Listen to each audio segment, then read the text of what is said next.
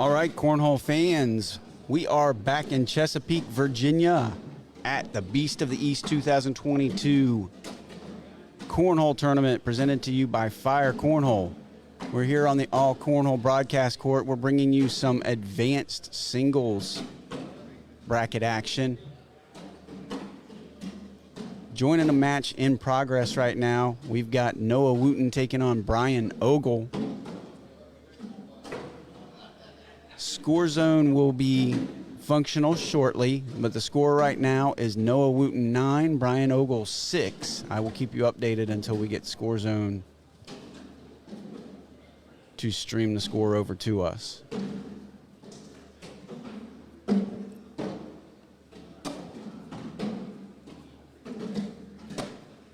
So this is our first match of the day. So it's probably time to put out a reminder that this is a bag provided tournament. Everybody here is using fire bags, either Fire Vengeance or Fire Incinerators. So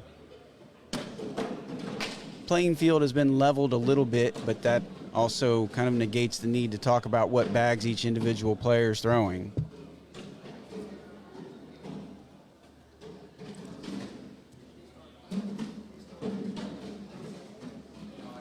Score is now 10-6.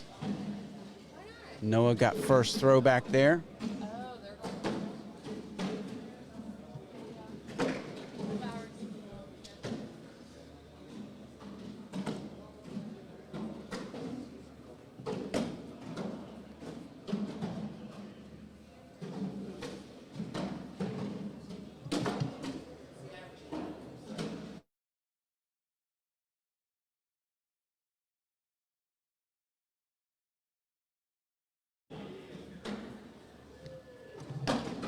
This frame's going to feature some bag stacking. Both players now 3 bags deep into a 4-bagger. And there we have a double 4-bagger. We got one early. Velcro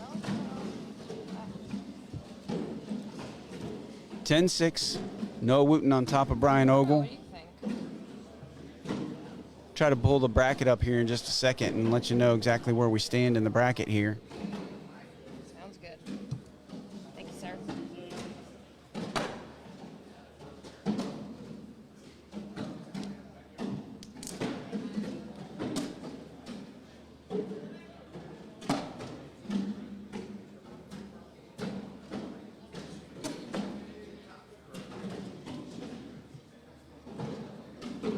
Noah with that bag off to the left there, steps all the way out to the edge of the carpet. Beautiful save. That was textbook. As Bernie Neighbors would say, that is professional cornhole. Oh! Brian got robbed there. That bag just slid right over the edge of the hole. That's going to give Noah 2 more.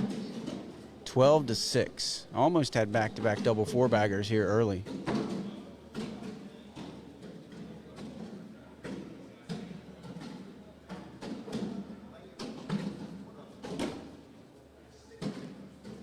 This is your advanced singles bracket here at Beast of the East.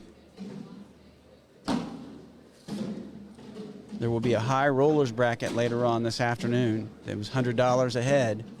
That's going to be at 1 o'clock.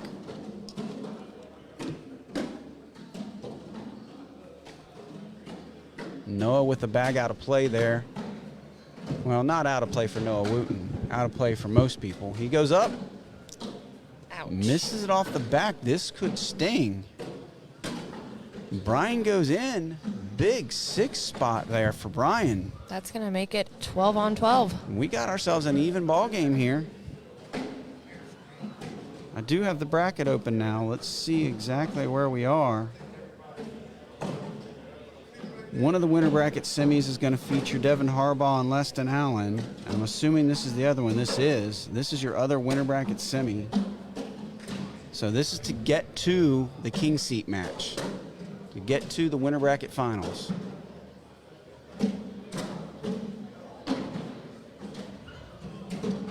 You are watching the All Cornhole broadcast court. Mike Morton here, joined by Allison Baldwin. Yeah, I'm barely here, Mike. Yeah, I know. It's been a long weekend. And we're going to replay it next weekend. We're going to be at the West Virginia Open, broadcasting that together. Then we get to take a couple of weeks off, and we'll be back at the ACL World Championships in Rock Hill, South Carolina, the first week of August. Almost a week-long broadcasting trip. That we're going to be exhausted by the time that's over. If we're not already exhausted. Thank goodness we have a 2-weekend break. Yes. Noah picks up a couple points there. He's going to take first throwback after letting Brian come back to tie the game at 12. He'll sneak back ahead 14-12. But we'll have Jake back with us for the World Championships, so we'll be back to our 3-person crew. Love that. Missed Jake this weekend.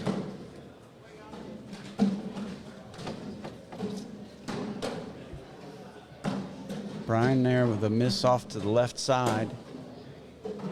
It's looking like he might give up 3 points halfway through the frame here. Head into the turn, last bags. Noah's in. This is to hold it to 3. And he does. 17-12 now. Noah creeps a little closer to the win, a little bit closer to the winner bracket final. Again, he'll take on the winner, whoever wins this will take on the winner of Devin Harbaugh and Leston Allen.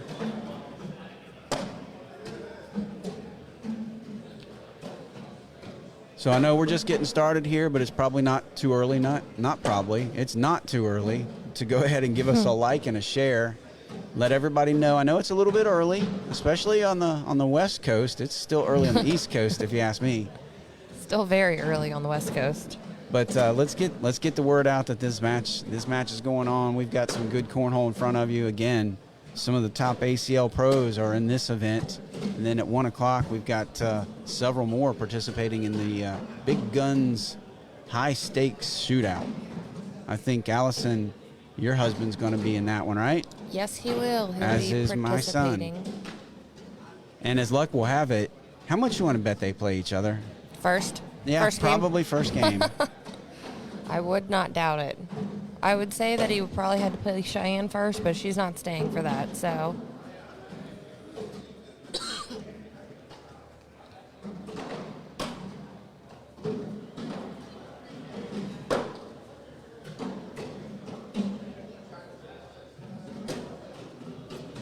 Brian's giving Noah a good fight here. He really is.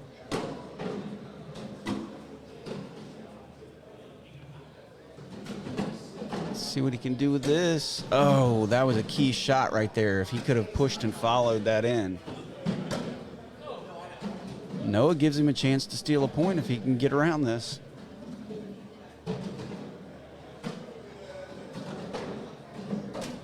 And he does. Give Brian a point. 17-13. Give him first throw.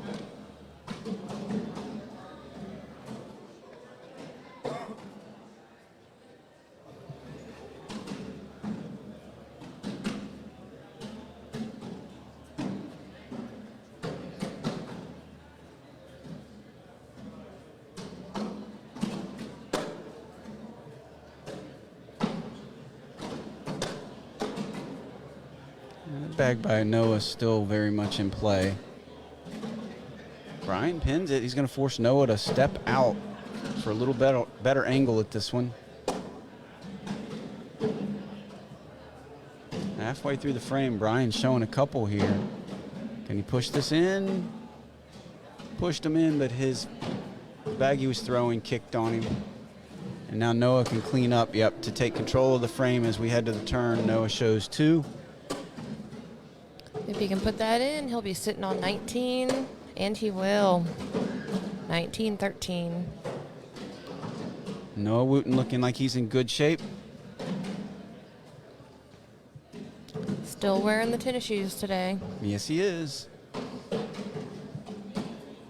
Looks like they're holding the other winter bracket final for us, so we got a good one coming up after this one. Leston Allen and Devin Harbaugh will battle it out to see who plays the winner of this one.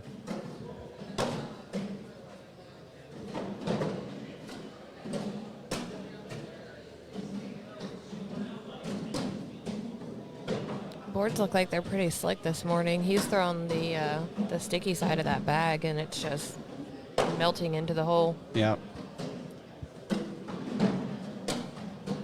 I could do it right there. Yep, that right there is going to hurt Brian. Noah's got an open board for the win. Now he's got to do something magical to get that bag off the side. Not able to. Noah's going to take it down. Noah Wooten moving on to the winter bracket final. Brian Ogle, nice little run so far. He's not done yet, though. He'll drop down to the loser's bracket, wait for an opponent there. We're going to take a quick break here. We'll be right back. Looks like our next match is going to be Devin Harbaugh and Leston Allen. So stick with us. We'll be right back here on the All Cornhole broadcast court momentarily.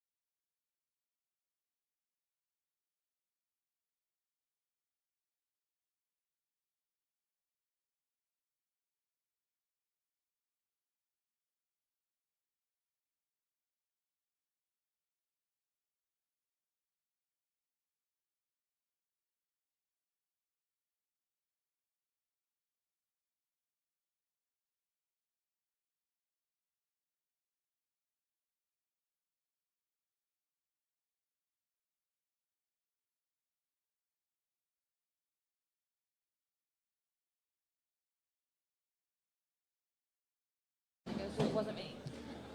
All right, Cornhole fans. We are back here, Chesapeake, Virginia, at the Chesapeake Conference Center, bringing you some more Beast of the East 2022, presented to you by Fire Cornhole. We're here on the AllCornhole broadcast court, bringing you all the live action from this weekend. We had some fun Friday night, doing a blind draw and a pro skills challenge all day yesterday, 6 rounds of doubles rounders, and then the full double elimination bracket. Now today we're bringing you some advanced singles coverage, as well as later on we're going to have a high stakes singles shootout, $100 a head. A lot of the best players in the country will be participating in that. Right now we are in advanced singles. This is one of the winner bracket semifinals. We have Devin Harbaugh taking on Leston Allen, and I believe these bags right here are live. Winner of this goes on to play Noah Wooten for the king seat.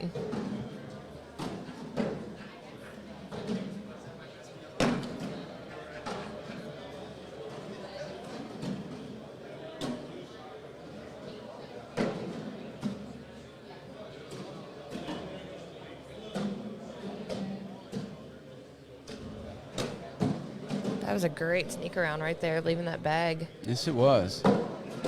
Interesting that he went with more of a sneak around, not necessarily what I would call a cut shot there. And I do think, I've said it so many times, I think he's the best cut shot player in the country. Ouch! And then I think he was trying to, I think he was trying to cut shot that right there. Oh my goodness, Leston trying to go hard and take all those bags and just flies off the board. I wonder if they played on boards like this today that are super, super slick. I know Devin has. Devin played up here. Yeah, and I saw Leston throwing on these boards this morning. So they do look like they're playing super fast this morning. There is just one advanced bracket, and there's a competitive bracket also that is starting at 11 this morning. And then at 1 o'clock, we have the high stakes tournament. $100 a head for that.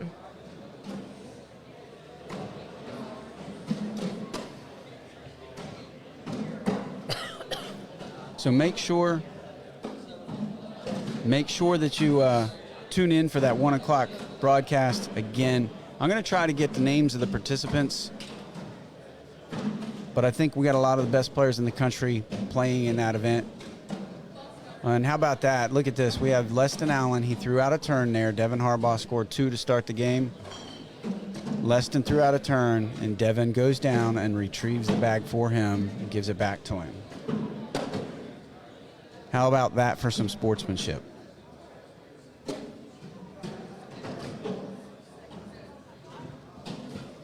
I've just asked for the list for the high stakes game later. I see Frank Maudlin just got here. I'm assuming he's playing at 1. Frank Maudlin has entered the building.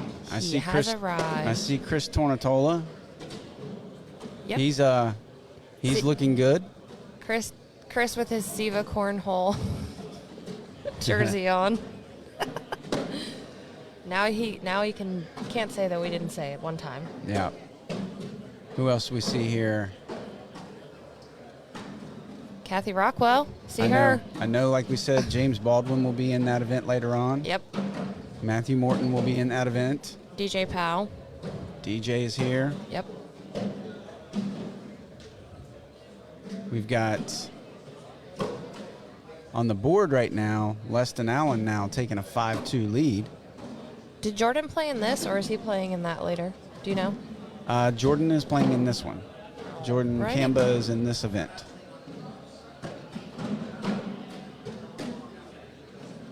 So the rules stipulated that you could only play in advanced or the high stakes shootout. I think some of the pros that are playing this morning were playing just merely for the time convenience. The out-of-towners wanted to play early this morning so they could leave instead of waiting around till this afternoon.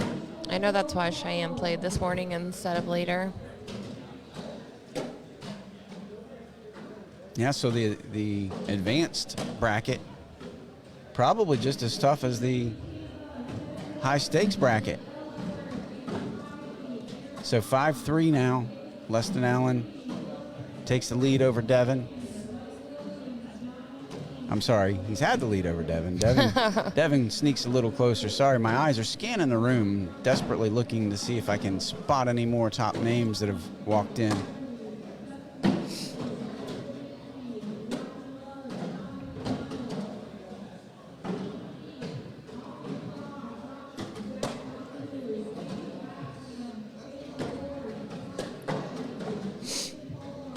Let's see if we can do some bag stacking this frame. Looks like that's what they're going to do. Oh, as we say that. So I asked Cameron Belvin and Cheyenne Renner when we had them on last night if they believed in the announcer's jinx. And basically at the same time, they answered opposite.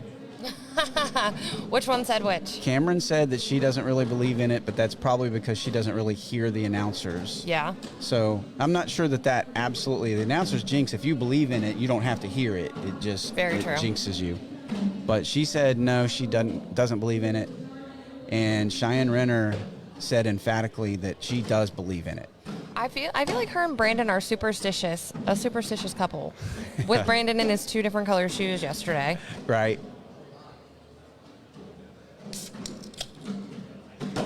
I had a good time up here yesterday with Cheyenne and Cameron. It was a lot of fun.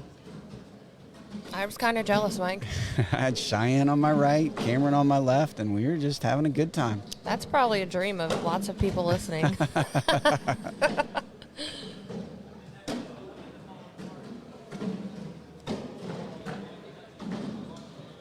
that. Head to the turn here. We did have a lead change. Devin Harbaugh taking the lead 7-5 now. And they're going to wash on 10s, so that lead will remain.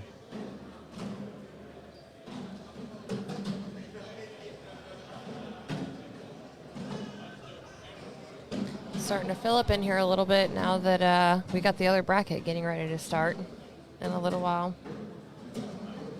Yeah, if you're playing an $100 a head tournament, I would think you would want to get here in time to warm up. So... Also, we have competitive starting soon. Oh, that too. That too. But they're also starting to filter in for the 1 o'clock too. Trying to check out the ending of this one and get ready for the next one. Again, you were looking at one winner bracket semifinal right here. The winner of Leston Allen, Devin Harbaugh, will move on to play Noah Wooten, who is already in that king seat matchup.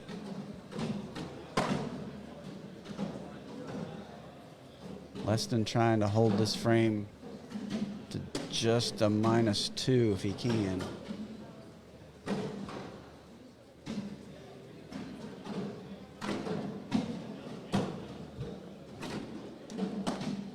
Big time airmail from Devin Harbaugh. Leston can't get the push.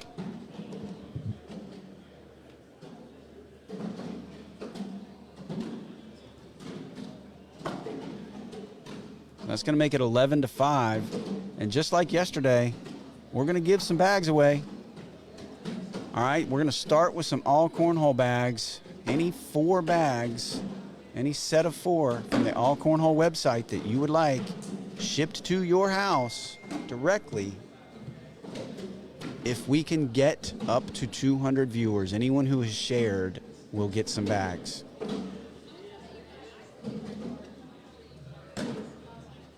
We did several bag giveaways yesterday. We're going to announce the winners of those on the 1 p.m. broadcast. We still need to do a couple wheel spins to get that taken care of. So those are coming. We gave away, I believe, 6 sets of bags yesterday. We'll announce who those are going to at the 1 p.m. broadcast.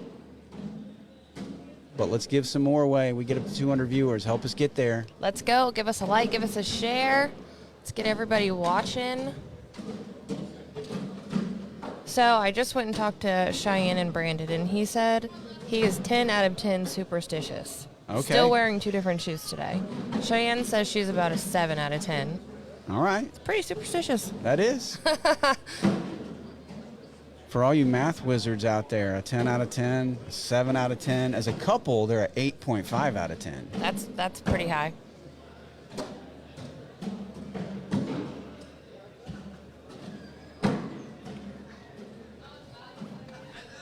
We're already up to 160 viewers. Appreciate everybody helping us out with the likes and the shares.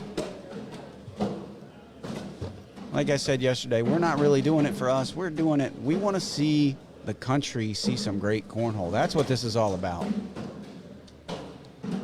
Make sure everybody knows what's going on.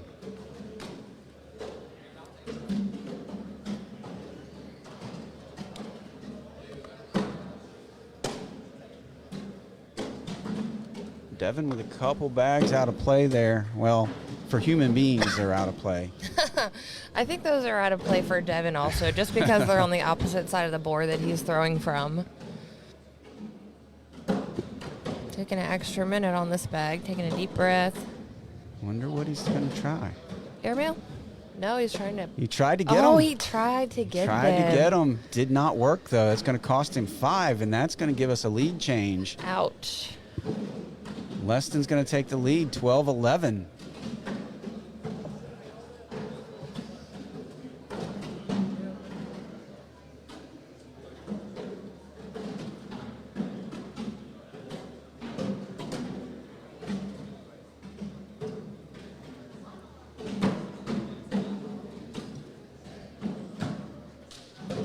Leston's first bag there, a little to the left of the hole, not out of play, but chance for Devin to bully it a little bit.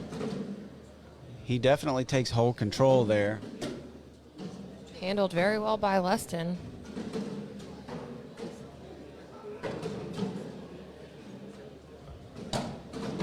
All right, that bag on the left of Leston's is working its way in. Yep. I don't think it survives 4 more bags unless the whole hole becomes There clogged. it goes. Yep, there it goes.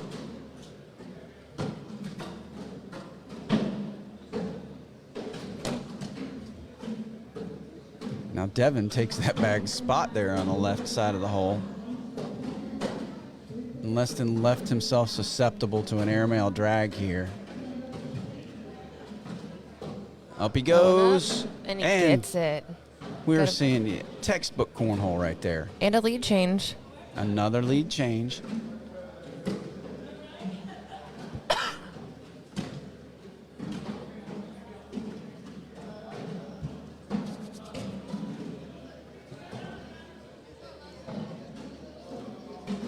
Again, using the at a bags provided tournament, it's interesting to see how high a level these pros are still throwing with bags that they're not necessarily familiar with.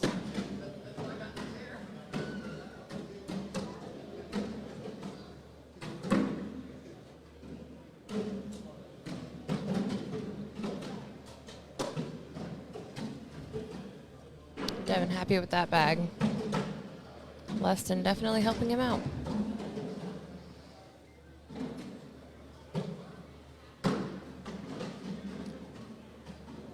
This is an all-fire tournament. Yes, you could buy the bags. They had to be Beast of the East design bags. They're 2 different types. We have Vengeance and Incinerators. So you could buy them previous and break them in and bring them and play with you this weekend, or you could just use the ones that they have here. Great Nice bag by yeah. Devin, leaving that one hanging. Leston Going up. Hits it. Another. He says, I can do airmail drags too.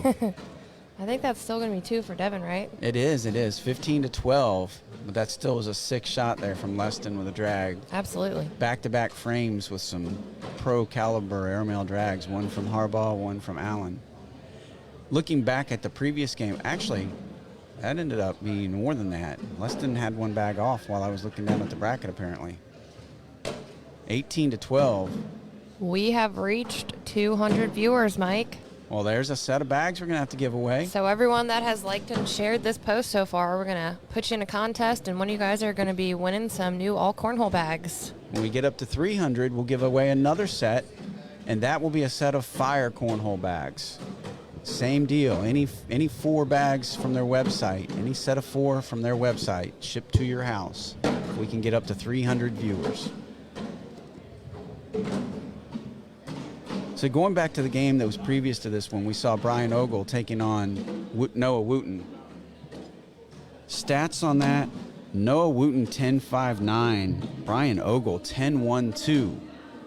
Great performance there by Brian, but he got a taste of what it's like to go up against these ACL pros. Brian throwing a 10-1-2 in the winter bracket semis and still comes up short to Noah's 10-5-9 PPR.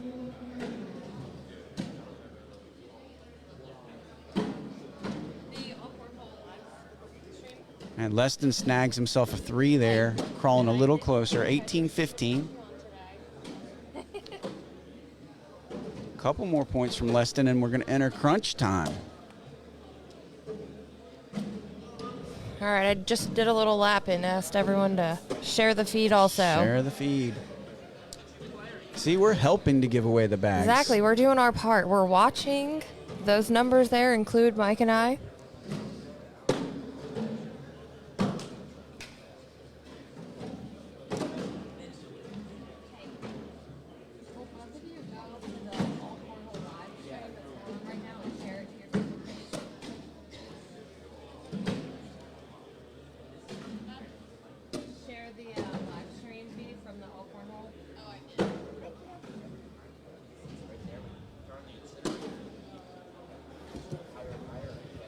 All right, we're getting up there. We're almost at 250. Holy cow, we're going to be giving away a lot of bags We today. are going to be giving away a lot of bags today. I like it. Everybody likes bags. Especially free ones. Those are the best kind. You know what we're running into? I apologize, Score Zone here. I can tell you what's happening if it makes sense. Every time, now that we're starting the competitive tournament, they're adding boards. So when a board is added to the tournament, it causes the position of our Score Zone screen to change slightly. So once all the boards that are being used report a score, it will settle down. Yeah, we have to cut from the web page of the Score Zone. So if anything on that page changes, then it moves where we've cut. So we just have to adjust a little bit. Devin now with the bag off the board. Leston showing a 3 at this point. Someone saying they love the fire torches. Well, Actually, if you are the winner, you get to pick whichever bags you want. Leston showing a 1 as they head to the turn here. If Devin can drag this, that's going to be the only way that they can get a wash. And I think Leston's bag. Oh, Devin has a bag off. Yeah, Devin has one off. The computer was in the way. I couldn't see that one.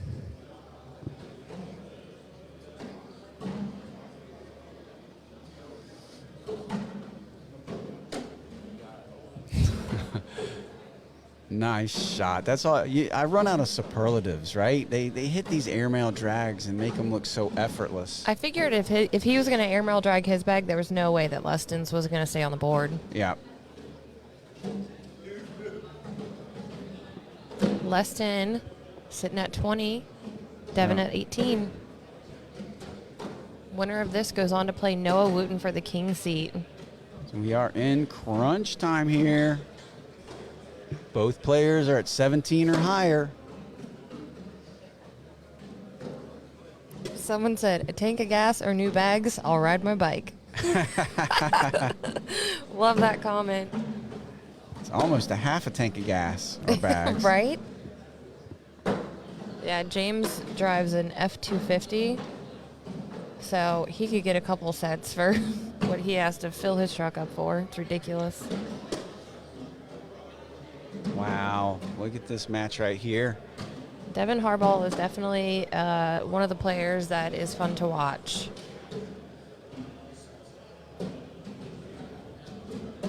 Leston with a bag pretty much out of play over there on the left. Guess what we have? What do we have? We have a tie ball game at 20.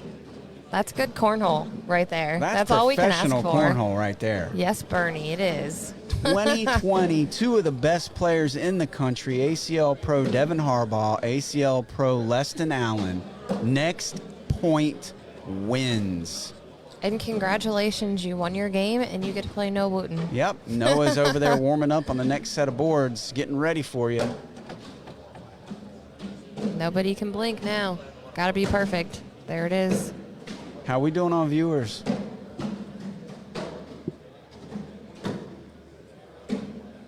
We are over 300 viewers, Mike. We're giving away a set of bags. Wow, already 2 sets of bags. Oh, my goodness. Let's keep going. Giving away another set if we can get to 400. All right. We're going to have to slow down if y'all keep tuning in, though. Give us a like. Give us a share. Let's get those viewers up to 400. All right, this is... Yep. He's going to block that up. This is going to put Leston in a pickle here. Devin's showing 8-3 right now. Leston going up. Oh, it's going to be 8-6. Devin takes a couple points there, and he will take the win, 22-20. Devin Harbaugh moving on to face Noah Wooten in the King's Seat matchup here in advanced singles at the Beast of the East 2022, presented to you by Fire Cornhole. Yes, Fire Cornhole. Take a minute to thank AllCornhole, Chad Littlewood, for having us out here this weekend. If you don't win your set of bags, go to AllCornhole.com. Lots to choose from there. Great bag selection. And AllCornhole is the sponsor of the broadcast court here. Fire Cornhole, the overall sponsor of the event, so make sure you show them some love too. A lot of great players here, and you have those primary sponsors to thank for it. So, all right, we're going to go ahead and take a break here. We'll be back with another match. Not sure if we're going to get a loser's bracket match while we wait for the Wooten Harbaugh matchup, or we're going to go straight into Wooten Harbaugh, but we'll find out soon enough back on the AllCornhole broadcast court in just a minute.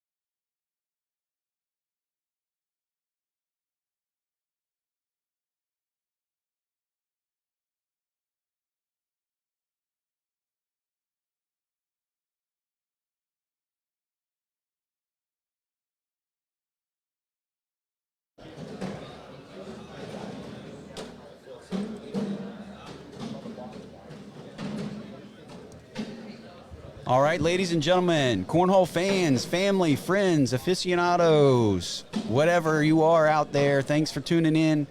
You're watching the AllCornhole broadcast court. Mike Morton here with Allison Baldwin. We are here at the Beast of the East 2022 Cornhole Tournament, presented to you by Fire Cornhole. And we are right down to it here in the advanced singles bracket. They're not playing any games getting this going. No, they're not. We're jumping straight into the winners bracket finals. We've got Devin Harbaugh versus Noah Wooten, winner on to the king seat.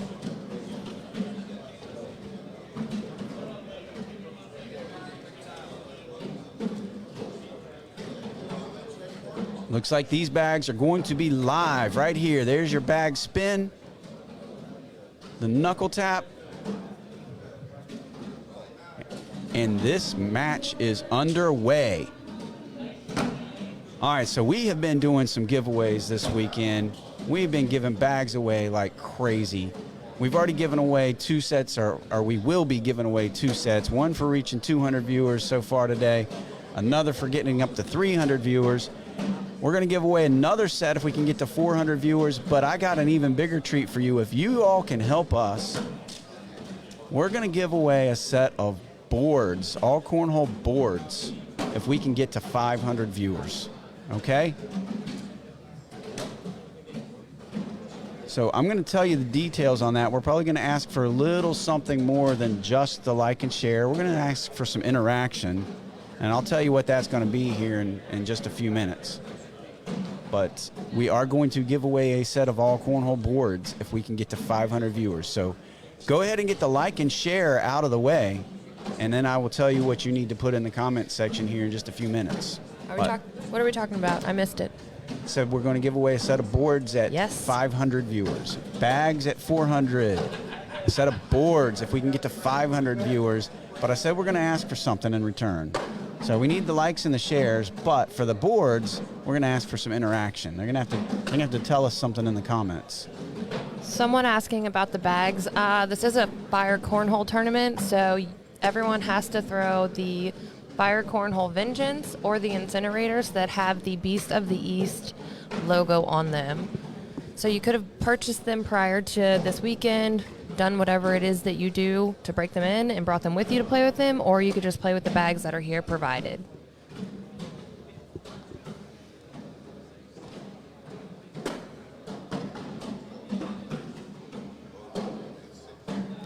All right, so here's what I'm going to say. Was in an introspective mood on the drive in here this morning, and I was thinking about who's been influential in our entry into the cornhole world, and how there's a lot of just good guys and good girls out there that grow the game and do everything they can for the sake of the game. This is what you just think about randomly while you're driving. It is. It truly is. So here's what I want to do for the boards. If we can get to 500 viewers, all right, that's the first part. I need you to type in the comments, Beast 5, because this is our 5th contest this weekend. Beast 5, and then the name of who got you into cornhole. That's it. That's all. I want to see a good assortment of names of the good guys and good girls in cornhole. Beast 5, and tell me the name of someone who's just been super influential in your journey in cornhole. That's it. It's that easy. And then along with the 500 viewers, we'll give away a set of cornhole boards. Am I allowed to play in this one? I don't think you're eligible, but I would like, if you could give a name, who would you give? Oh my gosh. I'd have to say that I started playing so long ago. You know, there wasn't really anything like the ACL out there. It was just me playing in the backyard with friends. Right.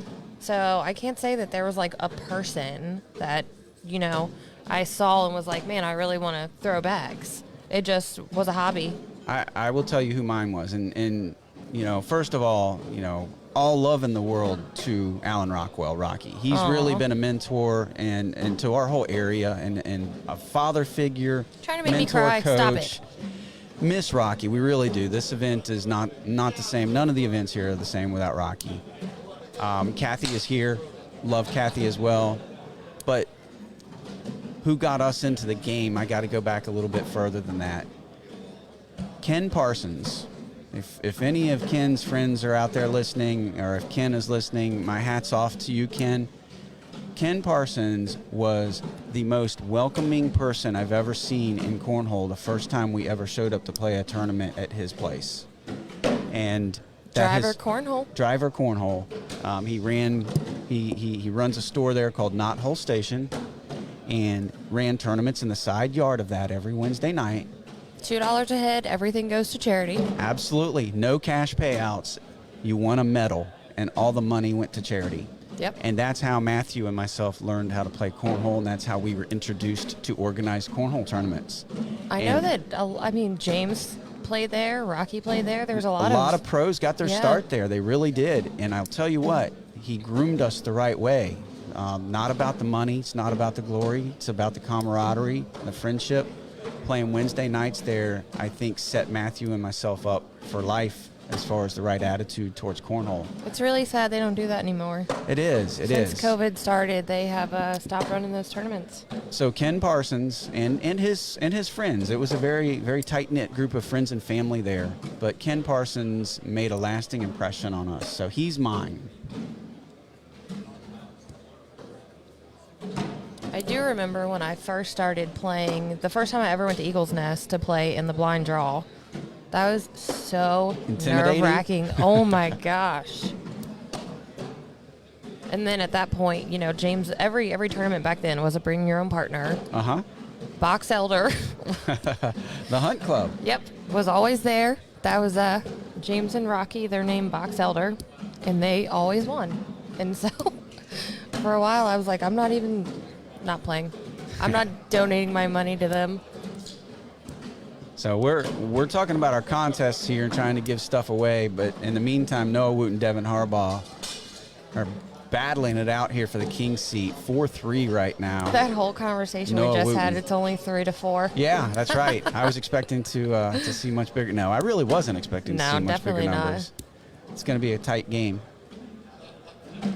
So, yeah, anyway, to recap, we're going to give away a set of bags if we get to 400 viewers. If y'all help us get to 500 viewers, we'll give away a set of cornhole boards. Give us a like, give us a share. That is a prerequisite. You will not be entered into the contest if you have not liked and shared this live stream feed. So go ahead and do that so that you can participate. And then in order to win the boards, oh, nice airmail drag from Devin Harbaugh. Lord, he is just raining them down. Someone says Campbell and Rocky played every Monday at the local tournament at Wild Wing Cafe. Before Jordan and Rocky played, James and Rocky won that tournament every season. Right? They played, I want to say for at least 5 years, James and Rocky played in that tournament together. And I think it's once James and I moved on the other side of the water is when he started playing with Jordan.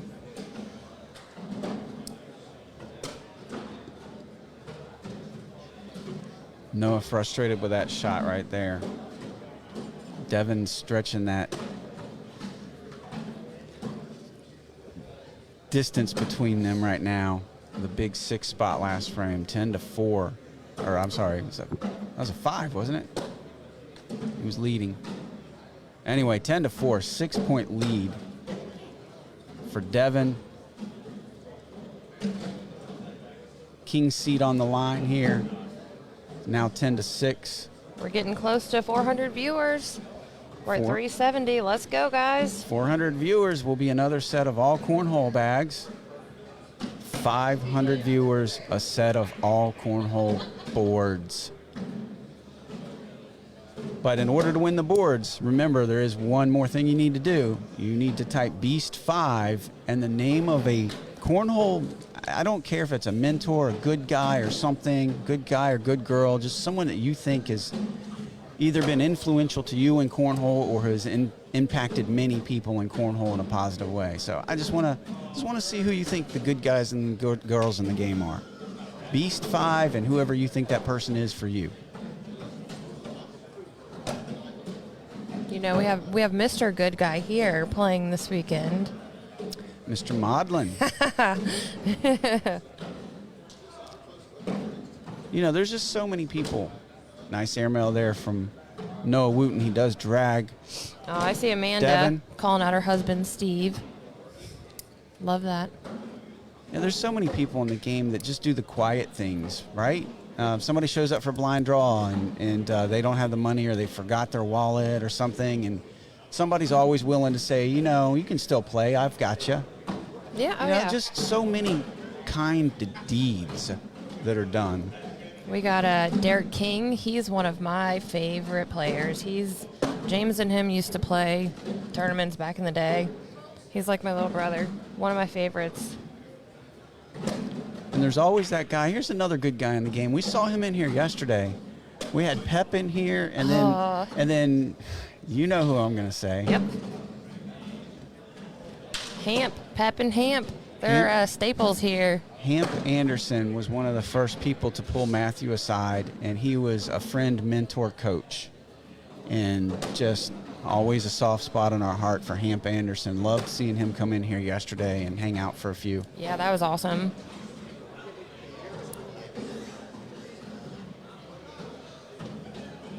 (15-6) now. Devin adds to his lead. Working towards that king seat.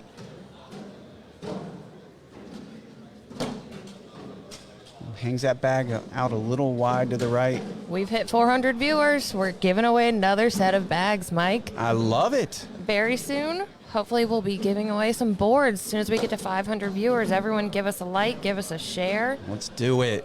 Let's make it happen. Type in the comments Beast5 and someone that has meant something to you in Cornhole. Yeah, there's no wrong answer here. There really isn't. You're not trying to predict the score of a game. You're not trying to do anything fancy. We're just sharing goodness today, right? Yep.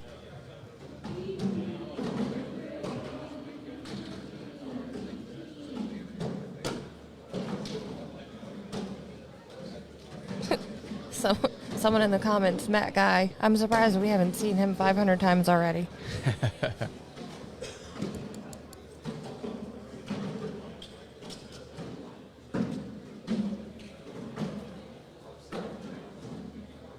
Station wagon being called out. All right. We need to get him on the mic sometime if he's here today. He was watching earlier. Okay.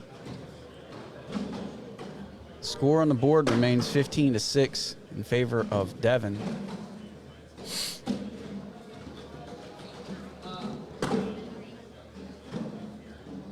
So yeah, I mean the person that I want to see you put there could be as simple as just the guy who thanklessly runs your local tournaments and has sought out new venues for people and just does it all for no reason other than the good of the game and the good of the community. We got Kat Kennedy Halbert watching. Sad she didn't come. She didn't get to see Hampton Pep.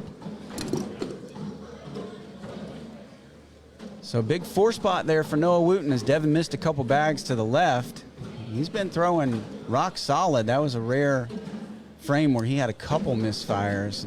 Noah takes advantage, 15-10 now. Yeah, you definitely don't want to give Noah the momentum to get, going on his side of the board. We got us a little crowd gathering around to watch this match now. Do the people in the room count towards the 500? I'm sorry, I got to make my own judgment on that, and unfortunately not. But we do have a nice little crowd circling around. Devin, frustrated there, walks away shaking his head. We got a Trey Ryder in the comments. Excellent. Definitely got to go with that guy. That's a great pick.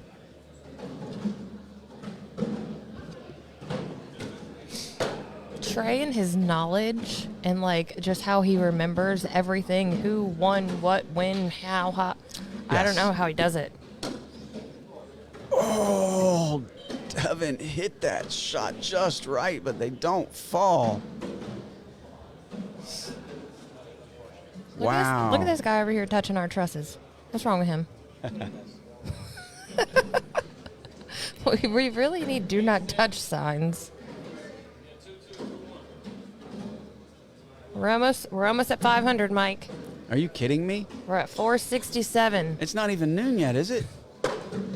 It's noon somewhere. Noah picked up a point there. Devin just threw that bag just right. It got caught up. Two of his bags got caught up in the hole and just wouldn't drop. All right, ladies and gents, make sure you're putting Beast 5 in front of your pick for who has been, teaching you cornhole, showing you cornhole. Good guys, good girls of cornhole. Just a good guy or a good girl, someone who's meant something to you and you think has contributed to the game of cornhole to you personally, as well as to the game of cornhole in general. And in order to be entered into the contest, you must like and share this live stream feed. That's unbelievably going to do it. Devin Harbaugh cruises on to the king's seat and will wait to see who he gets to face. Noah Wooten will drop down to the loser bracket final and wait for his opponent. Did we do it? No, we didn't. We got so close. We got to 493 and the game ended. 493 and the game ended. Oh, yes. No. Well, I'll tell you what. We're going to have a short break. We're going to be back in just... Wait a minute. We're at 490, Mike. Oh, come on, people. It might happen. Come on. Let's get there. Someone calling out Eric Davis. He's becoming one of my favorite players to watch. All right, before we go to break, I'll take a second and let's look at the bracket. We'll give people a chance to get us to 500. We're going down. Yeah, because there's no action on the board. Exactly. We need some people on the boards. All right, we got Leston Allen still alive in the losers bracket. Brian Ogle still alive in the losers bracket. Eli Porter, Cameron Belvin, Josh Allensworth, Travis Graven. One more side of the loser bracket here. Jordan Campbell still alive down there. Jim Tonetti and Quentin Terry. So that's everybody that's left in the tournament. We are going to go ahead and take a quick break here. We will have another match for you, a chance to get us over that 500 viewer threshold. But don't forget, in addition to liking and sharing, I just want to collect a name of good guys and girls in the game of cornhole. Beast 5 in the comment section and the name of someone you think is a good guy or good girl in the game. That's it. That's all you got to do to be eligible for a set of AllCornhole boards. All right, we'll be back here on the AllCornhole broadcast court in just a minute.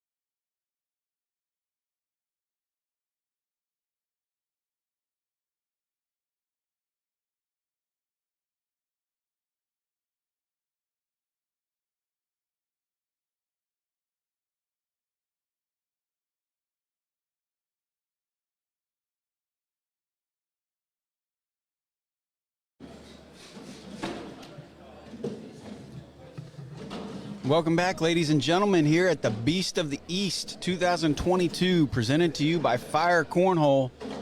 Mike Morton here, joined by Allison Baldwin here momentarily at the AllCornhole broadcast court, bringing you all the live action this weekend. It's been a full weekend of cornhole. We had Pro Skills Challenge and a blind draw on Friday night. Saturday was a full day of doubles action with 6 rounds of rounders and double elimination tournament, 98 teams. A lot of fun. And then we're going to turn around today and bring you some singles action.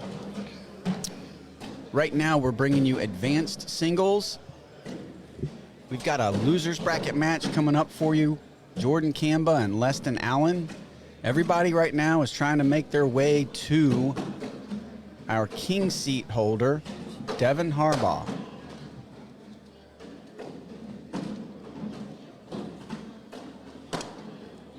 So the winner of this match is going to play.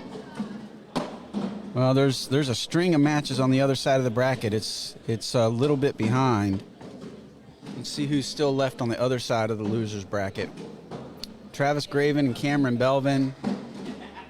Winner of that will play Eli Porter. The winner of that match will face Brian Ogle. And then the winner of this match will face the winner of the Brian Ogle match. On up to Noah Wooten, waiting in the losers bracket final. And then on up to Devin Harbaugh, sitting in the king seat. So that's a recap of where we are in the bracket. Coming up at 1 p.m., we also have a high stakes shootout, $100 a head, singles shootout. We'll be bringing you that action as well. So we were waiting for the players to get here. Looks like they've arrived now. They'll begin their warm-up tosses. We'll get this game underway shortly. Recap for you what we have going on. We are giving some bags and goodies away today. We've already given away 3 sets of bags. Our next giveaway would be a set of boards if we can get to 500 viewers. We almost got it during the last match we had up here. We got up to 493. And then the match ended. We faded off in viewership, as I would understand we should. When the match ended, nobody wants to stick around for dead air. So we got to get back up there, though, and cross that 500 viewer threshold. So please like and share if you haven't already. Let's get us there and give away a set of AllCornhole boards. That's our next giveaway, 500 viewers. The only prerequisites are you must like and share our stream. And in the comments, I want you to type Beast5, because this is our 5th contest of the weekend.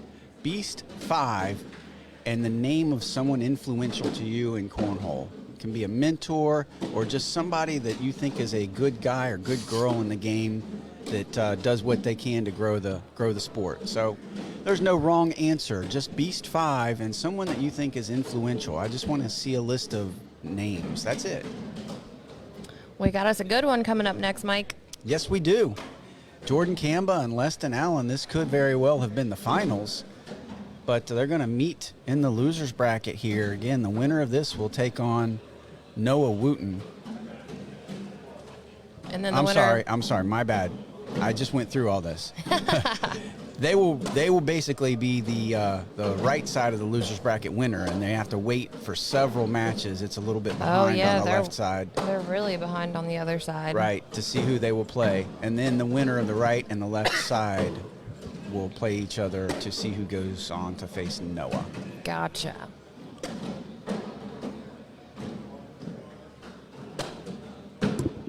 Ooh, Timmy Pitcher watching.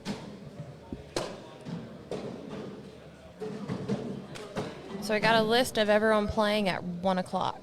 Okay. We have Chris Tornatola, Doug Messner, Justin Stranger, Ryan Smith, Frank Maudlin, Adrian Johnson, Alex Rawls, Trey Burchfield, Berkeley Pear, DJ Powell, Landon Bass, Owen Wright, Matt Morton, Mike Harvey, James Baldwin. All right, that's going to be exciting. You're going to want to make sure you're here for that. A lot of big names in there and some local players that are going to give it a whirl and see if they can hang with the big dogs on the national scene. It is going to be tough. So this game is underway.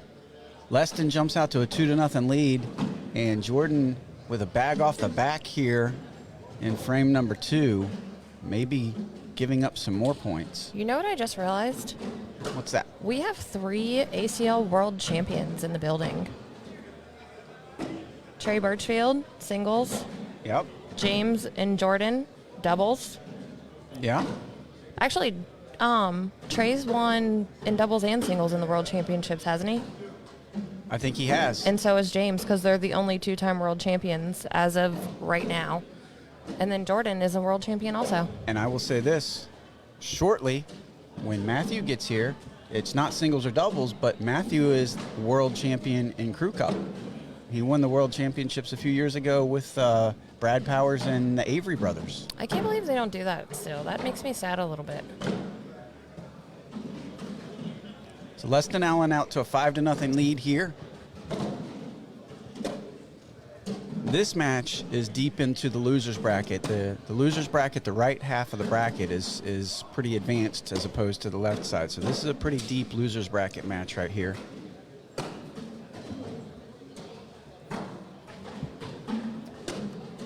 So kind of going back through the weekend, Allison, we had the skills challenge on Friday night. Trey Burchfield and Alex Rawls tied for the win there. They had a little 2-frame shootout. Trey Burchfield takes down that prize, $500 cash to the winner. Mm-hmm. Then we turn around and have a full day of doubles yesterday. I feel like it was a full week of doubles yesterday for rounders and the bracket. I like that we got 6 rounds of rounders in, though. I really feel like the 6 rounds really racks and stacks the seating. I like that the players got 6 rounds of rounders in. I don't know that I liked being a part of it for the whole day. No, it was fun. I'm just kidding. It's just... At the end of the day, we had the number 1 seed out of rounders was Burchfield and Rawls, and they took it down. They made it to the finals and took it down. And then the next 2 teams were the 2nd and 5th seeded team, or actually the 5th and then 2nd seeded teams. So I think rounders did a great job of seeding the tournament. Well, that's what they're for.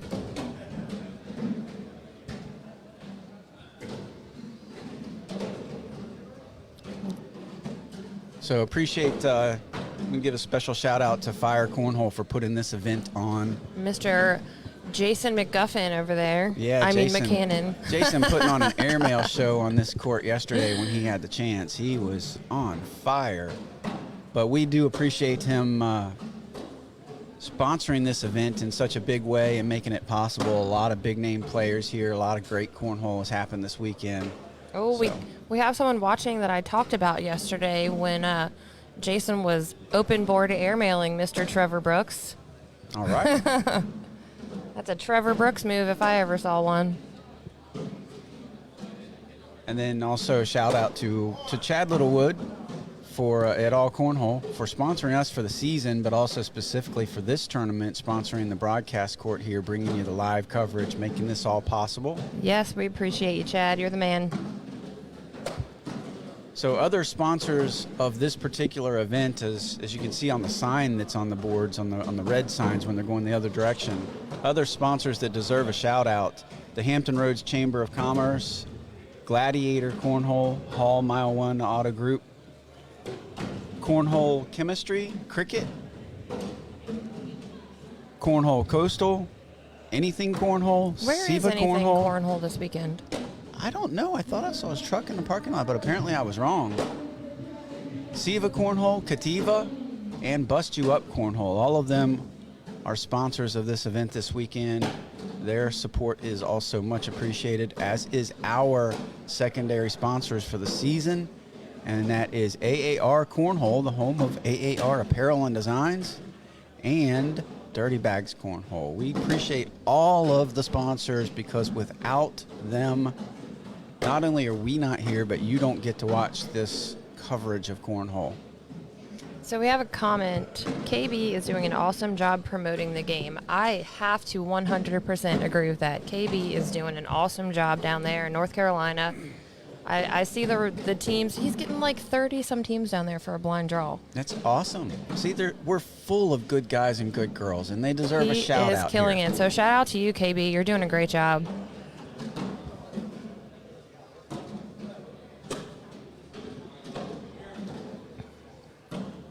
Leston Allen. Putting it on Jordan right here. Yeah, he came loaded for bear. Oh, man, that could be big points right there. Leston. I'm kind of shocked that Jordan is throwing the incinerators, the faster bag of the two that we have here this weekend. Well, Leston, if you remember, on our court just not that very long ago, played Devin Harbaugh, the king seat holder, all the way to 2020 before dropping that match. So he is on his A game.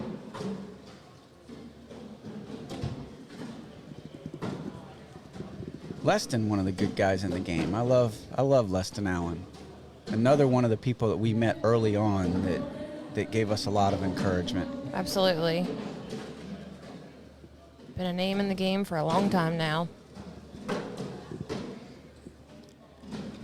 Jordan taking out the headphones. They're not working for him. Leston just pulling away here. I did not expect this at all. AllCornhole letting everybody know we're halfway to the board giveaway. Any new listeners, once we reach 500 viewers, we're going to be giving away a set of cornhole boards. So give us a like and give us a share. That will be a prerequisite for being able to be entered into the contest. And once we get up to 500 viewers, we're going to give them away. Anyone that has commented Beast5 and put a name of someone that has influenced them in cornhole, you know, just a good cornhole guy, girl, someone that does great things for the game, drop their name and you are going to be entered in to win those boards. But we got to get to 500 viewers, so give us a like, give us a share. And we're going to keep that going on all day, right? So Yes. so you can enter that contest all throughout the day, not only during our coverage here of Advanced, but that's going to continue on through the Big Guns shootout. I call it something different every time. Big Guns. What is the official? Do we know? High stakes Hold'em singles shootout, I believe. Big gun, top gun, high stakes, something like that. Anyway, it's $100 a head. Timmy Pitcher says hello. Hey, Timmy. Man, do I look forward to seeing you back on the scene. Yes, let's go, Timmy Pitcher. Timmy, one of the good guys in the game, speaking of Timmy Pitcher. Absolutely.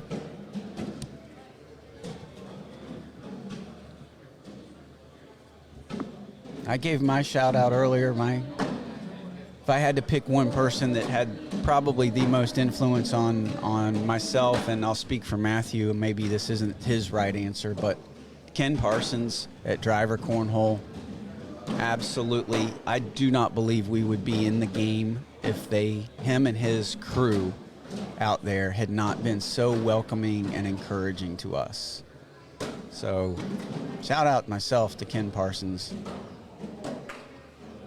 So the difference in this tournament and the one later, this is just an advanced regular entry, 70% payout, I believe. The other one is $100 a head, and I think there's a guaranteed $5,000 payout later. I think that guarantee was if there was a certain number of a entrants, certain amount, just to be fair. Gotcha. Okay, Yeah. But you could only play in one or the other. You couldn't do both. So I think the people that are playing in this one probably have to head back home, and the other ones that aren't worried about going home are playing in the big dog tournament later. Yeah. See, there's another name for it, the Big Dog Tournament. There you go. So to be clear, you know, a lot of these ACL pros that are playing this morning and top tier players such as Jordan Campbell, I don't think they for any reason were afraid of the $100 a head shootout. I think it's just the convenience of the time factor. They wanted to play in the morning rather than the afternoon. So they're playing this morning in the advanced bracket, and then this afternoon is the $100 a head Top Gun high stakes single shootout. Leston has run away with this game. He's 1 point away from taking it down and moving on in the loser bracket. Yeah, Jordan is trying to get started here. He's pulled off the last 4 points. I say it all the time. The journey of 1,000 miles begins with the first step. If you're trailing, you do say that all the time. If you're trailing 20-1, I mean, you're not going to win the game until you get to 2. Just got to start plugging away. I see KB watching now. I hope you were watching earlier when we gave you a huge shout out for all the great things that you're doing down there in your area for cornhole. I like this. I like talking about the positive things, like who these people are, what they do in the game. It's good. It's good to put us all in a positive mindset. Another wash there. Jordan will just keep fighting this off as long as he can. And Jordan had 2 bags just hanging in the hole. Yeah. Good to see Jordan back in the area for a little while. Yeah. Nice familiar face back around here. Shout out to Carly for running this tournament. Keeping us all straight. Yep. If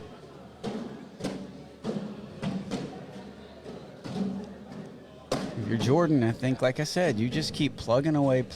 You don't really worry about the score at this point until hopefully one time you look up and it's 20-17. He should probably worry about that bag over to the right. Oh, yeah. A little late now. And Leston lets him hang around. How generous. We got some big time Bob comments. Love some Bob Vaunch. BTB. Yeah, congrats on the senior singles win at the National in Chicago last weekend. Taking down Hayden Phillip. Philip Hayden, I mean. Hayden Phillip. We all knew who you meant. I'm tired.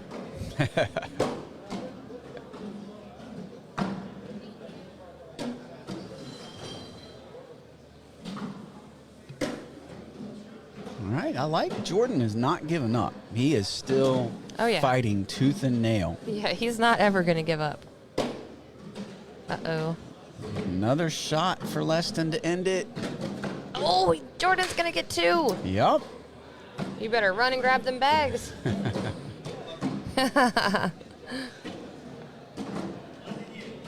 He said, I keep getting lucky. Yeah, Leston has had some chances to put him away.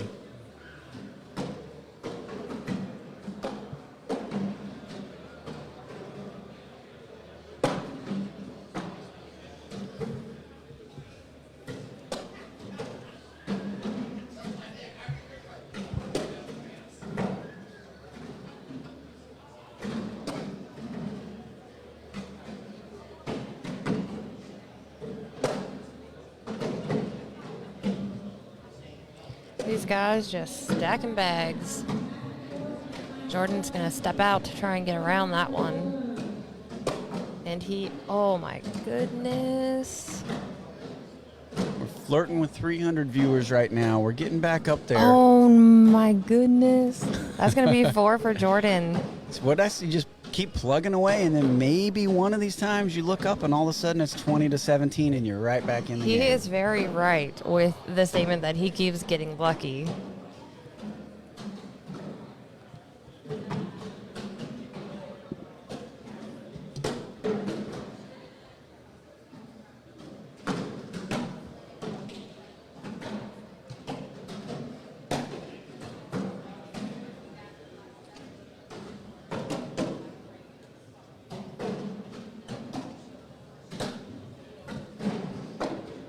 Got some people calling out Adrian Johnson in the background. I swear to you. They see him back there. I swear to you, I almost started to call Adrian out myself, another good guy. Oh, absolutely another good guy. Definitely also someone doing things for the game with his, Absolutely. With his TikTok growing every single day. And don't look now, but it's 20-13.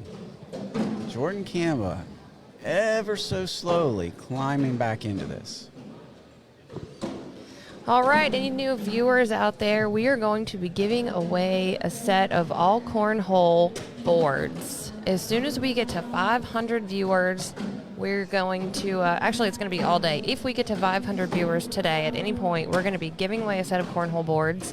In order to be entered into the drawing, you have to like and share this live stream, and also post in the comments Beast 5 with the name of someone that has influenced you in cornhole. You know, good guy, good girl of cornhole, someone in your area that's doing great things for the sports. Let us know.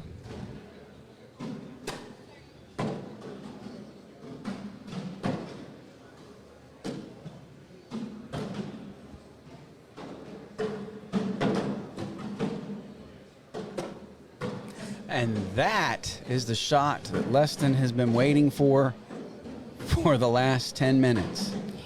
He can breathe now. Yes. Kept looking up in his rearview mirror, and Jordan Campbell was getting closer and closer and closer. Leston finally gets himself a big push shot there for the win, and that will eliminate Jordan Campbell. Leston will move on.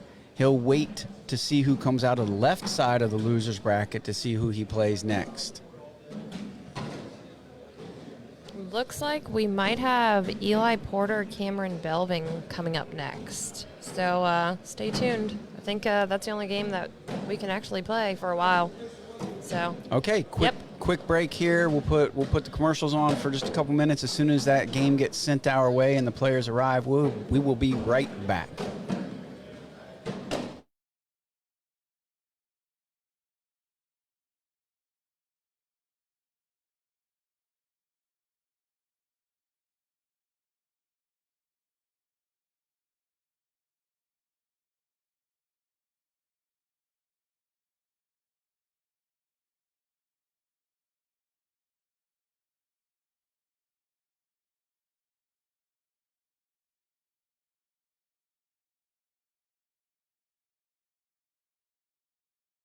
AllCornhole.com has the largest online selection of cornhole bags for players of all levels. Through years of research and development, AllCornhole.com is the perfect bags for even pro-level players. With over 4 unique series to choose from, including Game Changers, All Slides, Slide Rights, and Steadies, you'll be sure to find the right bags to dominate the competition. Whether you're looking for bags for family gatherings, competitive league night, or the pro circuit, visit AllCornhole.com today to find the perfect series of bags for you.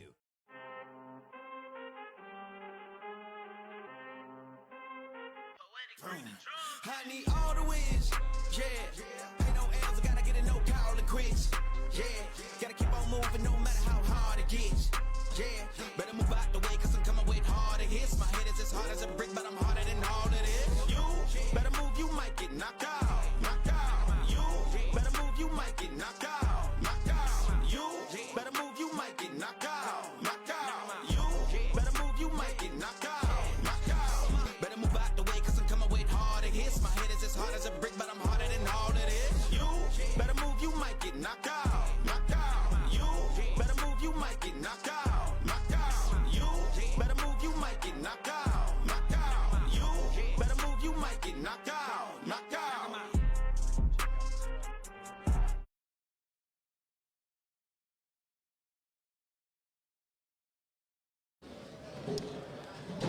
Welcome back, Cornhole fans, to Chesapeake, Virginia, here at the Chesapeake Conference Center.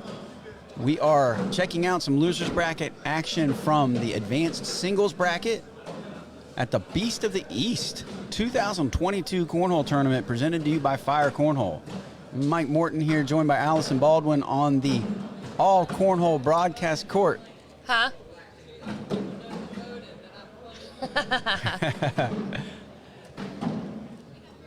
Cameron Belvin, what did she say? Something about she's playing in this because we talked her into it yesterday. Oh, yeah, because we voted. Yeah. It was hard to hear exactly what she said with the headsets on, but she smiled at us and said something about we voted her in or something. We got Cameron Belvin taking on Eli Porter. He's an up-and-comer here and throwing great. He actually, at the Virginia Beach Open, beat Trey Burchfield. That's right. In singles. That's right. He certainly did.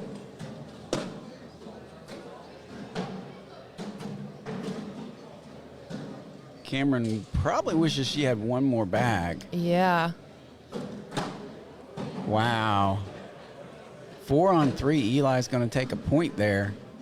Cameron leaves 3 points, 3 bags, 9 points. Just hanging in the hole.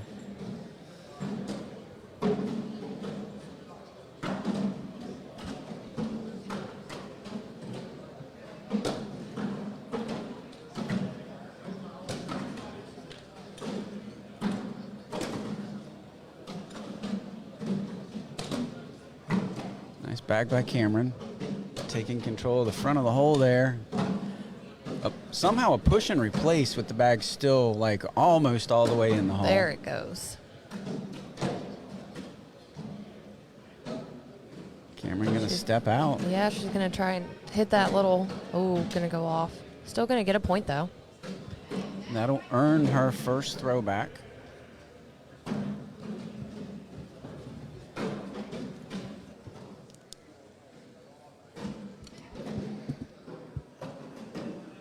Once again, anybody watching, anybody new on the feed, we're going to be giving away a set of cornhole boards. Like and share this feed. Drop a comment, Beast5, with someone that has influenced you in cornhole. And once we hit 500 viewers, we're going to give away a set of all cornhole boards. Great airmail by Cameron. Eli's going to follow and hits it. Cameron going up again, and she hits it also. Look at that airmail show. These two showing off for us right now.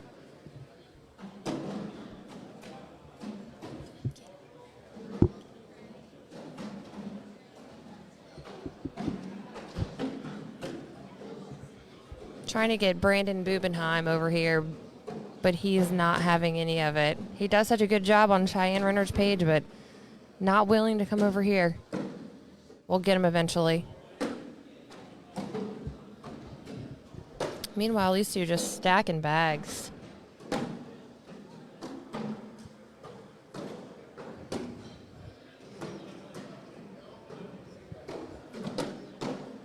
Ooh, Eli's bag hangs up. Let's see what Cameron does. She's going to lay up for a wash.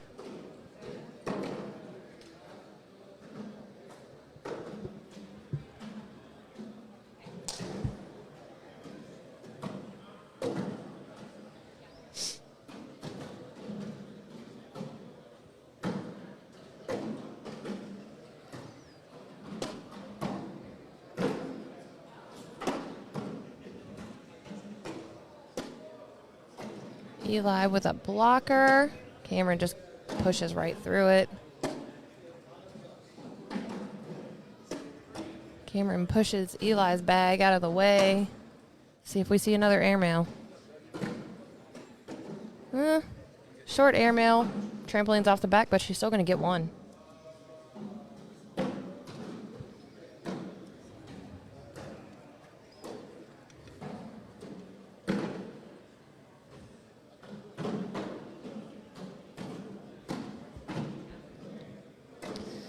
Cameron with first throw.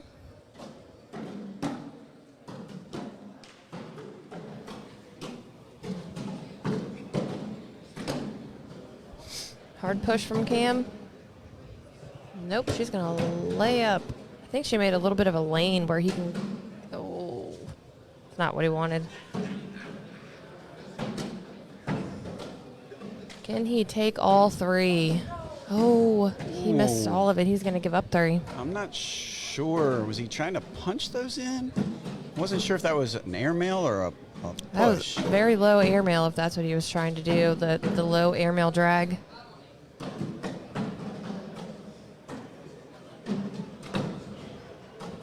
I see Mr. Baldwin is in the building warming up. Yes, he's been here for a little while. Down there throwing with Berkeley Pair. Right beside them, Frank Modlin, Noah Wooten.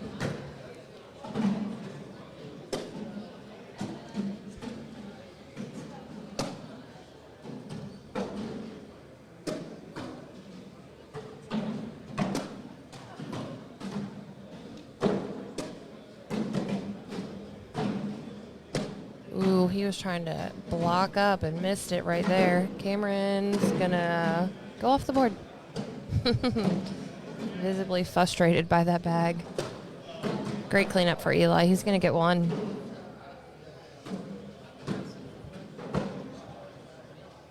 The viewership is climbing, Mike. We're at 280. Once we get to 500, we will be giving away a set of all cornhole boards.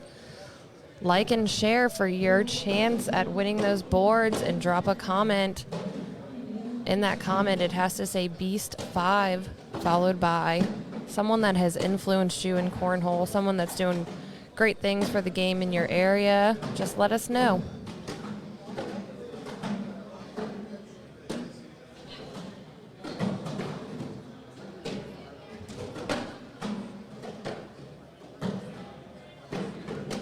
Oh, Cameron's airmail just rims out.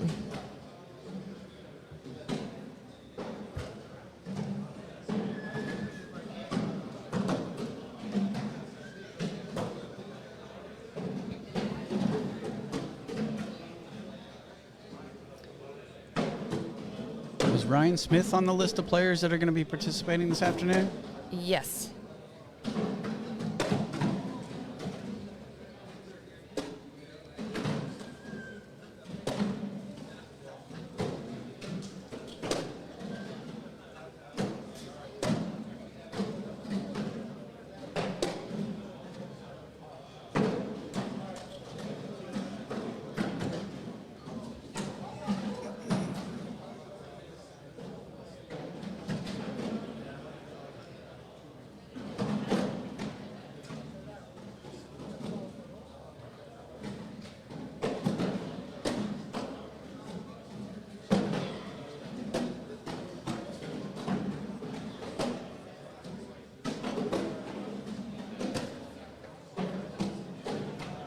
So the winner of this match will move on to face Brian Ogle.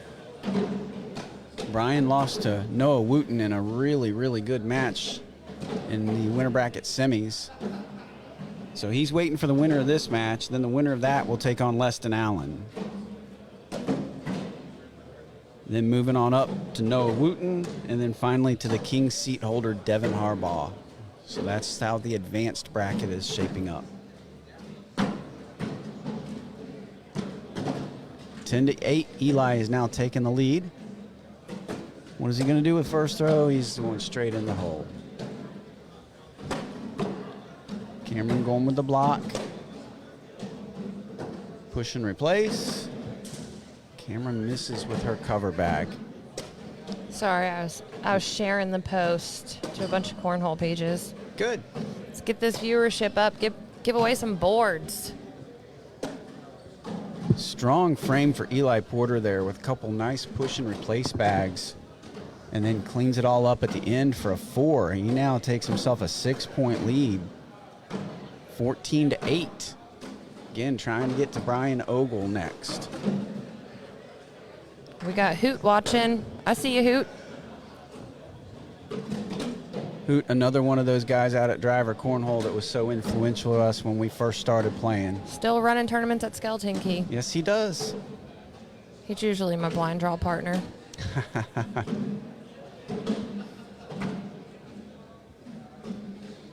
So Hoot, you're gonna have to, if you're listening to us right now, you're gonna have to make sure that Ken Parsons knows that we gave him a shout out earlier for all he's done to help grow this game. Mike shared a very heartfelt story about Ken. Have to go back and listen.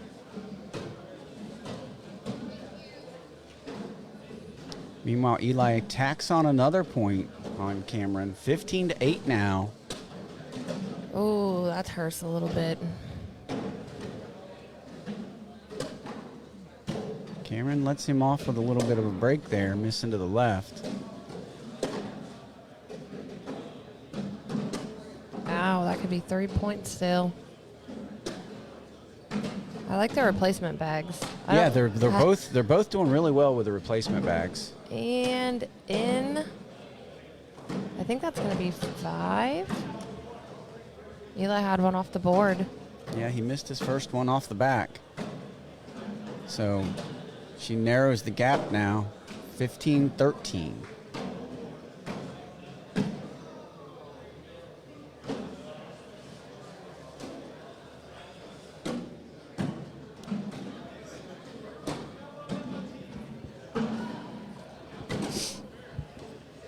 Eli with the bag pretty much out of play now. Chance for Cameron to tack on some more.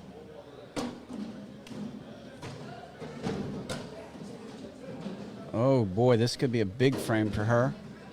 I like the block there. I think he's got to go up, right? Short airmail? Nope, he's going to cut around. Yeah, he got around it to, wow, got around it to hold it to 4, and I think he could have short airmail taken 2. He's been hitting his airmails. I'm sorry, it wasn't 4.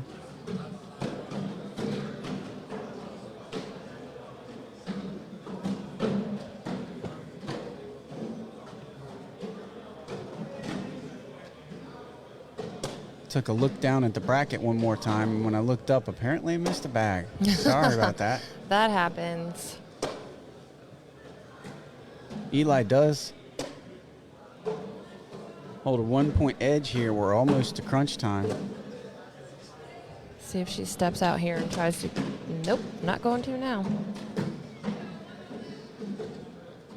Going block. I like it. Wow, Whoa, what that's a a bag great by shot. Eli. What a great shot by Eli Porter. Both of these players are throwing Vengeance bags. There were 2 options this weekend, Vengeance or Incinerators, both by Fire Cornhole, the main sponsor of this whole tournament. So you could either buy bags prior to the tournament and break them in and use them, or you could just use bags provided here at the tournament. Great airmail by Cameron.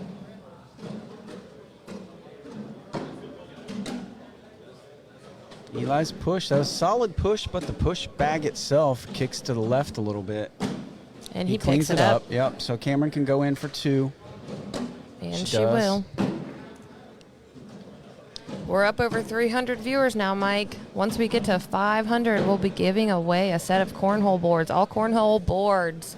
So give this feed a like, give it a share. That's going to be required for you to be entered into the drawing. And once we get to 500, then we are going to put everyone's name in a hat and draw a winner for the cornhole boards. You get to pick them, we ship them. You just got to do one more thing. You got to type Beast5 in the comment section and tell us who you think a good guy or good girl in the game of cornhole is, as far as growing either the game in general or being a mentor to you when you first got started. I'm looking forward to looking through the comments and just reading all the names. That's going to be interesting. That is going to be. We have someone in the comments saying they have 4th bag jitters. We call that 4th bag syndrome.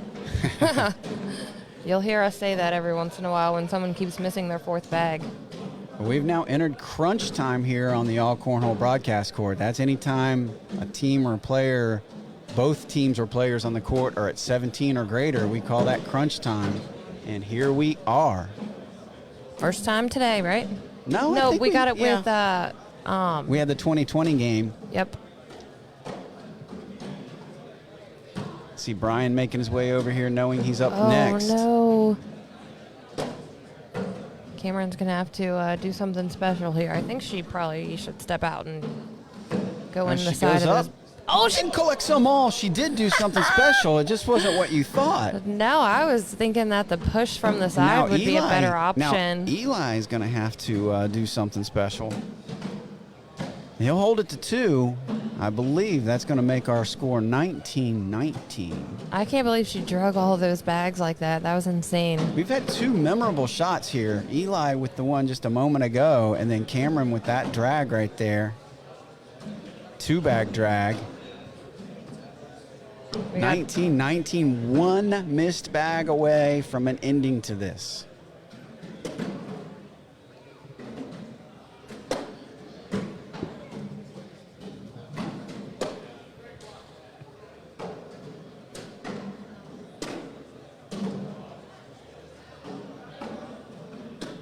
Eli's got a bag outside the lane, but Cameron, Oh, yeah, she's going to have to get something. Here she goes again, going up. Too clean for her Doesn't own drag good. anything. Eli Porter On for the wash, right? Yeah, but a shot here. She was just too clean for her own good. Oh, he didn't. Yeah, I can't blame him. No, definitely not. With her bag hanging like that. Honestly, with maybe some of the pros that are here, they shoot that for the win, but it's a risky shot no matter who you are. Yeah.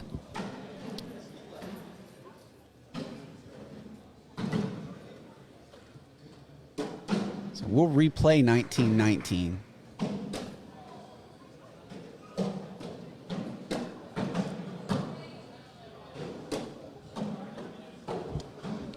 Elvis calling out Debbie Lawrence. That is a name that I have not heard in a very long time.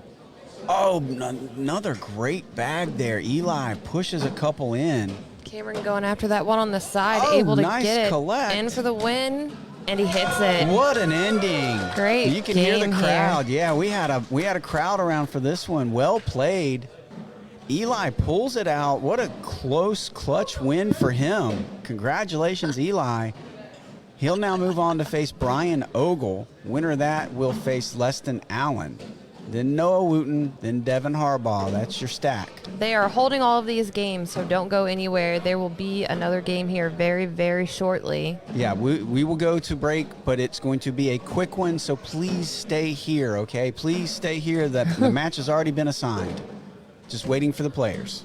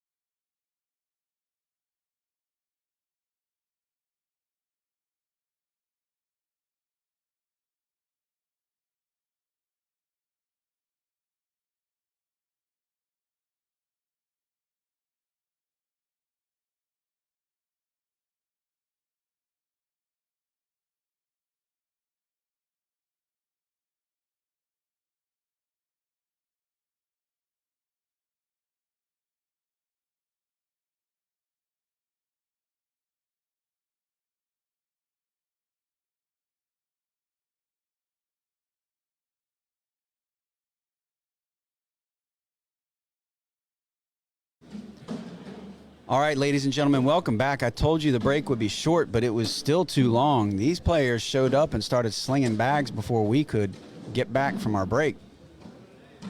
1-0 Eli Porter over Brian Ogle here after a frame. Trying to get to Leston Allen. Then trying to get to Noah Wooten. Then trying to get to Devin Harbaugh.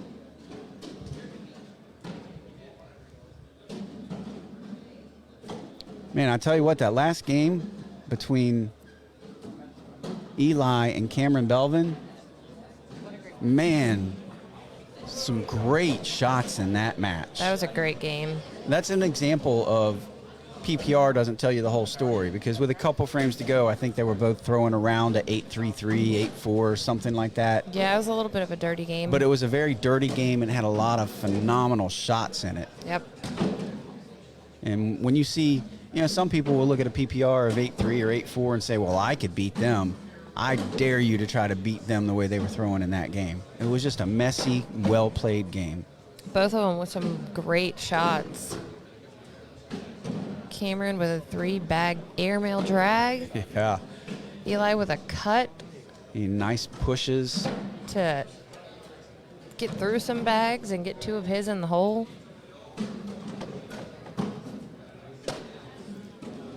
All right, any of you new viewers, we are going to be giving away a set of all cornhole boards today. If we can get to 500 viewers, we haven't done it yet, still early in the day, but if you would like to be entered, you must like this Facebook feed and share it. And then in the comments, put Beast5 and drop the name of someone that has been influential to you in this cornhole game. An unsung hero, a mentor, a coach, just whomever you think deserves a shout out for being special in this game. So there is not another bracket. There's one advanced bracket this weekend for singles and one for competitive. Starting in a little while, they're going to have the High Rollers tournament, and that's $100 a head there. So if they were playing in that, they weren't allowed to play in this. So some of your big names have not played yet today. They're holding off, and they will be in the 1 o'clock high-stakes Hold'em shootout.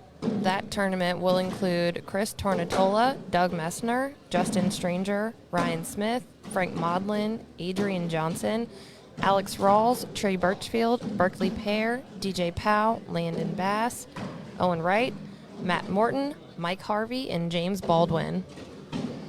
Going at it. So Brian went for an airmail drag there, just came up a bit deep on it. It cost him, so he's now trailing 10-0 to Eli, who is settling into a rhythm here. Yeah, he's been just playing, and Brian had a little bit of a break with this side of the bracket moving a lot slower than the other.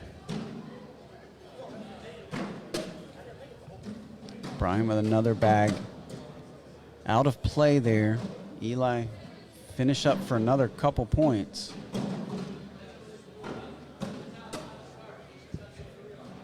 Can he cut this in? Good try. Will they fall? Probably not. Oh, unless you hit them, then they will. That is, unfortunately for Brian, going to be yet another big frame for Eli, a big 5. I thought he was just going to lay up. 15-0 now. Eli Porter with the fast start. And I would hope that Leston Allen is somewhere in this room warming up, because Eli is getting heated up here. I'm not seeing him down this end of the room.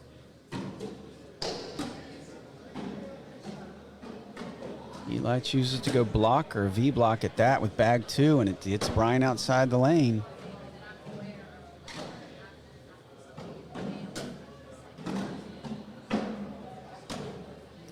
All right, we're up over 300 again, Mike. We're getting closer to giving away some cornhole boards. Got to get to 500 viewers. Give us a like, give us a share. We're already giving away 3 sets from today. for reaching 200, 300, and 400 viewers. 3 sets of bags. If you have liked and shared the post, you are eligible for the bag giveaway. So if you haven't done that, if nothing else, a liking and a sharing will put you in the drawings for those bags. We'll be giving away 2 sets of all cornhole bags and 1 set of fire cornhole bags. And those are all 3 of those situations will be you choose your bags from the website. They will be shipped to you. So 3 sets of bags already given away today, and we're trying to give away a set of boards.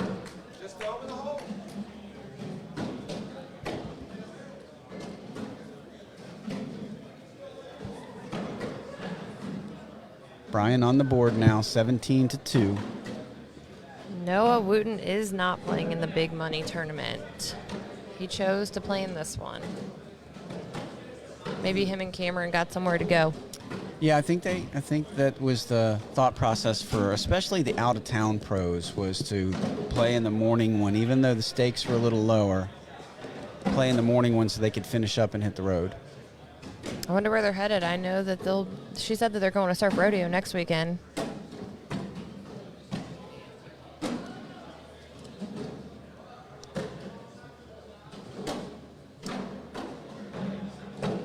Going up. Oh, no drag, but he hits the airmail. Good attempt. Score will stay 17-2. You want to see if Tom will commentate with you and we'll go through yesterday? Hey, Tom, you want to jump on? You want to jump on?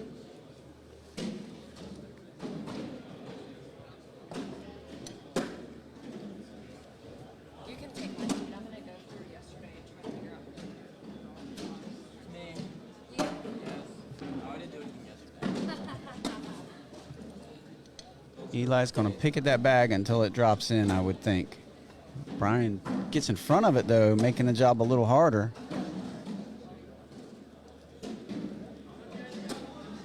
Oh, but Brian fires one off the back, not happy with himself.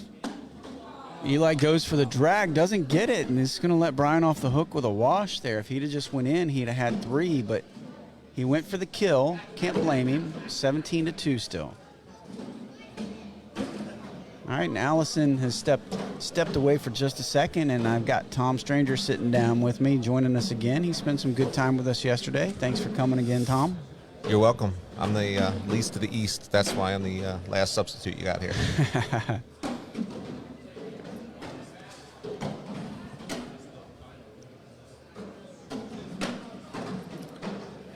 Eli with a bag off the back now. Chance for Brian to make up some ground and try to get something started. Again, the winner of this is going to go on to face Noah Wooten.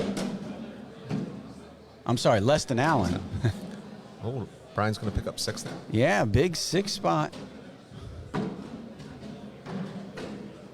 Want to be careful. I've been talking about he had a really good game against Noah Wooten in the winter bracket semis. Noah had to shoot like a 10.5, give or take, to win. I think Brian finished at a 10.190 PPR, something to that effect. Oh, he made it sound like it was worse than that. That ain't bad. No, he was over 10. Sometimes the score is not. Both players were over a 10 for sure. Wow. I guess he just didn't like the score, but you can still throw good and lose a game with a big score. Yeah, he gave Noah everything he could handle. It was really close. If I remember right, that game was tied at 13 at one point before Noah kind of pulled away a little bit at the end. But when Noah's in a zone and he's not missing, it's really hard to slow that train down. Nice airmail drag there. Brian maybe getting back into his zone. He is.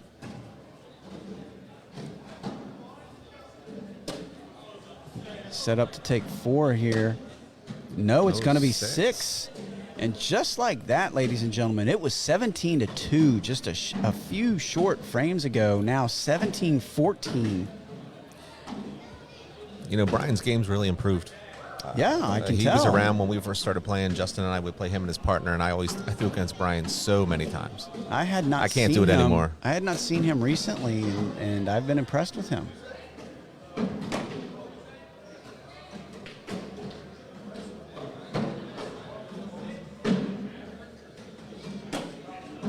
Good Push and replace there, sitting right in the center of the hole. Gets Eli to kick right. Finish up for another 2. Nicely done. They head to the turn. The old get up worked again. And Brian will take Pick up 2. two. We've got ourselves a 1-point game. 17-16. Brian Ogle on a 14-point run. Eli just can't seem to stop him. Yeah, I don't know Eli very well, but I can see, Ogle's a veteran. He's been around a long time. Yeah. You don't quit. You stay maybe in the game. You start making smart shots. Make the other one throw him off a little bit. not Keep your suggesting composure. not suggesting that Eli has lost his composure. no. To be honest with you, he still looks very composed. But you're right. Brian is a veteran, and he wasn't about to throw the towel in at 17-2. Oh, Brian. Now that could hurt. Oh. Eli just let him back in it, though.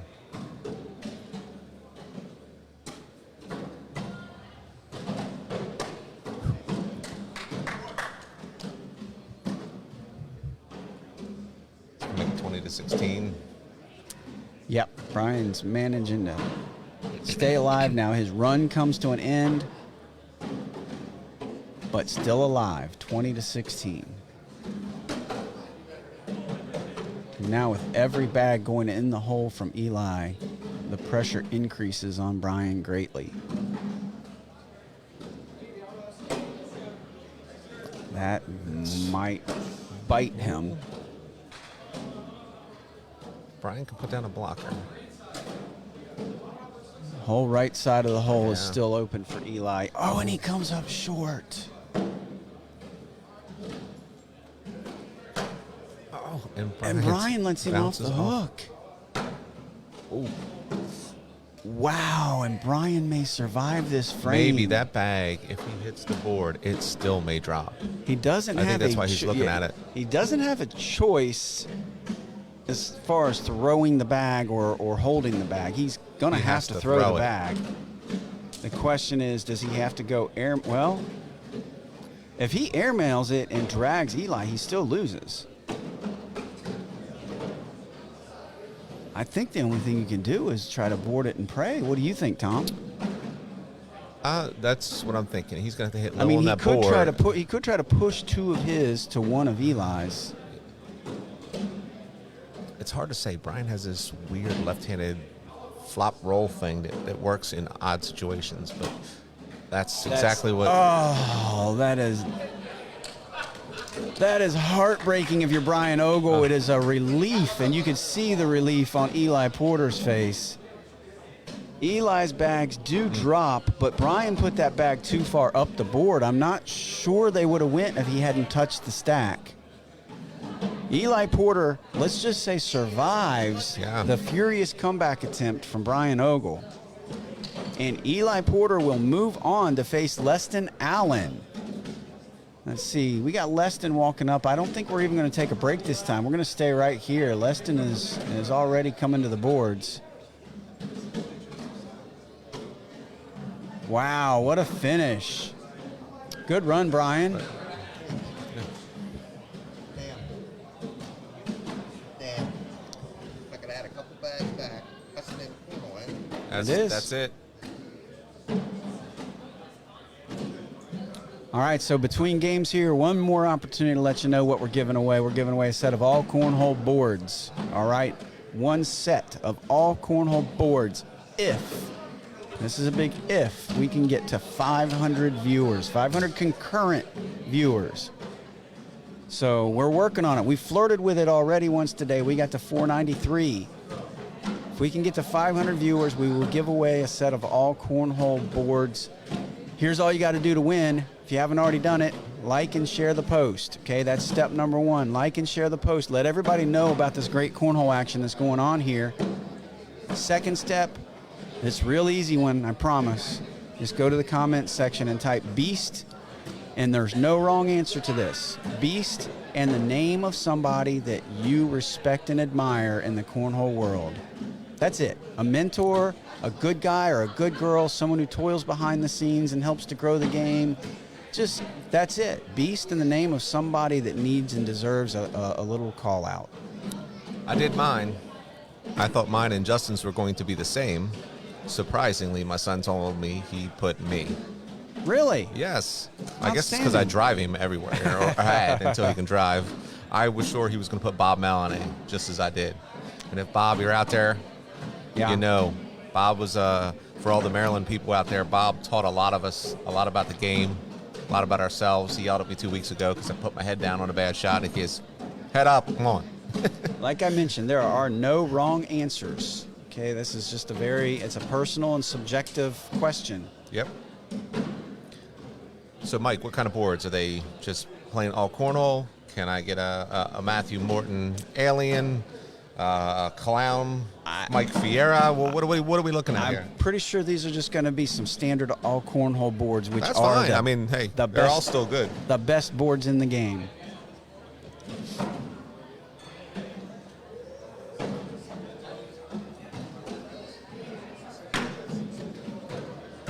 All right, well, we didn't take a break because it looked like Leston Allen was heading over here. Eli's sitting here waiting. I do see Leston. For some reason, the match. There we go. Now the match is assigned to this court. We'll get this started here in just a minute. For bags, maybe? What color was Eli? Has been throwing brown, and that's exactly what Leston Allen has been throwing is the brown vengeance. Yeah, it could be they're resolving the bag situation. So, good time to point out, if you haven't already heard us talk about it, this is a bags-provided tournament. This tournament is presented to you by Fire Cornhole as the primary sponsor. So you do need to use either Fire Vengeance or Fire Incinerator bags. They do provide them here, or you could have bought them in advance or bought them here and use your own set if you can break them in on your own. But again, they do provide them here if you do not have a set or don't want to buy a set. So every bag you see thrown in this tournament has either been Fire Vengeance or Fire Incinerator bags. Bags that have been specifically made for this tournament, branded with the Beast of the East logo. Yeah, and it's kind of surprising to watch people like Leston, who I know is a fast bag thrower, throwing the slower one. I think the boards have been a little fast, and most have been comfortable with the Vengeance and the slower bag this weekend. I do know the broadcast court boards have been playing very fast. I can't speak for the rest of the boards, but these are brand new boards, literally brought, first time use, and they do appear to play fast. You also don't have as many people around and hovering, and the air conditions blowing pretty well today. Are you saying there's not a lot of hot air? Well, I mean, I'm kind of close to the board. I'm not sure if I generate that much. All right, so the players are taking their down and back now. We'll get the action started here in just a minute. Or is this live? Well, the score is not up yet, but that doesn't... Yeah, we talked about this yesterday. We need to get the players to all understand to send us a cue. That cue's normally to hit start on the scoreboard, but it's not always 100%.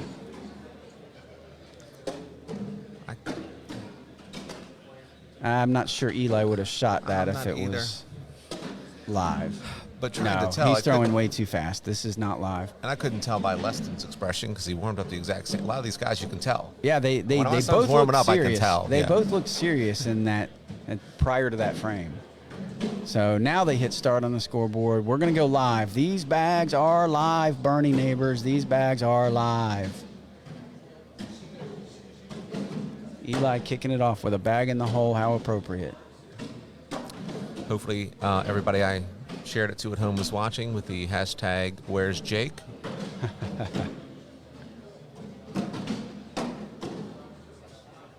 Wow. Was Leston going and trying to grab that other bag? I mean, he threw that pretty hard.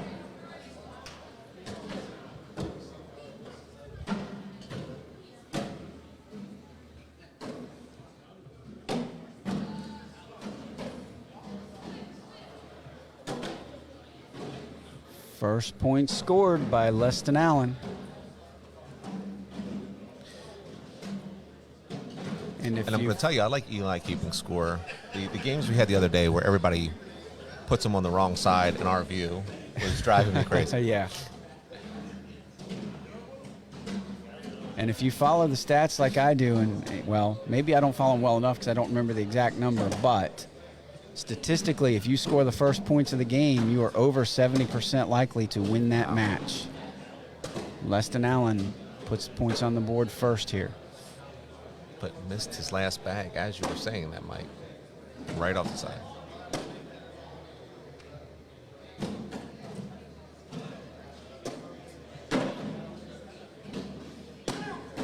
And Eli got a little heavy-handed with that one there, Mike. You know what I liked about it? I'll tell you what I liked about that. He missed the shot. He smacked his hands in a little bit of frustration, but you know what? He had a big smile on his face Right. when he did it. All right, so he missed a big shot. I guess it's too early to call it a big shot. Yeah. He missed a shot. Instead of getting mad or angry or putting his head down about it, He didn't do the me or the Steve and throw our hat across the room. right, I liked that. I do, especially at his age. Yes. You know? I don't want to see him beating himself up because he missed a bag in the second frame of a game. No matter how big the game. He can't do that because, again, he's playing another veteran like Leston who's just going to keep going. You're That's not right. going to change anything about him. He's going to play smart, probably make Eli try to be aggressive. Yeah, this is regardless of the outcome of this game. This has been a great tournament for Eli. We mentioned earlier he had a big win at the Virginia Beach Open against Trey Burchfield. Wow. If he, well, again, this has already been a great run for him Right. against a stacked field. You know, this is sort of his calling card to say, guys, I'm one of the up-and-coming youth in the nation, not just in this area. He's been doing well in local regionals around here as well, Yes, correct? I right. think I've seen his name. I hadn't seen him throw. And it usually surprises me when I see a new name. I remember it when it's placed higher than, me knowing somebody and thinking, who's this guy? The problem is our area has so many people that are right on that cusp that it's Right. hard for them to consistently stay there because someone else steals the spotlight. Just as soon as you come in third at a regional, next weekend someone else is going to come in third and bump you down to seventh. Exactly, yeah. There's just so much talent. But Eli has been knocking on this door for a while now.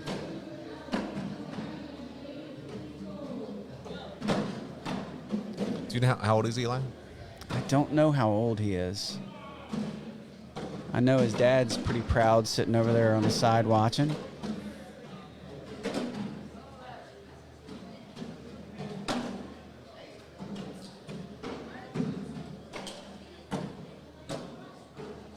Leston with a nice little cut bag to go around that. And I thought that bag might have been out of play. And Yeah, Eli says, yeah, watch this. yeah, Eli grabs it. That bag may... I would think Leston will get it back. Well, Not he pinned now. It, but Well, he he's can gonna get it, airmail but that it's- for, or just slide it. Leston's smart, though. Yeah, he had to work Yeah. to get it after Eli pinned it. I would have thought he was still slid, knowing he's up two if he slides in, but he hit that airmail. It just didn't move.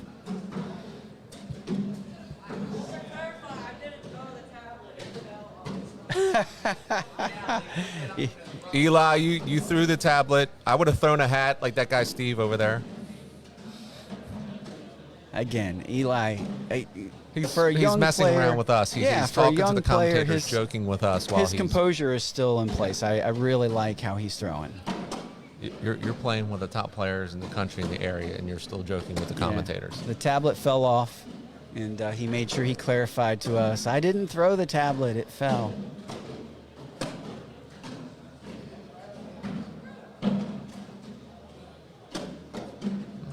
Leston gives him a little break there, and Eli goes up.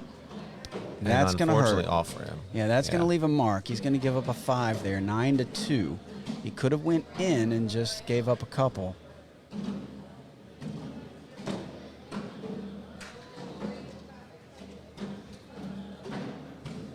Nine to 2 now in favor of Leston Allen. He's trying to get to Noah Wooten.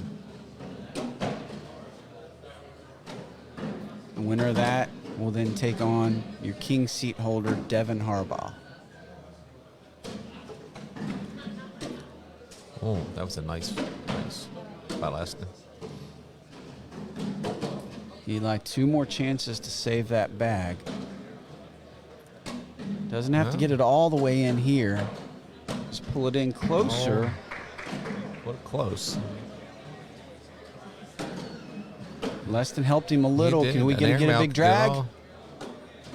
Oh, No. that's going to be Again. huge. 7 spot. And, man, not every time a game comes down to just one shot, but that one shot was critical. If he could have hit an airmail there. But that 7's going to sting. 16-2 now in favor of Leston Allen. Just noticed Leston's doing something interesting. There's been a lot of talk about the AirPods, and some people wear it because they want the music, they want to block out their opponent. Right. They don't want to hear you and I calling shots. Leston only has one. And I'm assuming, because Leston's courteous, that he also wants to be able to hear his aware opponent. of his surroundings. Be aware of his surroundings and his opponents. But Is there a maybe more have courteous player in the country, honestly, than Leston Allen? It's hard. We've met quite a few. Leston's, if we want to start a top 10 list, you got someone like him or a Damon Dennis or someone, Without knowing every player in the country, I feel comfortable saying this, though. There's no one more courteous than Leston Allen.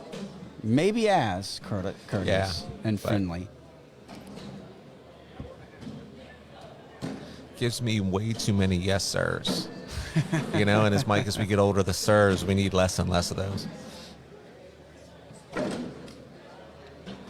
He goes blocker here, going for the kill. Oh, that bag rolls over the hole.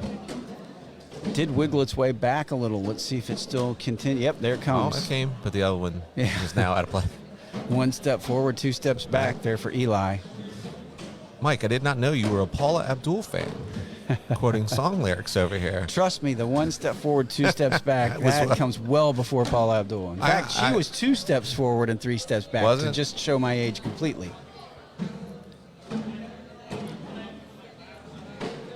18-2 now in favor of Leston Allen. We worked the Paula Abdul reference. But I pulled you right into it because me getting it wrong, you were like, wait a minute, I'm going to prove to you you're wrong. You sucked me right in. Sucked you right in. 2 steps forward and 3 steps back. That's Paula Abdul. Leston working that blocker. And he gets Eli again. Did our viewership just drop with the Paula Abdul discussion? I think it went up. Did it? Wow. Yeah. All right, Eli just trying to hold on for his life here in this frame. That bag is ungettable, so he's basically yielding the 20 spot to Leston, trying to keep the game alive. Ooh, I think he knew he put too much heat on that bag and was wishing he could have it back when he let it go. I think he took a deep breath in to pull that bag back a little bit from going off the back of the hole. Again, no, he still looks like he's having fun out there. I love that. Well, when you're someone like Eli, and we've had our kids go through this, he has nothing to lose. Right. If he loses, he's expected to lose. He's playing with house money right now.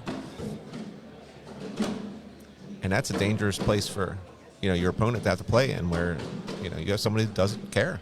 He cares, but he's got nothing to lose. That's right. I walk away, I lost to Leston Allen. I've done that way too many times. As has a lot of people. All right, there's even on the board here, big mess down there. Let's see who can handle this best. Well, Leston handled it pretty cleanly, well. Yeah. And that Eli will do it. Misses. All right, Leston Allen moving on, but big shout out to the youngster, Eli Porter. What a good run for him. He'll finish. Look, he's still smiling. Hey, don't throw the tablet again, Eli. Yeah, he'll finish his day with some admirable work behind him. Leston Allen going to move on. He'll be taking on Noah Wooten in just a few minutes. What time is it? It is 1:05. Don't know if we're going to see another one of these or if they're going to start the high stakes $100 a head matches. That bracket should be starting soon, so I don't know what match we're going to have for you next, but it's not going to be long. Please stick with us. We're going to take a quick break, and we will be back on the All Cornhole broadcast court here at the Beast of the East, brought to you by Fire Cornhole, in just a few minutes.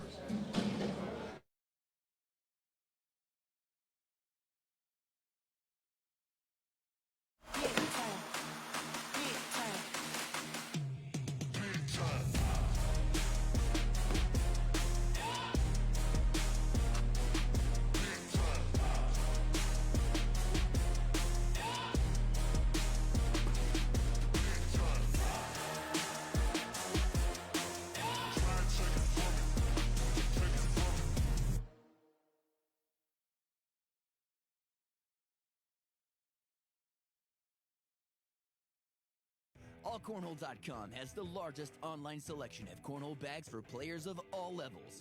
Through years of research and development, AllCornhole.com is the perfect bags for even pro-level players. With over 4 unique series to choose from, including Game Changers, All Slides, Slide Rights, and Steadies, you'll be sure to find the right bags to dominate the competition. Whether you're looking for bags for family gatherings, competitive league night, or the pro circuit, visit AllCornhole.com today to find the perfect series of bags for you.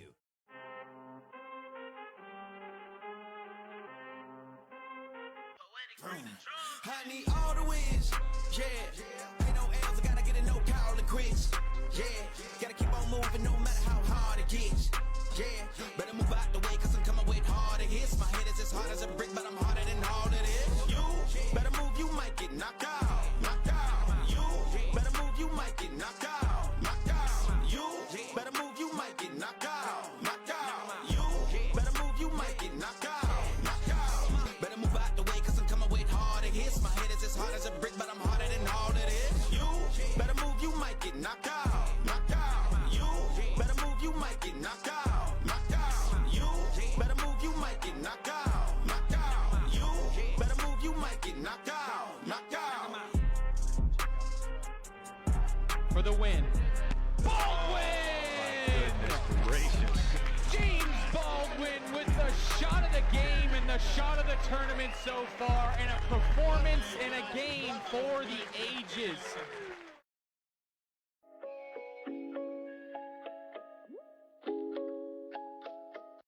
Tryna play me, they ain't no better.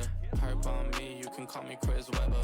Brand new whip with the brand new leather. Shit, now I made plays, so they all look jealous. Oh my God, now they all look jealous. Brand new drip, hope they all got umbrellas. Y'all don't fit in, call them all Cinderellas. And I heard your last shit, dog, you can do better. You ain't got shit on me, homie, that's facts. I just bought a new crib, I buy another for the tax. We ain't in the same league, we ain't in the same brackets. I ain't made a joint yet, they already know it slaps. Tryna play me, they ain't no better. Herb on me, you can call me Chris Webber. Brand new whip with the brand new leather. Shit, now I made plays, so they all look jealous.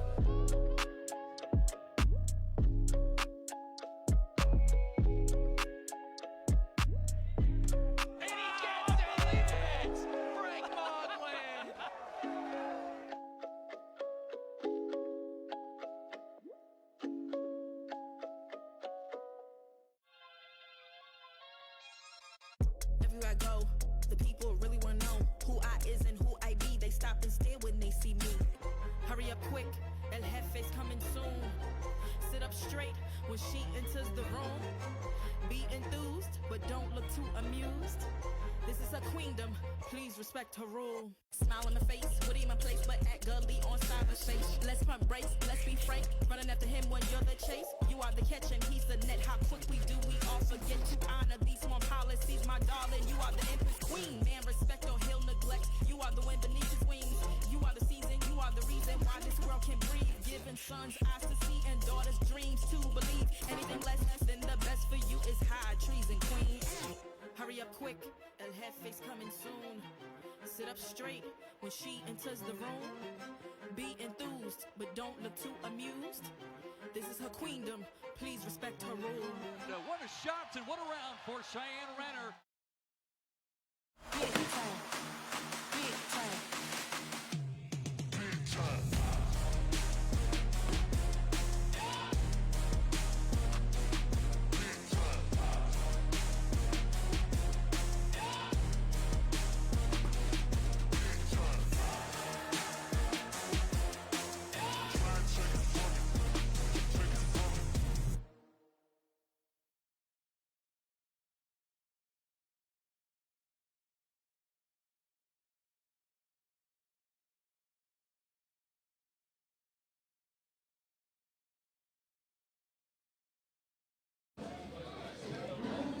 All right, ladies and gentlemen, welcome back to the Beast of the East 2022, presented to you by Fire Cornhole. Mike Morton, and I currently have with me Tom Stranger, who's been an honorary member of the All Cornhole broadcast team this weekend. He's helped us out a little bit.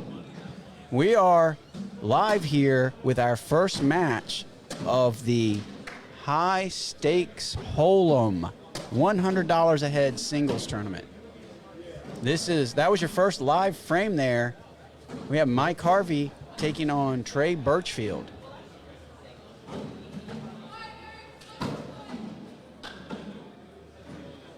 Trey's the first one I've seen so far throwing the incinerator, the faster of the 2 bags. Trey with a point there in frame number 1. Wow. He does go off the back with that one. And he's definitely throwing the slow side of that bag, and it's still taking off.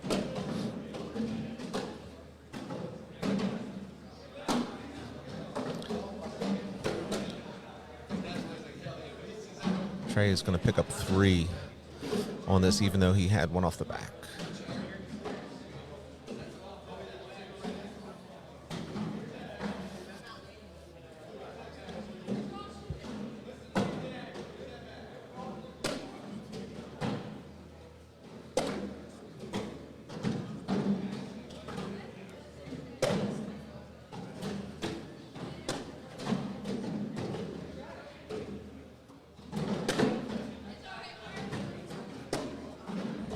I think Mike gave that little finger point to go in the hole, because it looked like it was going to go off the side a little.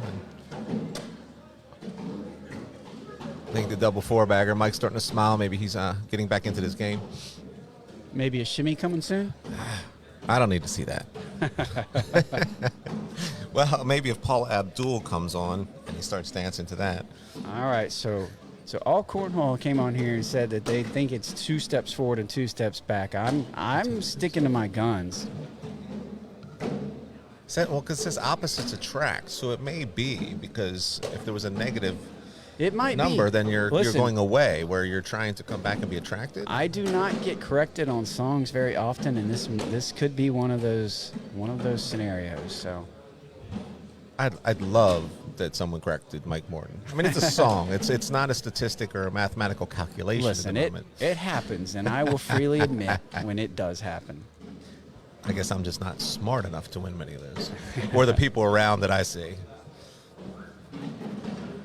All right, so your score here early: Burchfield 4, Harvey 2. Again, this is your high-stakes Hold'em shootout at the Beast of the East 2022. Brought to you by Fire Cornhole. These players are going to all be using Fire Cornhole bags, specifically created for this tournament, branded with the Beast of the East logo.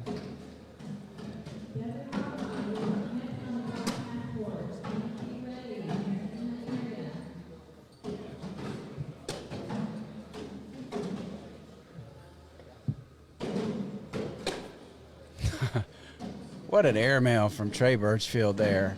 Half the hole open, no fear. Oh, they had 2 brackets. I'm confused. Okay.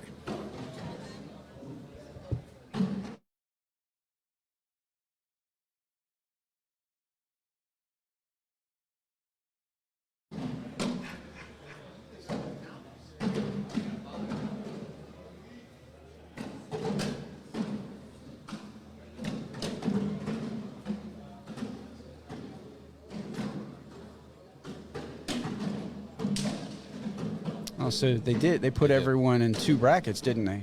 Well, no. Yeah. I think there must have been a mistake. I also got a message from the missus that she was confused. And, yeah, I think there's 2 brackets. Well, no, I don't know. I see 15 players in this bracket. And that's I'm in Justin's app, and he has 2 brackets, and players probably wouldn't have 2. The other one had Trey Burchfield playing someone else, so. That might be why the bracket I'm on doesn't have any movement. Yeah, you should see the one. There's a bunch of games started. All right, awesome.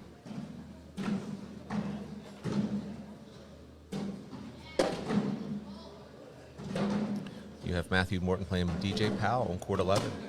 Okay, so that's different than what I was seeing. So they did do an update. Justin Stranger playing his partner from yesterday, Ryan Smith.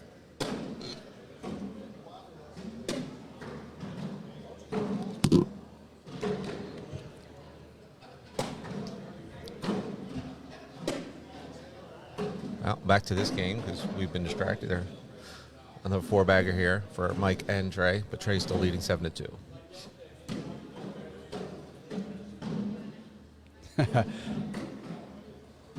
It looks like I was wrong.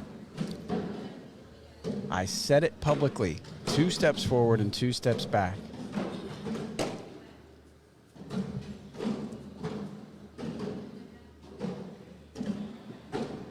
But you provided enough evidence that you were very familiar with that song. This is true. I don't know how we both weren't, Mike. My overall point was it wasn't 1 step and 2 step. I corrected you, but I corrected you with incorrect information. How about that?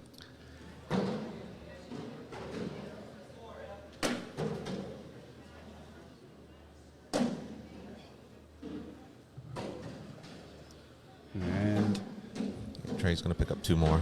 Trey Burchfield train keeps moving forward. 9-2 now.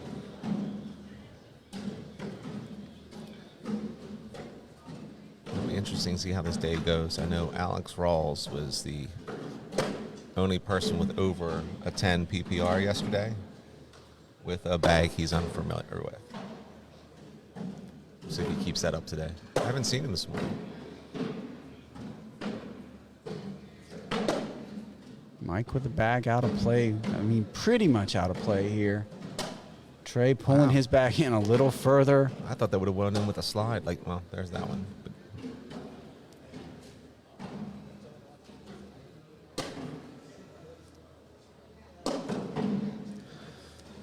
2 more. The 2 train just keeps on rolling. Trey Burchfield on a roll. I mentioned yesterday that Alex Rawls and Trey Burchfield just seem to be peaking at the exact right time here as we get closer to Worlds. That's unfortunate for a lot of people. That's right. It's unfortunate because Justin keeps playing Alex in singles early enough that it's killing him. His confidence is high. So Mike trying to go blocker here. Well, Mike just had one off the back.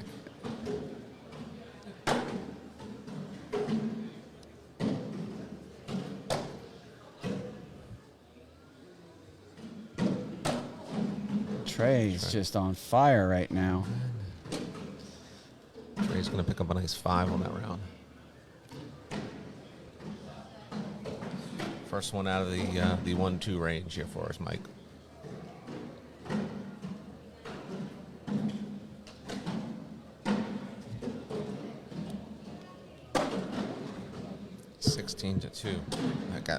It's getting getting out of hand early. I did not expect this to happen, even as well as Trey Burchfield has been throwing.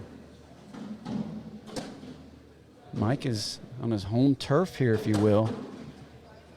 And there's a miss from Trey, but the best Mike's going to be able to do, it looks like, is maybe salvage a wash out of that miss. Yeah, but he was going for that back bag. Yeah. It was hanging a little, but I don't think it was enough. Trey sitting on a 7. Mike will take 1. 16-3 now.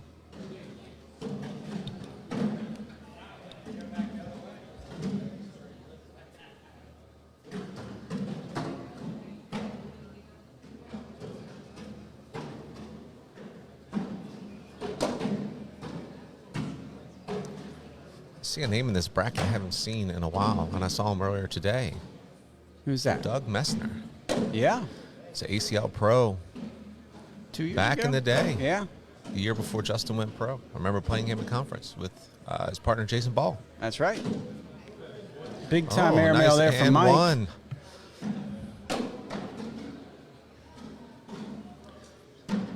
Mike's got a chance here for some points. All right. This could be a big round. Is Trey going to go for that one? No. Smarts will just put it in. Concede that one.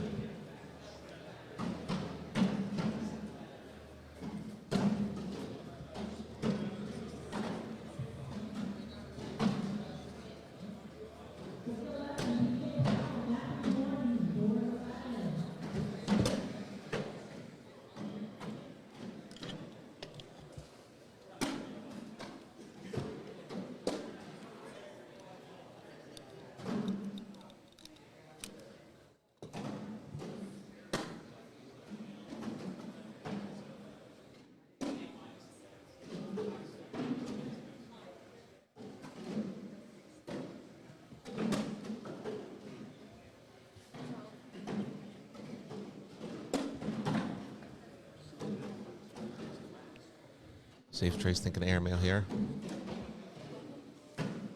Of course, but a little too clean.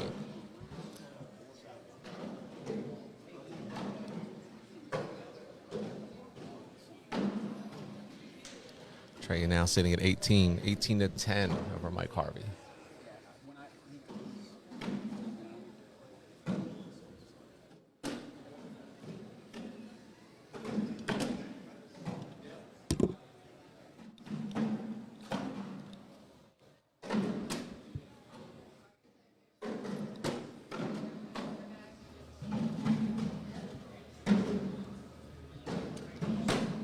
So Mike Harvey is a very emotional player. He plays on momentum, right? Yeah. So let's see how far he can ride this wave. I mean, he's got 2 here.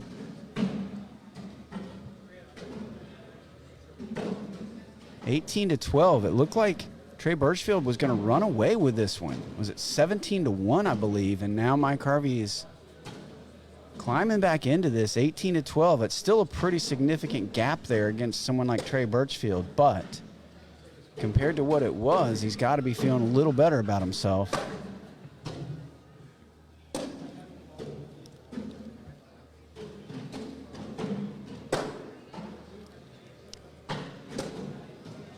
Sometimes you just need to stay calm, and it's hard. I was just talking to Eli. I told him how much I liked how he handled himself on the court, and you got to try to maintain that. I know it's tough. The better you get, the more you play. Right. It's hard to keep maintaining that because you know what you can do. Well, he's going to pick up 2 more. He's bringing this game back in.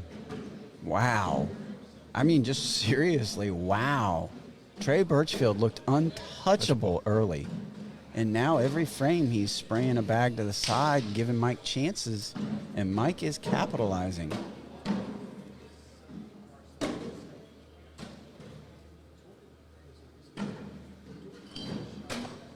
So a reminder, everyone, this is your $100 a head high limit, or high limit. I'm talking poker. Stake roller. I keep using the wrong term. High stakes shootout.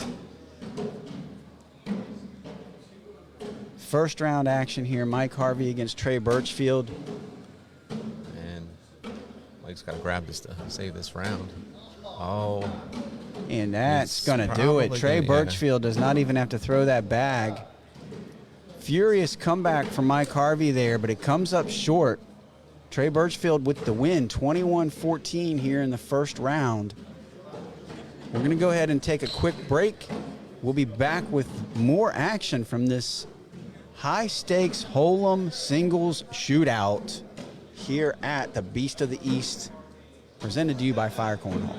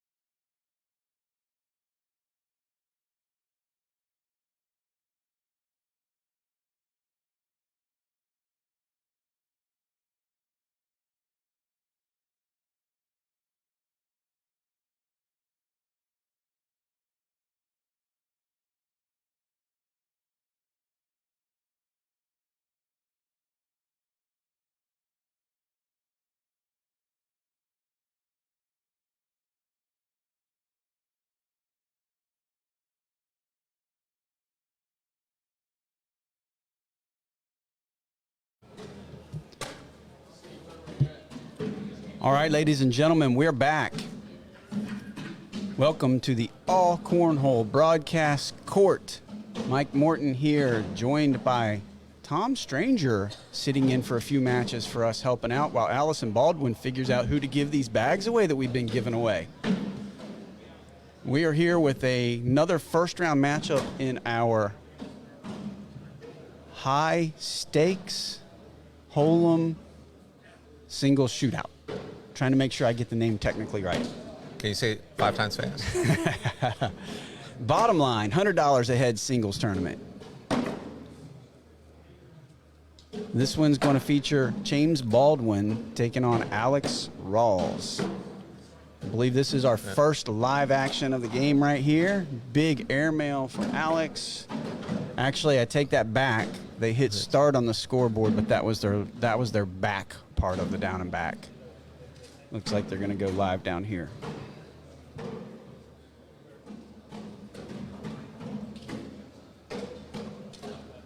And like I said, Alex was just ridiculous yesterday. I know he, at times, was probably not as thrilled, not throwing a bag he's not comfortable with, but still, I mean, the level he was throwing yesterday was crazy. Yeah, Alex and Trey both. Alex Rawls and Trey Burchfield both have had very solid weekends.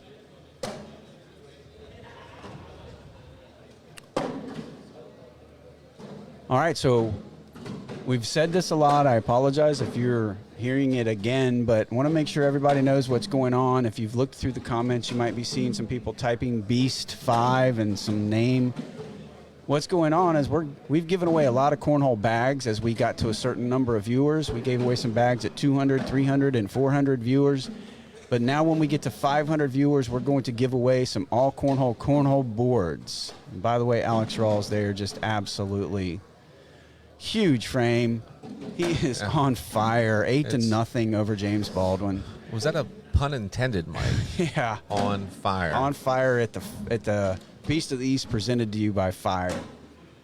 So anyway, what we're doing is now we're going to give away a set of all cornhole boards if we can get to 500 viewers. Here's what you got to do to win. You got to like and share. You got to help us get to the 500, okay? If you've liked and shared the post, you are eligible. One extra step. I just need you to be eligible to win, to type Beast 5 and no wrong answers. What a push shot. Alex gave us the look that, yes, I know. It's not even fair right now, the planet he's living on. Wow. Mike, some updates. There's a young man named Matthew Morton. He's up 19-2 currently on DJ Powell. All right. I'm happy to hear that. Berkeley Pear just finished his first game with a win over Doug Messner.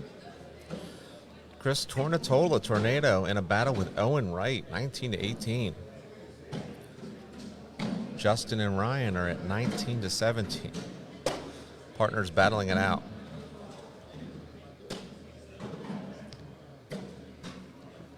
All right, to finish the thing about the contest, though, just type Beast 5 and the name of somebody influential to you in Cornhole. Okay, there's no wrong answer. A good guy or girl in the game, someone either toiling behind the scenes, a mentor to you or someone else, someone you look up to, someone who deserves a little bit of attention. Shout them out. Beast 5 and their name.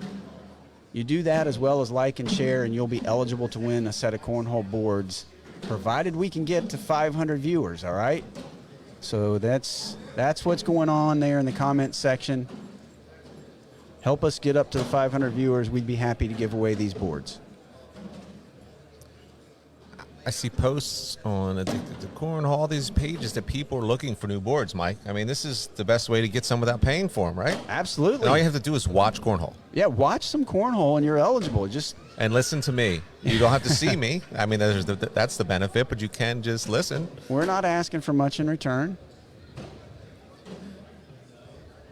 You know, and you've got high-level Cornhole players that best in you the want to world. watch. Yeah. Best in the world are going at it right now. So, you know, it's not like you're sharing the post to your friends and family and telling them to watch something subpar. They're watching the best players in the world play right now.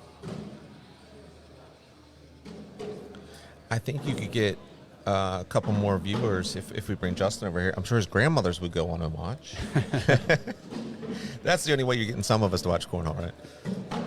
All right, so 14-1 now. James gets his first point, gets to throw first. We'll see if he can get on a roll here. That No, first bag doesn't help does him. not help. We have been the giveaway court this weekend. We've given away quite a few sets of bags. In fact, that's what my cohort here, Allison, is doing. She's looking through the comments sections, trying to give away the first several sets of bags. Who doesn't need more bags? Nobody should be raising their hand. We need more. I guess So- I'm kind of ineligible now that I've been joining you here. Yeah. It would be rigged. And I'm not really watching the live feed. I was hesitant to say it until I saw the score go in, but that was another big frame from Alex Rawls. 21-1. He ends it with a 7 spot on James Baldwin. Alex Rawls, I mean, seriously, his zip code is a completely different planet right now. Co-number 1 player in the world, along with Mark Richards.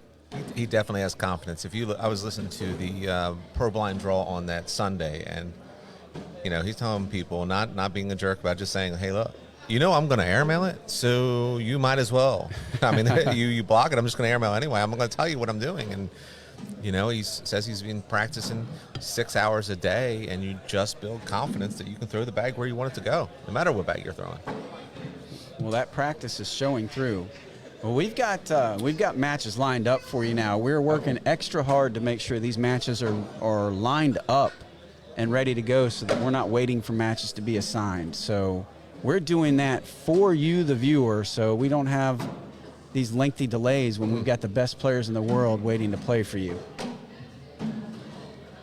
So Devin Harbaugh, Leston Allen are stepping up here. They're the next match up in this high-stakes Hol'em singles shootout. Right. This is their down and back. Yeah, because all the other games are still going in the high stakes. Let's see, this still a first-round game, or are we on to the second round? There are some second. Matthews playing Berkeley in the second round. Justin and Ryan Smith are holding it up. They're both sitting there throwing 10-6 threes at 19-19. Frank is playing Trey Burchfield in round 2. Alex is the only one that's made it to sitting and waiting in round 3. Tornatola is waiting on Justin and Ryan to finish their game.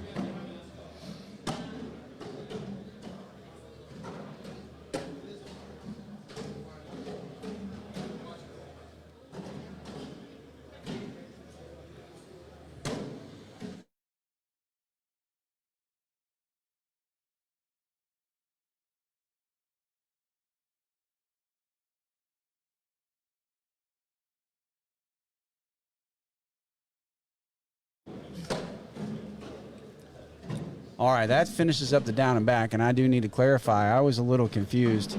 We got 2 tournaments going on concurrently. This is the finals of the advanced singles tournament, okay? So this is not your $100 a head high-limit Hol'em single shootout. This is the finals of the advanced bracket that was running this morning. Devin Harbaugh sitting in the king seat. Leston Allen coming out of the loser's bracket to attempt a double dip on him.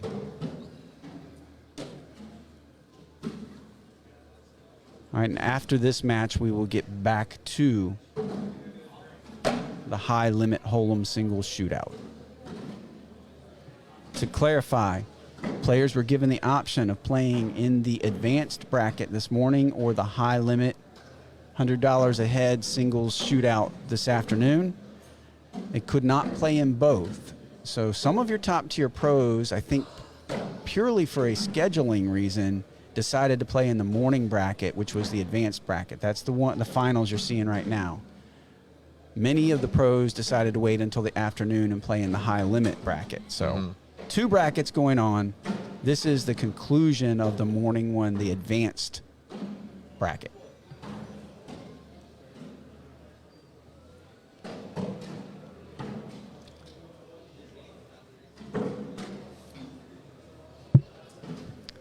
So Ryan Smith, as you just showed me, taking down Justin Stranger in a heartbreaker. Justin threw a 10.3 something and still lost. Yes, a 10.39 and had a big last round. They were tied at 19-19.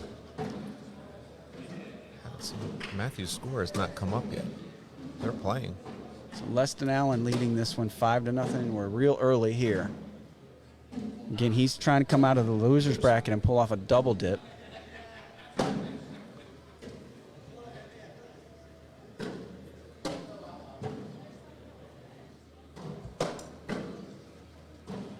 So in that high limit Hold'em singles shootout, $100 ahead, singles matches. Let's see, we had Alex Rawls taking down James Baldwin. Frank Modlin took down Landon Bass. Trey Burchfield beat Mike Harvey. Frank and Trey are now playing each other for the right to play Alex. In the bottom half of the bracket, Justin Stranger fell to Ryan Smith. Chris Tornatola edged out Owen Wright. Ryan Smith and Chris Tornatola are playing each other right now. Matthew Morton takes down DJ Powell 21-2. Berkeley Pear 23-8 over Doug Messner. And Matthew and Berkeley are now playing each other.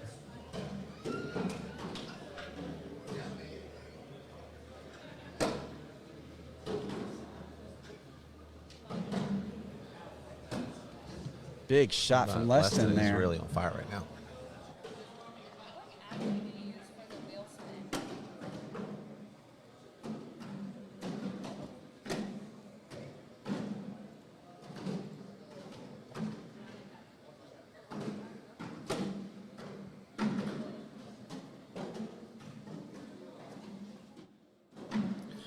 All right, Devin picks up 2.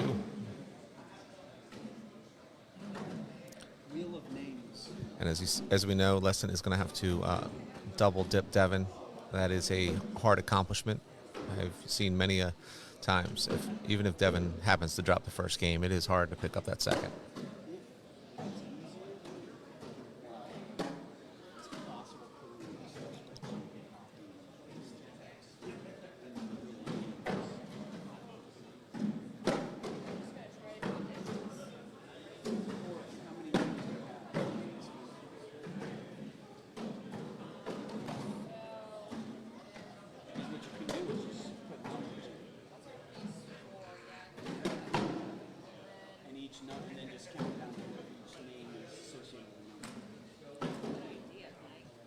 I think Devin can pick up 2 more here to partly get him back in the game.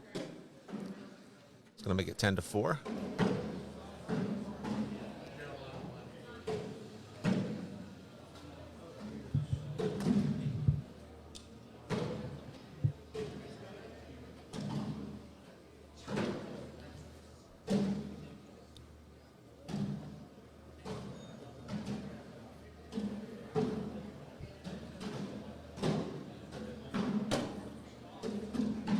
Devin, after trying to climb back in it, stopping Leston's 10-point run with a short 4-point spurt of his own, ends up missing his first bag to the left there, then an airmail off the back trying to go over Leston's blocker. And Devin in trouble, jeopardy of giving up another big frame here.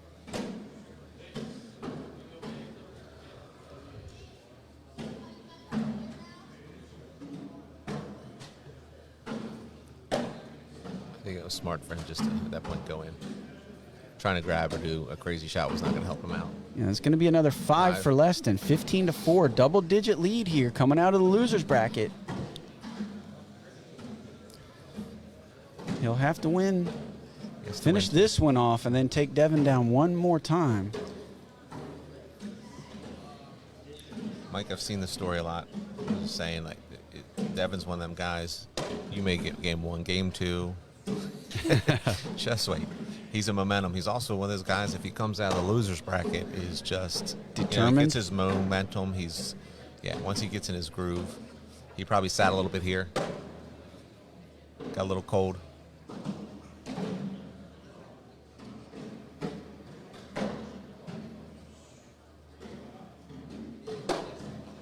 Oh, nice shot. It never fails to amaze me when you're throwing from the right side of the board or left side of the board and you have to hit the hole on the right side and you're able to do it. That's Devin. Devin has the craziest, weirdest shots. He just has confidence and throws at angles and things that most of us wouldn't even consider. I know today's, excellent top-tier players can hit that shot. It's just, to me, with the frequency that they hit it, yeah, it's mind-boggling to me. Like, it's not even a thing. And just not that long ago, that was almost an unheard-of shot. If you're on the left side and the left side of the hole is plugged, you're not hitting the hole at all. You're done. And now they just don't even bother. They just hit the right side of the hole. No worries. Yeah, and I'm not surprised Devin's sitting here. He's one of those guys that can throw any bag. I know there's talk that, well, if people didn't have the whole friendly bags or whatever, I've seen Devin walk into a tournament, grab a set of bags in the morning and say, I'm using these, and just throw a brand new set of bags that he's never used for an entire day. Yep. It's like he does it for fun.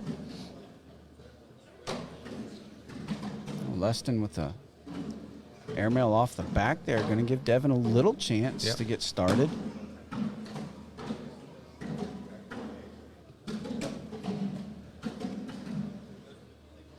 Like I said, Leston throwing a stickier bag is kind of surprising to me, but he's been throwing them well. 3 more for Devin, and now 15-9. You mentioned a minute ago when Devin had a chance to try to grab a bag and pull it in, and you said he played it safe, and it was probably the smart call to just give up was it a 4 or a 5? Yep, give up 5. And, maybe that is the right call here, because he does seem to have a little momentum going. He's scored the last 5 points.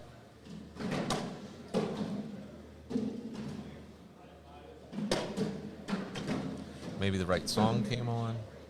Who knows? Maybe it was Paul Abdul. Devin is probably not aware of that at all.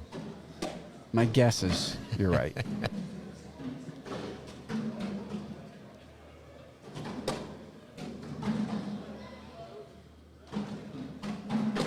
Leston hits himself a clean airmail there.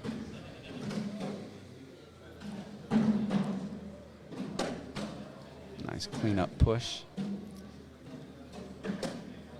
And Leston just hits that airmail and no expression. Like, not a smile, a smirk, all right, confident. It just stands there and throws the next one. We have a double 4-bagger there. Both players at this point, I think, have settled into the game, settled into the groove. You're right. Devin may have came in a little cold, but I do by think this he point, likes playing a lot and consistently. Yeah, by this point, if he was cold from just a break, that's over. Yeah, he's warmed up now.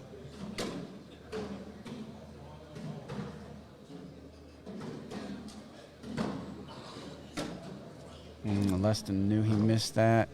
As soon as he let it go, he realized that was going right. Devin with a little bully action, taking control of the hole.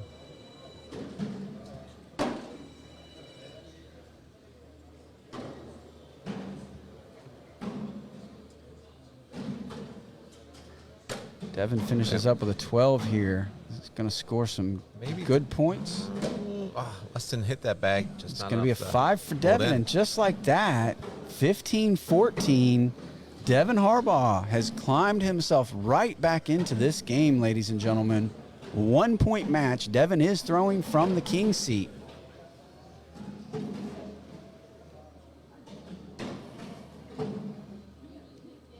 Don't forget to like and share and enter our contest.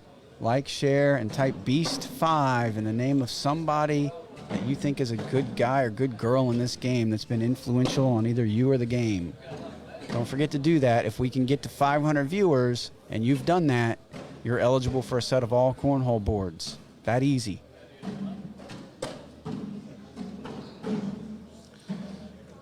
Mike, we got a good game going on in court 11. Frank and Trey. It's 8-6 Frank in round 11. Both throwing over a 10.5 PPR. They are just, the next day, the 2 days of using these bags, I think some of them have found it. Maybe they're a little more broken in. Yeah. They've gotten comfortable. Devin hit himself a big airmail there on his last shot, so they're heading to the last bags of the frame here.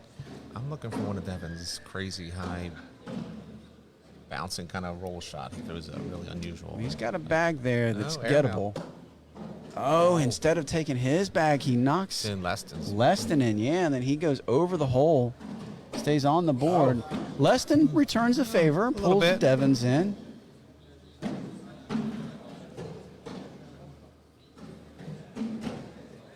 Talk about some politeness, two players helping each other out. You knock me in, I'll bring you in when I go. They are polite because Devin's another one that calls me sir way too often. Yes, sir. So Devin has made it all the way back to even now, though. That point makes it a 15-15 game.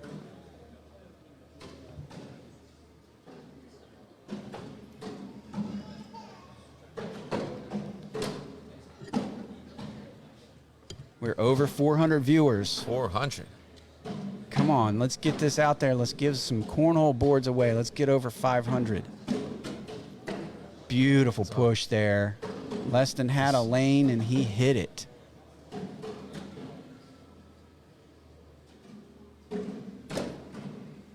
Devin able to clean everything up except his bag that's out of play. That is it's not out of play. There was a highlight clip recently of Devin throwing it, landing on it. It reminded me of old Matt Morton shot. See, he tried to get that bag. He almost got it. I was trying to put the words back in my mouth. They wouldn't go. Mark this, guys, 2 times. Mike was wrong. It wasn't completely out of play for someone like that. Yeah. I seen him land on that and pull it sideways. 15-15. Devin in the king seat. This is your advanced bracket finals. We also have the high stakes, $100 a head singles shootout going on at the same time.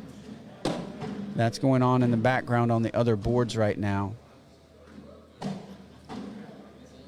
We'll be bringing you some more of that action as soon as this finals match concludes from the advanced bracket.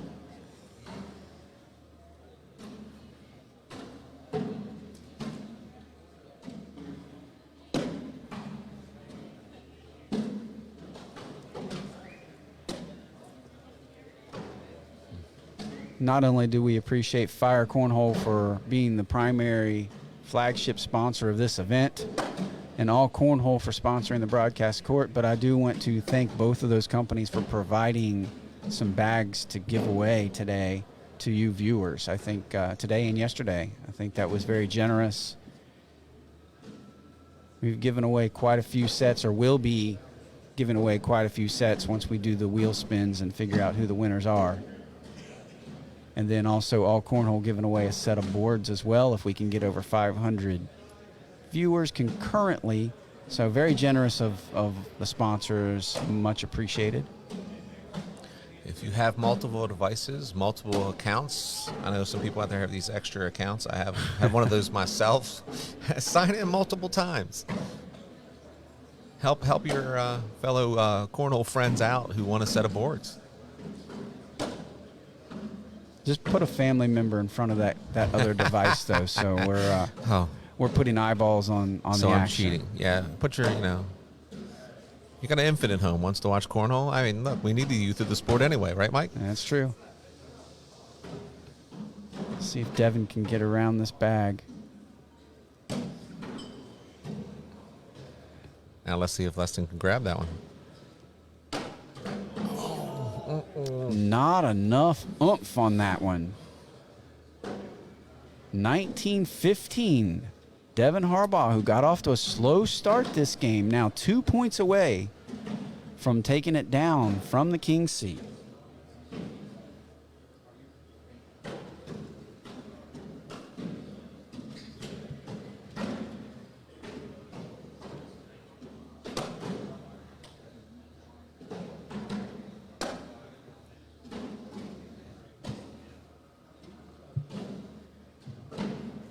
This is the part of the game that would just stress me out as a player. If my opponent's on 19 and they're throwing first, like Devin is, every time he puts one in the hole, the game is on the line for me.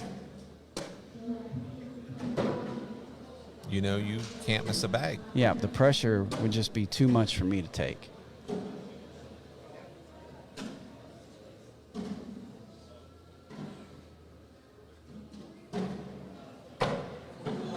What an And airmail look at that drag there. Now, Leston is going to have to clean this up. And it won't go. Congratulations to Devin Harbaugh. He takes down the advanced bracket here in singles at the Beast of the East 2022 tournament, brought to you by Fire Cornhole. All right, so here on the All Cornhole broadcast court. Ooh, we might get a good one here, Mike. Yeah, we're gonna take a quick break, and then we're gonna pivot very fast over to the high stakes Hold'em singles shootout bracket. And you know what match? I would like to see the one that's sitting here waiting, Alex Rawls and Frank Modlin, who took down Trey Burchfield 24-6 in the previous game. All right, so that one has not been assigned yet. However, it looks pretty likely that might be the match we're going to get, Rawls versus Modlin. So we're going to take a quick break, and we'll be back in just a moment.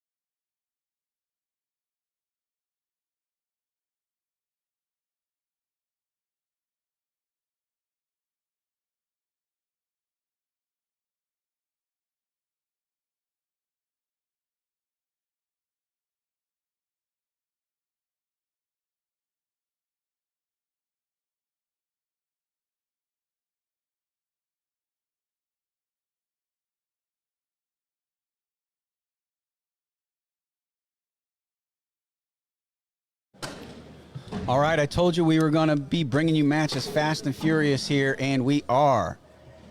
We got a different match than the one we thought was going to come our way, but still a good one. Trey Burchfield and Justin Stranger. This is a loser bracket matchup in this high-stakes Hold'em singles shootout.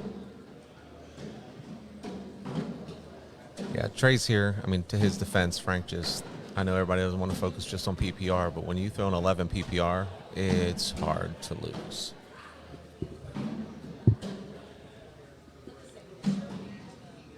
So that's what happens when you put together a high-stakes $100 a head tournament. You get all the big dogs in there. Someone's got to drop to the loser's bracket early. There's no doubt about that. See, I don't often root against Justin, as many of y'all can probably figure. But I'm usually the one, like, you know, we're 5 hours, maybe 10 hours away, depending on the traffic on the way home. And getting an early start sometimes doesn't hurt my feelings. And he likes to continue hurting my feelings, at least from that standpoint. Well, he and Trey, I like the win. I don't like the road. I don't like the traffic. You know. He and Trey putting on an airmail show here in the down and back. They both lost their games, right? Throwing over a 10 PPR. Yeah, Justin was like a 10-4. Trey was right along a 10. Okay. But with, you know, Frank throwing 11.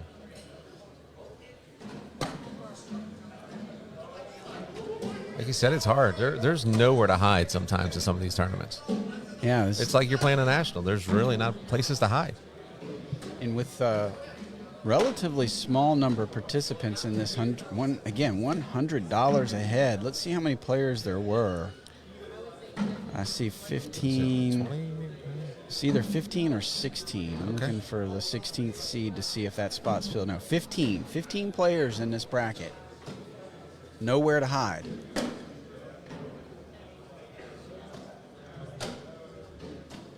I believe, did they go live this time? I know they took. I'm thinking so. They took a down and back, so unless they're doing a second down and back, this is live action. With Justin putting his bags down and walking up, I'd say we're live.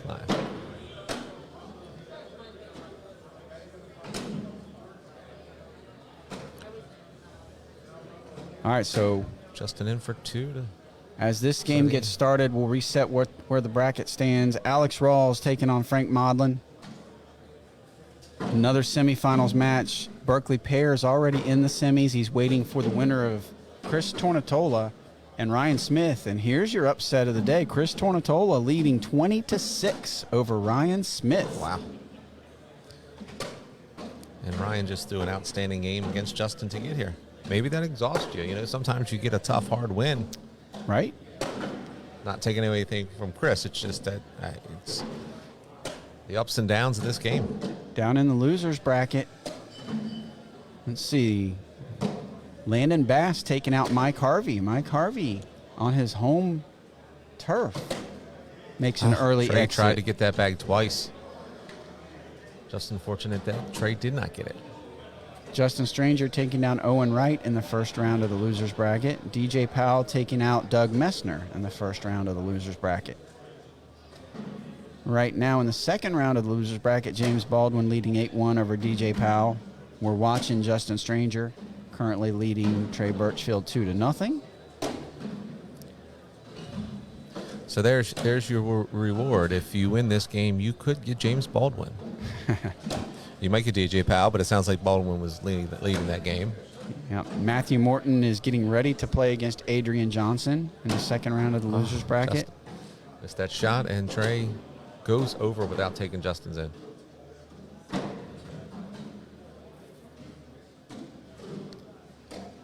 Landon Bass still alive in the losers bracket. He's waiting for the loser of the Ryan Smith-Chris Tornatola game.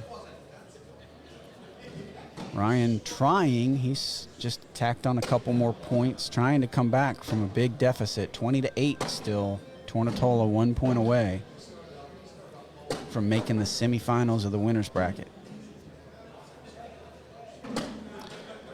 Trey and Justin have both went with the faster the 2 bags. I feel like they're just like, I'm just going to play a virtual game and just slide as many of the bags in the hole as possible because they don't stop on this board. Maybe on the back, they can go off, but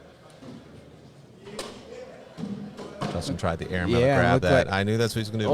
Or the end one. Yeah. I think it was to drag the other, but you never know. There's going to be a wash on 10s there. Score's going to stay 2-2. Ryan Smith, 1 more point. Can he come all the way back on Tornatola? Where is he at now? He's still trailing by a lot, 20-9, but that game's been going on forever. Yeah, I feel like Ryan sometimes is one of those players he'll keep waiting. He'll let you have it for a while and then keep coming. And now he's got first throw through the rest of the game. Right.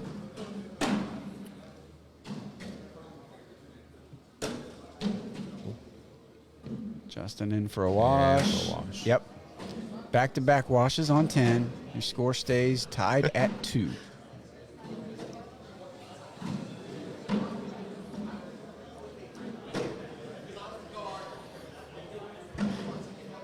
It's unfortunate I'm going to sit here. I'm getting the looks and the rolls, and I usually like to scream, just throw the bag in the hole. Trey with a missed bag to the left there, giving Justin an opening. I think what's happened to these guys, and Justin's saying sometimes with these bags, that the only thing that was getting Alex Rawls yesterday is he throws them so high to get them to stop. That's when they kick.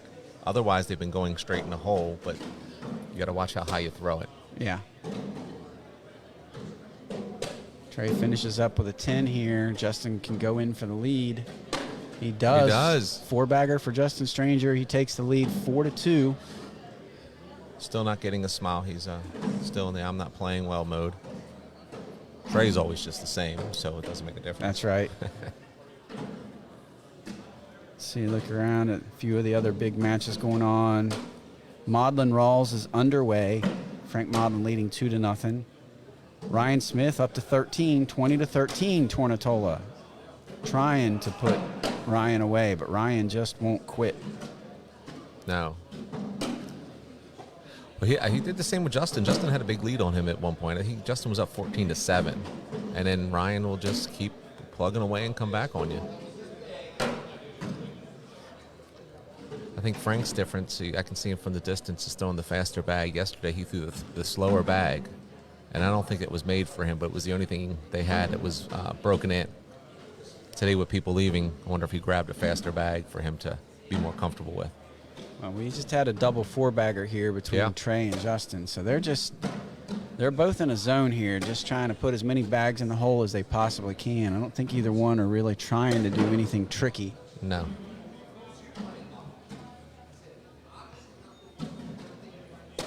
Like I said, I feel like they're playing a virtual game here. Just slide every bag in the hole.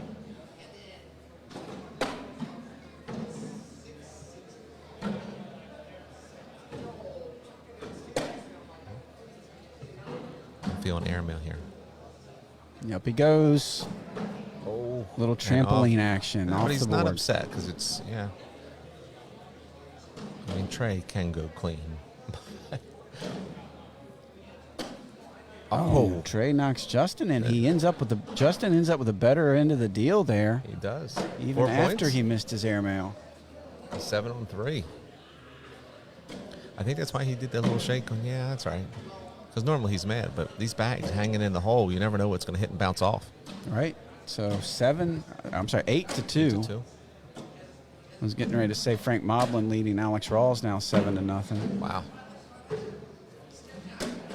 That's up in the winner's bracket. Oh, Ryan Smith on 19 now. Chris Tornatola looking for that elusive 21st point against Ryan Smith.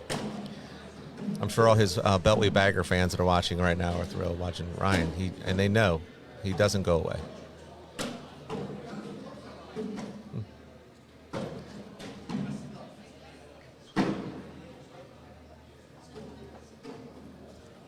Burchfield with a couple points there is going to wrestle first throw back away from Justin. 8-4. And I expect this one to be a long game with these guys just trying to throw bags in the hole. There he did. He finally put a bag in the way. Well, as fast as these boards are playing, though, that bag was about halfway in the hole already. It's almost like it's not even there.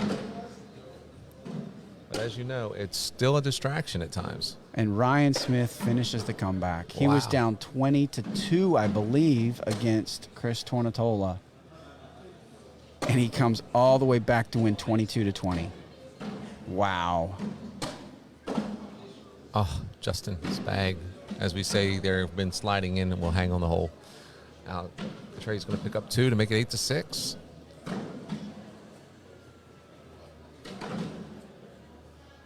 Looking to see how Ryan finished that game out.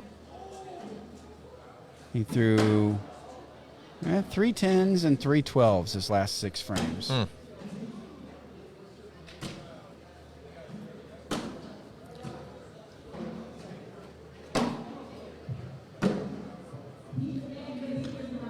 Let's see, have a look down at the losers bracket recently. Baldwin leading DJ Powell 15-7. We're watching a losers bracket game. Yep. Justin Stranger leading Burchfield. 2 more for Trey, and now we are tied again. Yep, tied at 8s now. Chris Tornatola, Tornado, and Landon Bass getting ready to get started. And Matthew Morton had fallen behind 9-0 to Adrian Johnson. He now leads 10-9.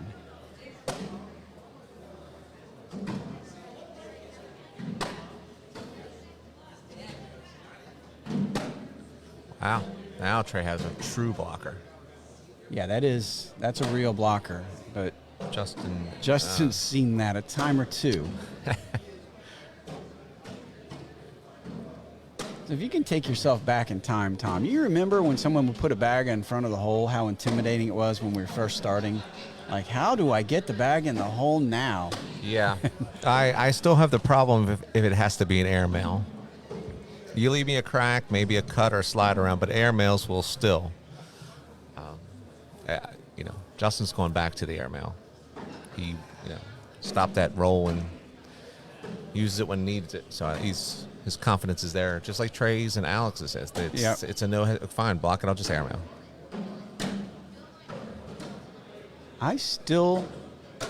Call me old school, and I'm not trying to say I'm right. It's just my opinion. I'm not. Sometimes I know my opinion, and maybe it is right, maybe it's not. I prefer the airmail. I just prefer the airmail over the roll. Something about the roll, it's unreliable. Sometimes the stickiness of the board, it'll kick a little crooked. But I'll watch someone, some of the best rollers in the game, when they're on fire, and they're impossible to stop. Right. I mean, I have to tip my cap to it. It is an effective shot, but just every now and then it isn't reliable. Yeah, one of the things I like about it is the guys that can roll it, and then there's almost nothing you can do, but then you roll and you put your bag on top of your opponent's bag.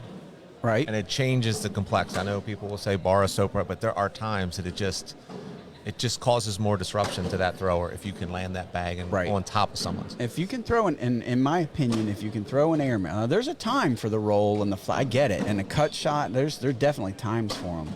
But a lot of the times, the same goal can be met with an airmail attempt. And if you can throw that airmail high enough that you have a reasonable degree of certainty that it'll stay on the board if you miss it, I still prefer the airmail.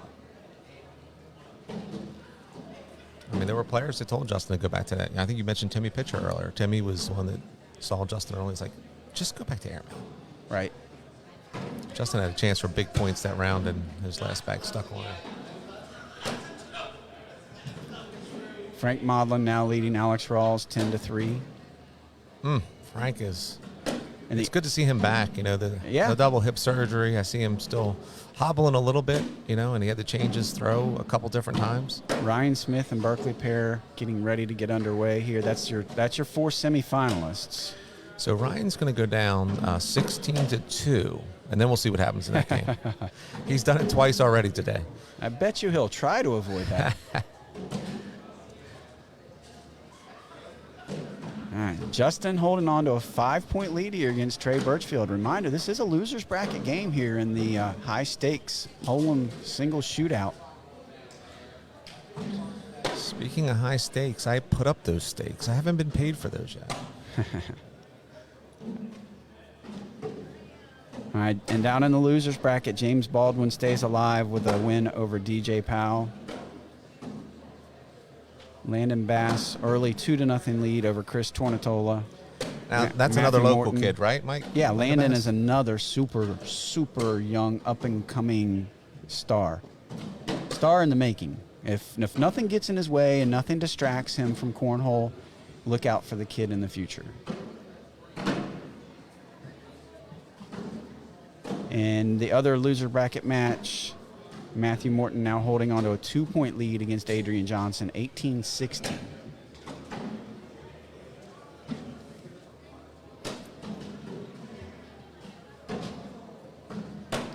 Adrian Johnson, another one of those who teams with Leston Allen, and there's almost always a smile on that guy's face. Yeah, absolutely. Oh, my goodness. Not a drag. Is that like a -1, as I try to call that, when you take your own bag off? Big chance here for Justin to put up a crooked number. Oh, and a nice grab by. So Trey's going to finish with a 6. Justin shooting for a 10, and he'll take it. All right. 19-12. Justin moving to just 2 points away. Mike, can I just close my eyes and I'll just talk about something the rest of the game? I don't, we talked about the other day watching the significant others, the parents, how stressful it is. I think they were talking about it on the ACL broadcast the other day. It's stressful sitting there watching. Yep. Trey with a miss there to the right has opened the door for Justin. 4-bagger will win it. Mike, don't say that. I've seen this game before. Have to say it. Have to say it. Well, that's not bad there, Justin. Trey goes for the airmail, and one off the board. Justin, he does not like the push. He does not like the push with a new bag. That's what he's sitting there thinking about. I mean, Trey's got one off. It's not a terrible bag. I know it's not the one he wants.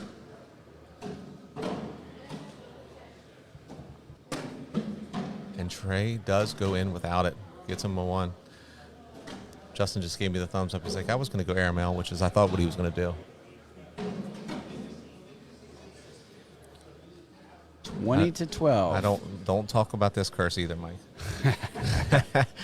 the one elusive point.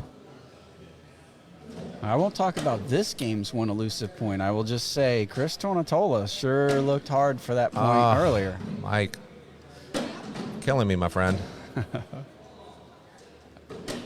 Alex Rawls now taking the lead over Frank Modlin, 11-10. Wow. That is some game. Berkeley Pear, an early, very early, 3-0 lead over Ryan Smith. Those are your 4 semifinalists in the winter bracket.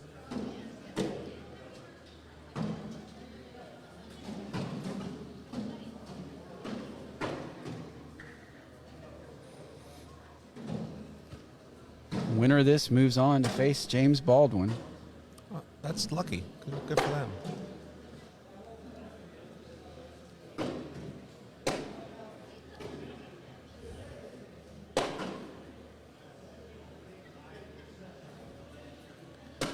You know, if Justin could pull this one off, and I'm not saying because of that, but I mean, if you're in the rest of the tournament and you don't have to face Trey Burchfield anymore, yeah, I think there's a lot of happy people.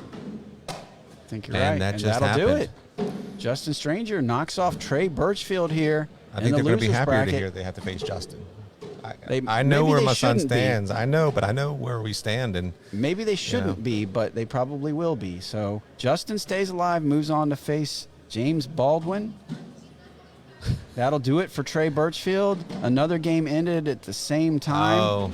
Matthew Morton falls to Adrian Johnson. So Trey Birchfield and Matthew Morton make their exit simultaneously. I think Justin had lost the coin flip. The bags he was throwing were not his, and we did not have a good set of broken-in orange bags. For some reason, we bought the white Vengeance and the black Incinerators. That's the only 2 we had that I was breaking in while he was gone. But he still won. I mean, so you can't complain about that, right? That's right. And he walked out the door, and he's back up. Yeah, so the next match we're going to have up here is going to be James Baldwin and Justin Stranger. Please don't go away. We are going to go on a very quick break, but the game has already been called, so we will be back in probably 60 seconds. Just stay tuned with us here on the All Cornhole broadcast court. We'll see you in a minute.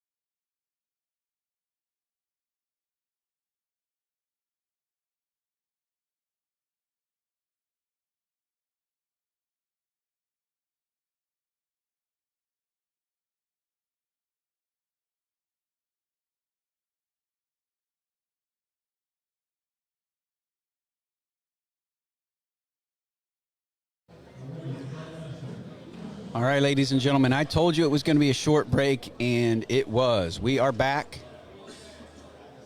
Beast of the East 2022, presented by Fire Cornhole. This is your high-stakes Hold'em single shootout. Another loser's bracket match here. We're going to get to see Justin Stranger again after he just outlasted Trey Burchfield. This time he's going to take on James Baldwin. I was wondering, were we going to get Allison Baldwin back? So we'd have a little competition here on the. She might be like me, and sometimes it's hard to call. Yeah, it is hard. Family it is member, hard. your husband. It is hard for her to do that, I know, but she is busy squaring away our bag giveaways. So what do they get? Winning some fire bags, some AllCornhole bags. You gave a variety away this weekend, right, Mike? We did. We gave away 6 sets of bags yesterday. We gave away 3 sets today, and we're trying to give away the cornhole boards. We flirted with 500 viewers, but we haven't got there yet. We need to get to 500 viewers to give away a set of AllCornhole boards. So help us get there. Like and share. Like and share. Let everyone know. Nothing but quality players left in this tournament. Like and share. Let everyone know what's going on. And then in order to win the boards, in addition to liking and sharing, I just need you to type Beast and the name of somebody that you respect in the cornhole game. A mentor, a good guy or good girl, someone behind the scenes, someone helping to grow the game. You pick. Just someone that needs a little bit of love, a little bit of attention for what they do. So Beast 5 and then whoever you think deserves some attention, along with liking and sharing the post, makes you eligible for those boards. But we got to get to 500 viewers first. So where are we at now, Mike? Help us out. How many we need? We're at 316. 316. Come on, guys. Between games, we drop down to around 300, and then I feel like we go up to about 430. We just can't get over the hump. Come on, I know at least 20 people, and 20 people know that 20 people, and we just expand this thing, right? That's right. Let's get people in here.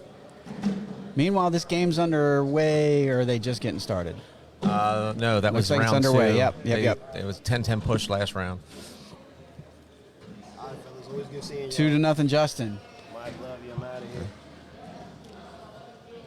here. Mike Harvey stopping by. We saw him out in the hall. He goes, man, it is a tough one out there.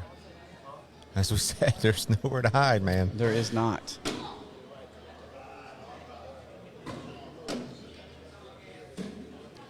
Big airmail by James Baldwin. Not sure we should expect anything less. No. Oh, Justin gives him a little help there.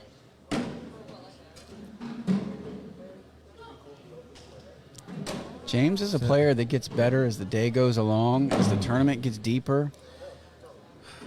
Yeah. I played him a blind draw once, and I used to throw the best blockers, as people would say, which were the bags that inadvertently didn't go far enough and go in the hole. And I was playing James, and he literally just kept mailing on me. I had to apologize to my partner, saying, I'm not trying to block this guy. That's just stupid at times, right? Because you know how deadly that airmail is. I promise I'm smarter than this. It's just the execution. Yes. Mike, I think we're both very smart at this game. We are just not executioners, as you would say, right? Alex Rawls and Frank Modlin having a barn burner. Wow. 17-16 Rawls right now. In the other semifinal, Ryan Smith, Berkeley pair tied at 4.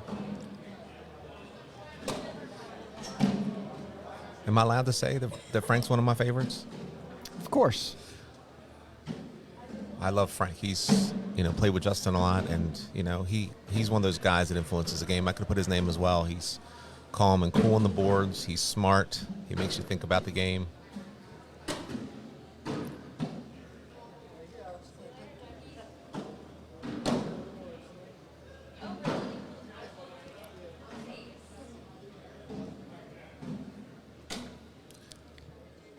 Justin's got a really nice extension on his airmails, doesn't he? He used to step, and it's kind of the same thing. When he has that long extension reaching for the sky, his airmails seem to be almost always on point. Yeah, you can tell because when it's shorter, his game is off. He's more tired. Today with a faster bag, it's been easier. Yesterday it was tough with those bags being slow. He does not have Ryan Smith arms, as many of us don't. And James is, it's just all wrist, right? Like it's pretty much all wrist. His throw always looks like it's like he's going to throw a roll shot or a bounce shot. It's always been his throw.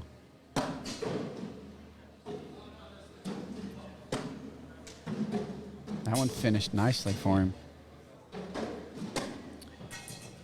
Justin helped bring his other one back up a little bit.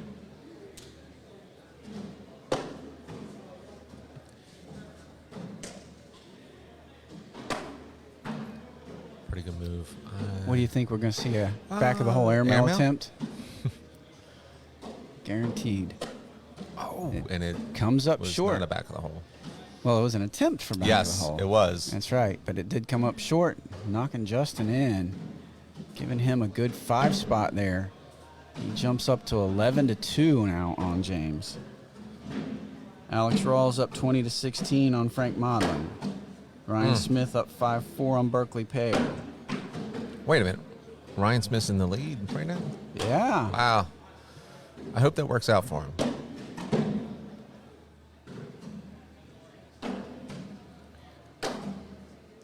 We could have put him down as another influencer of the game. We've, played with Ryan Smith a lot locally, and watching him and think about the game, think about his shots.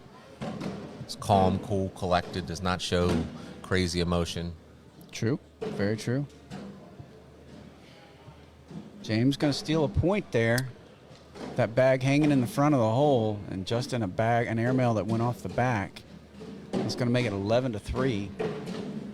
James going to get a chance to throw first now. Just noticed James tap his earbuds, so he might have been changing the song. The unusual thing is Justin does not have any in. James with a bag off the back here. That bag on the left side of the hole, I don't think it survives 4 more bags without falling. And of course, there it goes on the next one as I say that. But still, that bag on the ground behind the board may end up costing him. Oh. Could be 5 spot here. Well, wait. Justin going for the throat there, going for a and one. Hits the airmail. It's going to make it 16-3. Justin Stranger over James Baldwin here. I was surprised and not surprised. I didn't get the look of that, hey, I'm going to go for that, right? So this is a loser's bracket match. So both players fighting for their life here in the high-stakes Holem singles shootout at the Beast of the East 2022. Do we know yet who the winner gets the privilege of facing next? They will face the winner of Adrian Johnson, Landon Bass. Oh, so Adrian, I'm guessing, pulled the game out on Matthew. Yes, he won 21-18 on Matthew.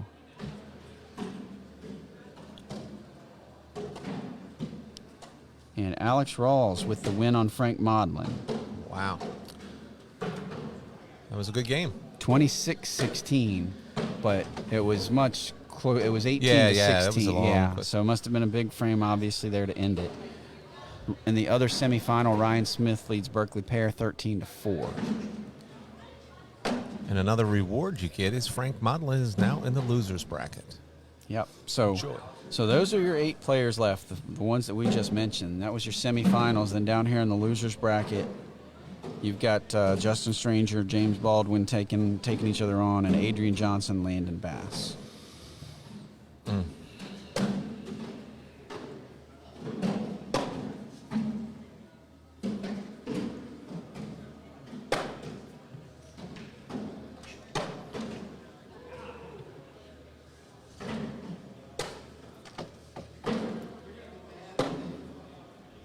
James picking at that bag. Hard, yeah. Can he get it? Pull it? He doesn't. Couldn't get it. That'll be a wash. Justin was a little fortunate there. James just really needed to hit any portion of the center or the right of the hole. Looks like that bag just faded a little left on him with his aiming pointer, if you will. Maybe another aiming pointer. Yeah, a little Hashtag aiming pointer. performance-enhancing beverage sip might have made that a little better for James. The aiming juice. Yeah, it seems some of the guys must have went home. I don't see, talking of aiming juice, Stout and Corley from yesterday. No. Thought them being a little more local would be here. So James with the bag off the board. In trouble here, depending on how Justin finished. Oh, two off now. That's going to hurt bad. Justin trying to help James out. And he knows it. If he can clean push it here, just give up one, right? Yeah. Or he can go for an and one, which is what That's I think he did. tried. That'll do it. Justin Stranger staying alive 2 times in a row on our All Cornhole broadcast court. James Baldwin will make his exit. And Justin will now take on Frank Modlin in the loser's bracket. Oh, I thought you said he was getting Adrian or Landon. I guess he's past them? No? Yeah. Oh. If I would have shrunk my screen, I would have seen that. So Alex Rawls, Ryan Smith was in a tight one with Berkeley for a long time, but Ryan Smith pulled away quick. Alex Rawls and Ryan Smith now will face each other in the finals in the King's seat. Well, I think Justin knew where he was in the bracket because he asked Alex if he lost, and when he said, no, I won, he was happy. But I don't know that Justin realized he's getting Frank, who was almost as much on fire. So down in the losers bracket, we have Berkeley pair waiting for the winner of Adrian Johnson, Landon Bass, and Justin Stranger and Frank Modlin. So, and then up top again, Ryan Smith, Alex Rawls. We'll take another quick break. Again, we're almost to 400 viewers, and now it's break time. We can't get to that 500, but we'll keep plugging away at it. But we're going to take a quick break. We'll be back here in just a few minutes.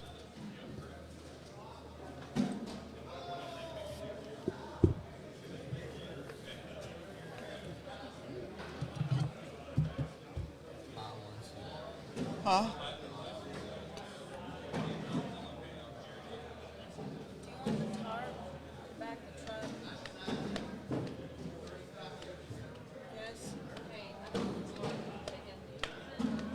What?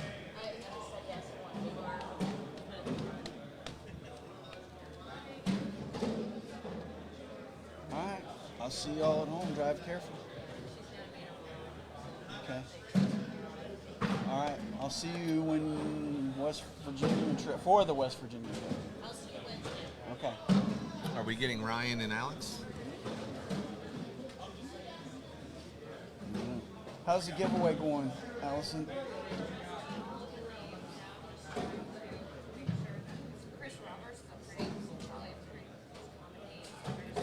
Mike, that's what we're getting. I wouldn't worry about it unless he's the winner. He is. He is? Okay. Who's the winner? That happened to me. That happened to me in Salt Lake City.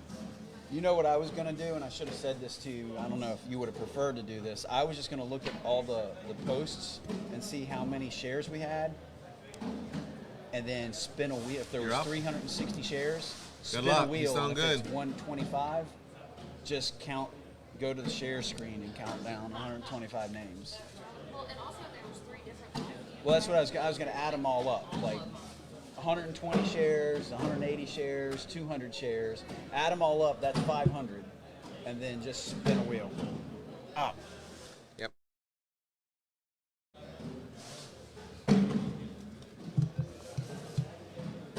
All right, so we're back, and we're working on giving away those bags. We got one more bag winner to give away. And then we will announce who all the winners are. Working hard to make sure we do this fairly for you. Everyone who shared and liked got thrown in this. So we appreciate you doing that.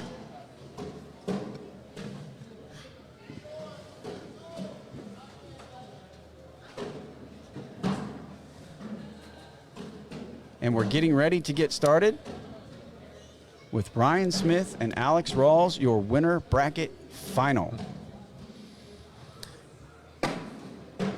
So now I know why Justin didn't throw the orange bags we had that were broken in. Ryan has them. We split bags with him for this event.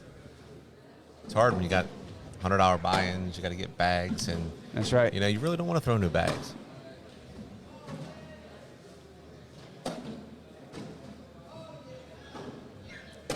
All right, there's a fist bump. Alex Rawls, Ryan Smith. Do we maintain our viewers here, Mike? Are going to go head-to-head, mano-a-mano, for the king seat here in this high-stakes Hold'em singles shootout.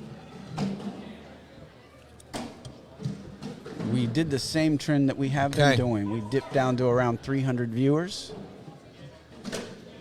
Come on, Beltway Baggers, the home of Ryan Smith. You guys love this man.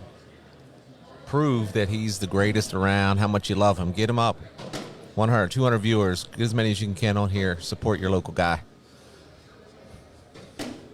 I don't know who supports Alex down there in Florida. But Florida's a big state. That's true. Come on, everybody from Florida. You want to support on Alex Rawls? You're co-number 1 player in the world.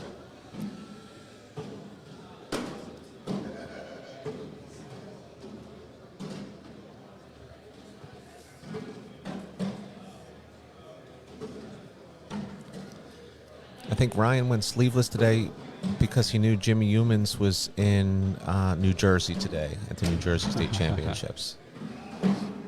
All right. We are scoreless after 1.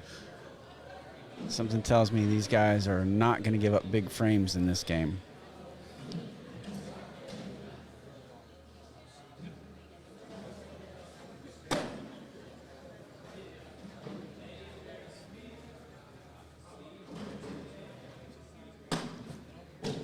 Ryan just off a little bit to the right there.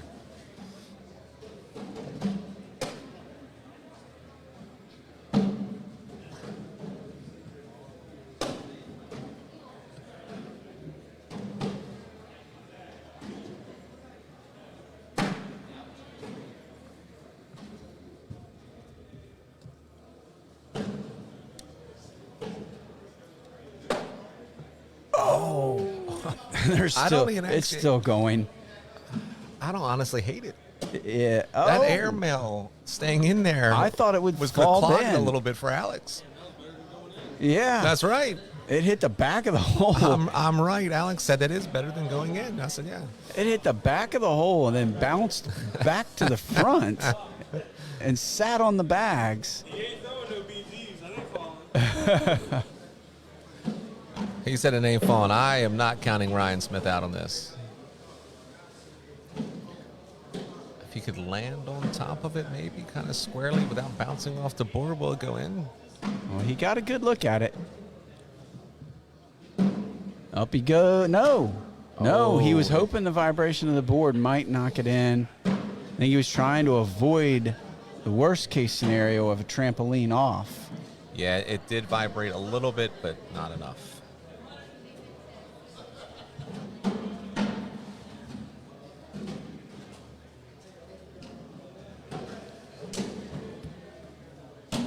Alex with a 1-0 lead here, fighting for the king seat. That was a PPR killer around there, right, Mike? That's the old-fashioned PPR killer. It's kind of round I like. I'll take 4 over 3 almost every round. Down in the losers bracket, Justin Stranger and Frank Modlin 2-2, and Landon Bass beat Adrian Johnson, so he'll take on Berkeley Pear. So that's your final 4 in the loser bracket there. Berkeley and Landon, Justin Stranger and Frank Modlin. Up top, we have these 2 gentlemen on camera. Wow, how did that go? Ryan's looking at going, why is that bag not falling? How do I have to hit it? Because it's a bit pinched under. And it's still has not gone. That's a total of 4 points that Ryan has lost due to the bag not dropping. Just unfortunate. Alex is looking at it. Is it moving? No. I think he wants him to see it. Wow. So, Mike, I got to say, you say Landon Bass picked up another win. So you got a local young kid. Yeah. You had a choice today. Advanced or high stakes. I like it. Threw his hat in the ring with the number 1 player in the world here. I like Top it. 5 doubles teams.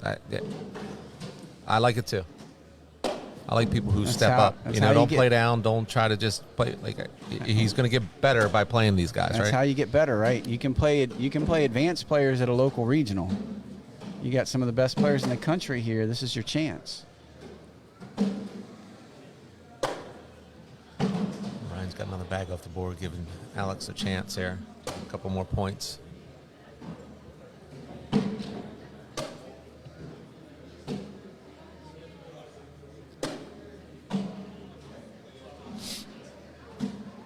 You see Ryan's orange bag there behind the board all the way up against the sign. That cost him. That's the his other airmail was just like that. He's a little bit off to the right, it looks like. 6-0 now, Rawls. Justin leading Frank down in the loser's bracket 10-5. Wow. I'm glad I turned it off. I was trying to watch it on the side, Mike. Berkeley and Landon yet to get started. So those are your final 6 players.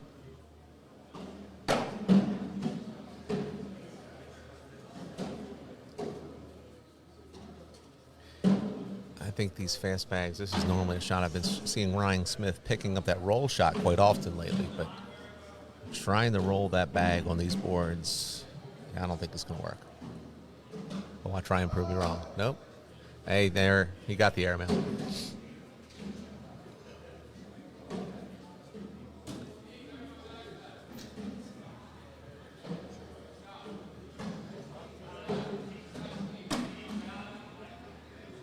Good push and replace. Yeah. Leaving his bag on Alex's side of the board. Oh, Alex made it a bit harder. Ryan got a wow out of that one.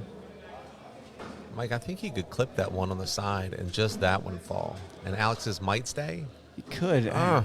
It's tough. Or It's just tough go decision both through, if yeah. If you're just trying to clip that, you might be giving the bag up in your hand, and then if you miss it, it backfires on you. And then it clogs.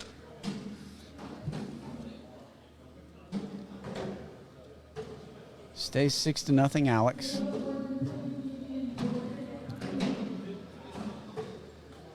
Justin getting a little bit of separation with Frank Modlin, 13-5.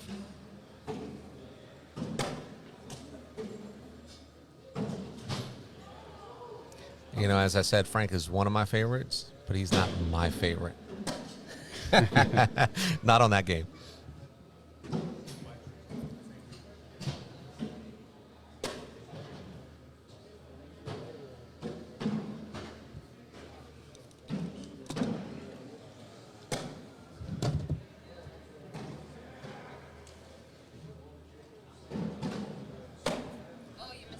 Oh, nice airmail blast. Yeah, he's kind of mad because I think he looked like he wanted to grab that one, but he's not able to.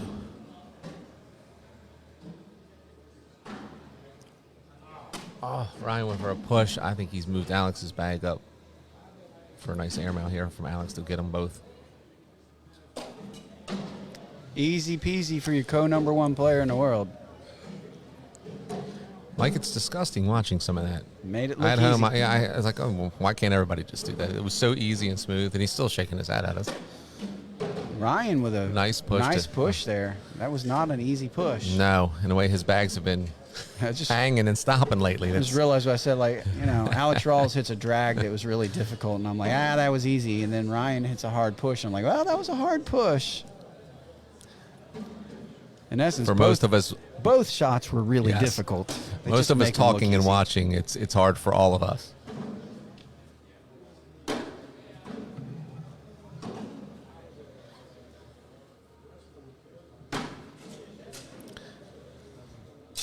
That is a low blocker. Mm.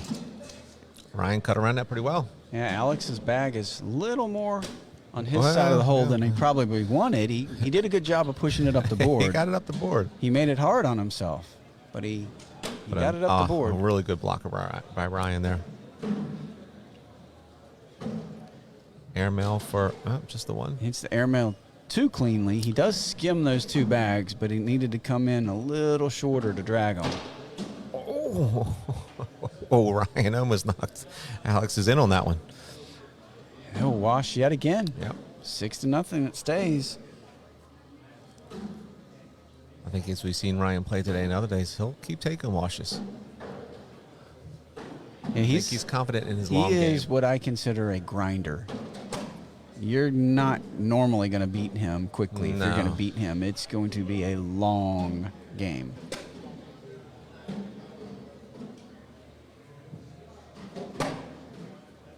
See, that's what Justin was talking about with Alex earlier. He throws it high, tries to block, and it kicks on you.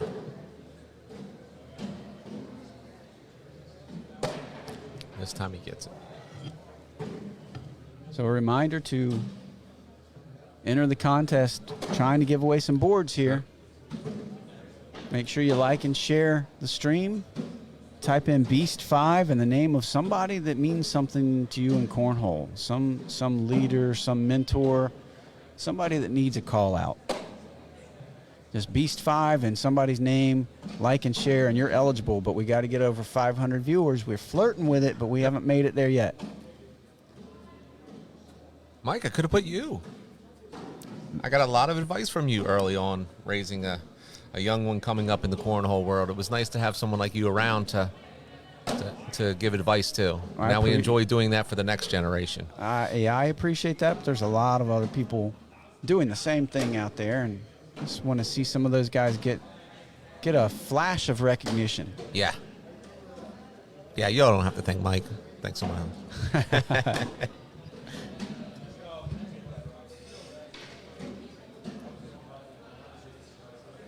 So many people out there doing the little things that help grow the game. Just from being a friendly face and welcoming people to teaching, coaching, running tournaments, making equipment, whatever it is. There's so many good people that do things to grow the game that they just don't get credit for. You said that right, Mike, running the tournaments. So the tournament directors do not get enough. Look, we had Carly and Kathy running it today. It is not an easy job. It is not. It is a pain. I am a pain at times asking questions. We all are. And I'm glad to have them because I do not want to run tournaments. Nice push there from Ryan. He nets himself a huge 7 spot. When you're trailing 9-0, not many better ways to jump back in a game than a 7 spot. I can only think of a few, 8, 9, 10, or 12. There you go. Ryan's been doing this all day except for I think his last game.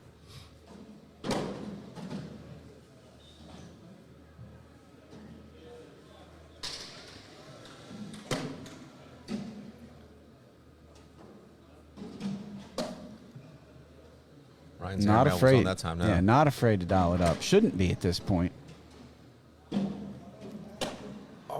Hit that back hole again and just missed it. Beautiful push. Nice cleanup for Alex. So we're going to head to the turn. Alex showing a couple. Getting right back on the horse after giving up a 7 spot. He's going to come right back and take 2. Stretch his lead to 11-7. Trying to keep Ryan from getting that momentum. And down in the losers bracket, this is a fight for the king seat here. Down in the losers bracket, Justin Stranger 18, Frank Modlin 17. Wow. And your other match, Landon Bass 6, Berkeley Pear 0.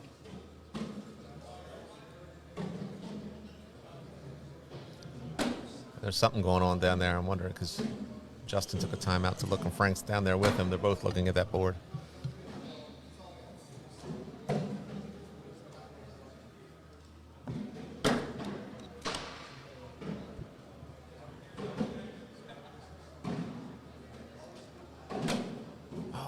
Went for the airmail and only knocked in Ryan's.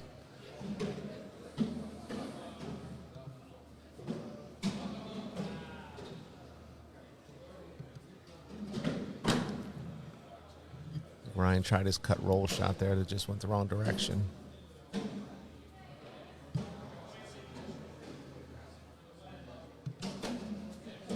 It's another airmail bouncing off, but this time off of his that went in. I think Ryan can set up a push in and take for 4.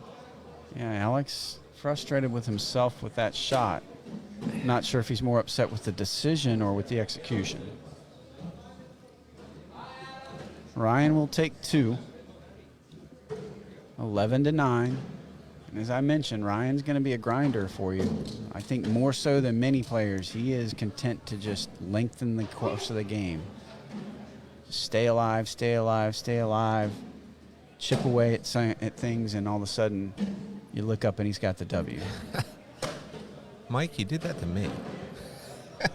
I had a really good game. I was playing Ryan after about 10 rounds. We were tied at 7-7, and I knew he was just waiting me out.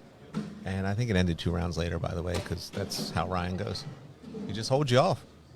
He knows he's confident in his ability. He can score points. All right. And he'll take 1 or 2. He don't care. All right, so we're up to 430 viewers. Let's 430. go. We're All getting right. close.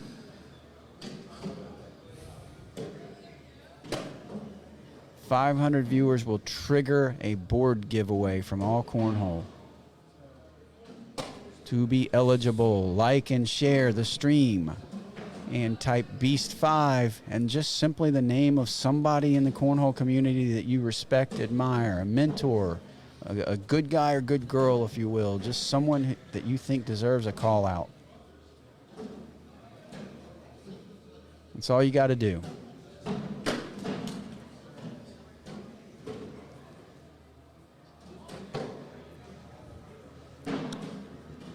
Some movement in the other 2 games. Berkeley now taking the lead over Landon Bass. Berkeley pair up 11-6. And in the other one, 20-17, Justin Stranger over Frank Modlin.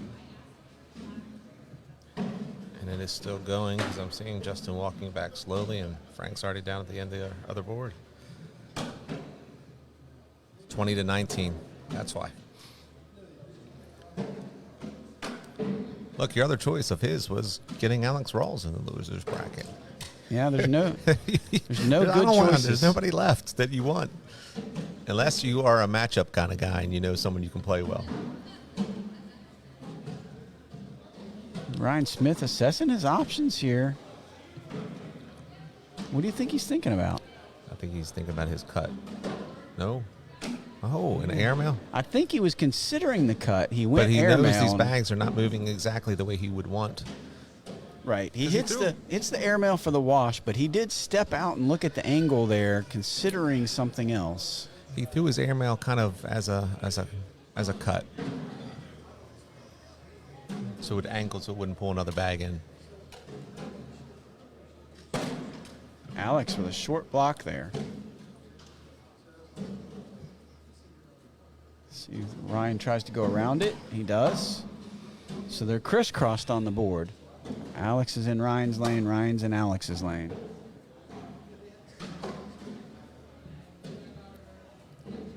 Well, Frank and Justin are over. Do you see it? Mine takes too long to load. Justin Stranger with the win, 22-19. He now waits for the winner of Berkeley pair, Landon Bass, with Berkeley leading 13-6. Winner of that will then take on the loser of this match. So we're getting right down to the nitty-gritty, and Alex can't believe that bag went over the hole. I'm not going to count Alex Bass out yet. I mean, he throws confidently. I know how good Berkeley is, but I'm sure they've played each other a number of times. Yes, they have. Which gives you confidence versus, Landon going up against Alex Rawls, who's number one he's never seen before. There's another PPR killer frame here. And another time that Ryan's bags stopped without going all the way in. Yeah, 18-9. Alex taking the lead, trying to get to that king seat, guaranteeing himself at least second place here at the Beast of the East, presented by Fire Cornhole. This is the high stakes, $100 a head, singles shootout.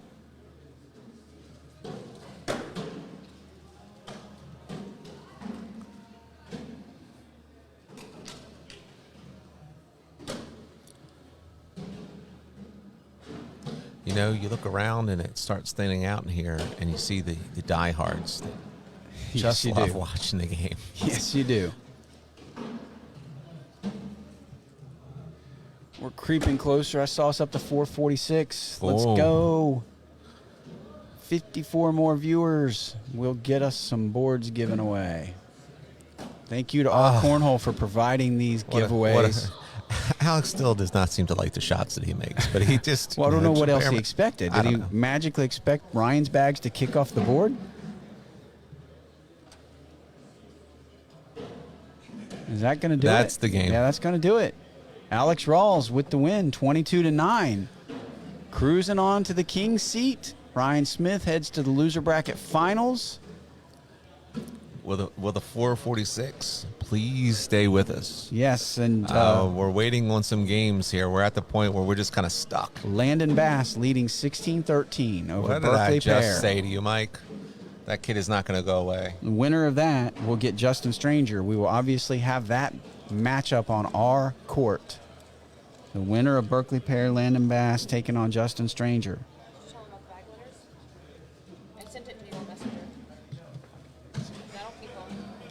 Ha! Are we going to figure out a way to keep them here, Mike?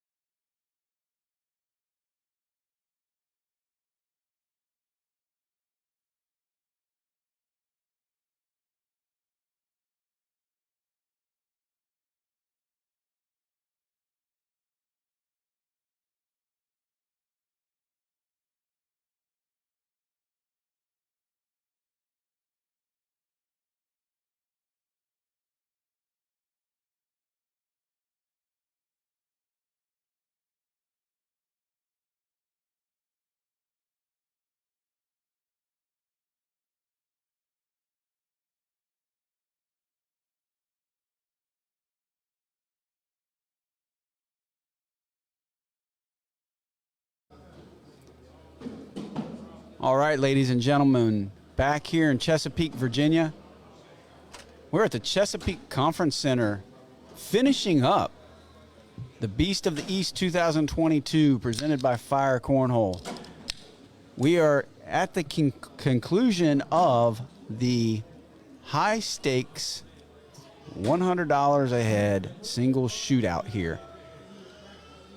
We are waiting for the conclusion of a loser's bracket match. Berkeley Pair and Landon Bass. Berkeley now leads 17-16. The winner of that match is going to play Justin Stranger. Then, waiting for him, the winner of that will be Ryan Smith, and then ultimately Alex Rawls. So that's where we are. We're getting really close to the end. We have been giving away bags all weekend, and I'm going to go ahead and tell you who some of those winners are.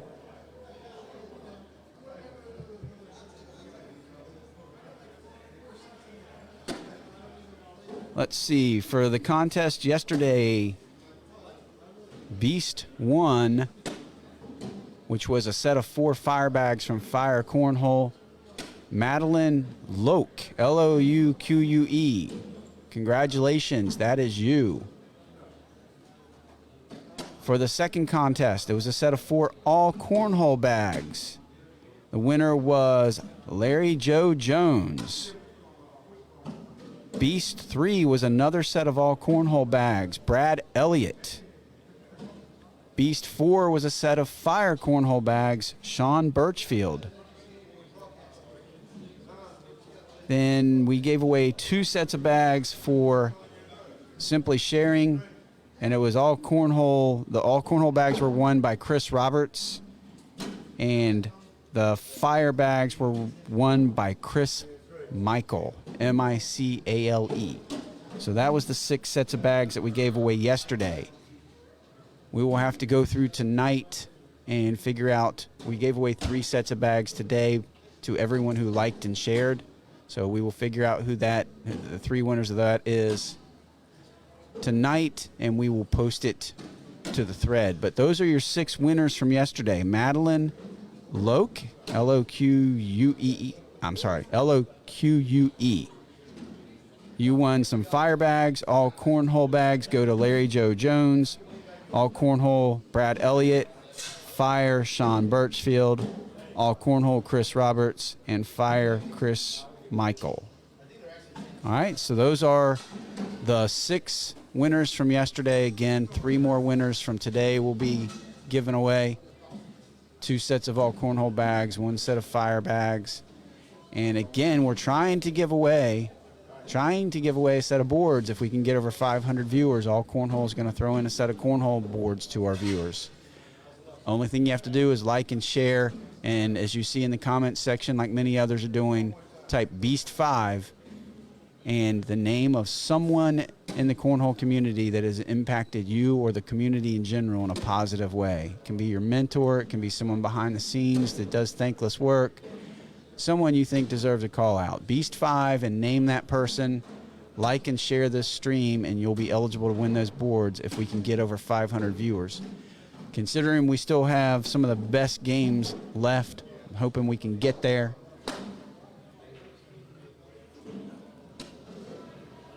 Mike, I do want to let you know that we have a Jake Brandon spotting. He Excellent. Started with the hashtag Jake's right here. All right. He would also like to know when Justin is going to grow a mullet like Bennett. I'm not sure I'm going to see a mullet. I mean, they're coming back, Mike. You know, Matthew's got long hair as well. I don't know that the mullets are the way we want to go here. Almost everything comes back in. Well, hey, here's your update right now. Berkeley Pair leading 19-16 on Landon Bass. That's the game we're waiting for. The winner of that will get Justin Stranger.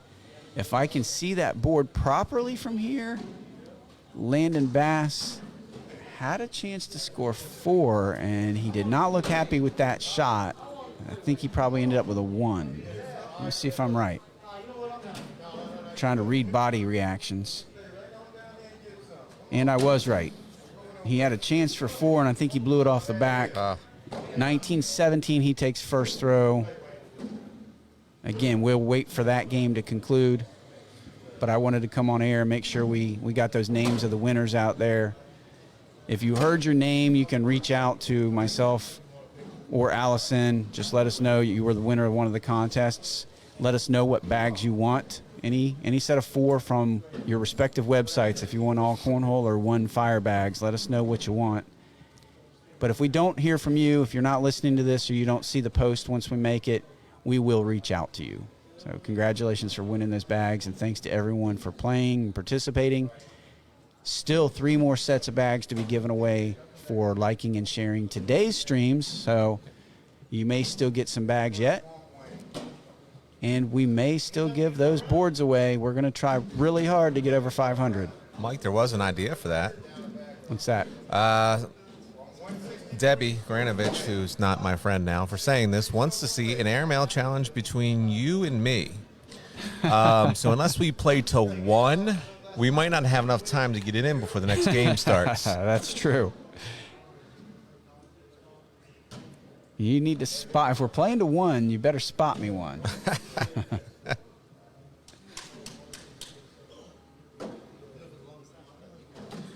Someone else mentioned Bob Maloney. Jason Wright mentioned Bob Maloney.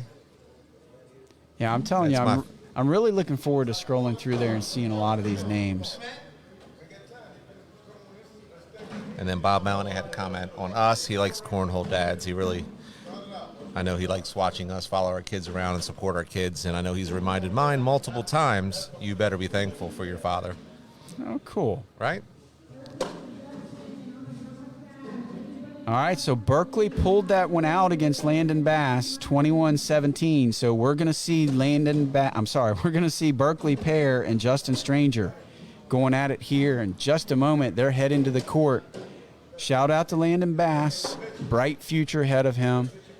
Made a good run today. I like the call that he made to play in the high-stakes tournament instead of the regular advanced.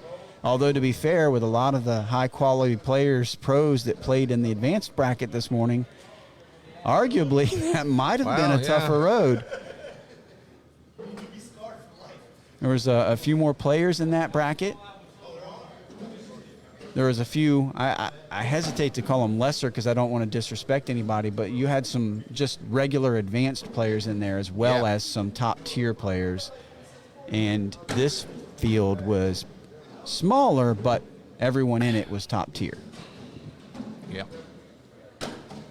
Mike, this is fun looking through these names.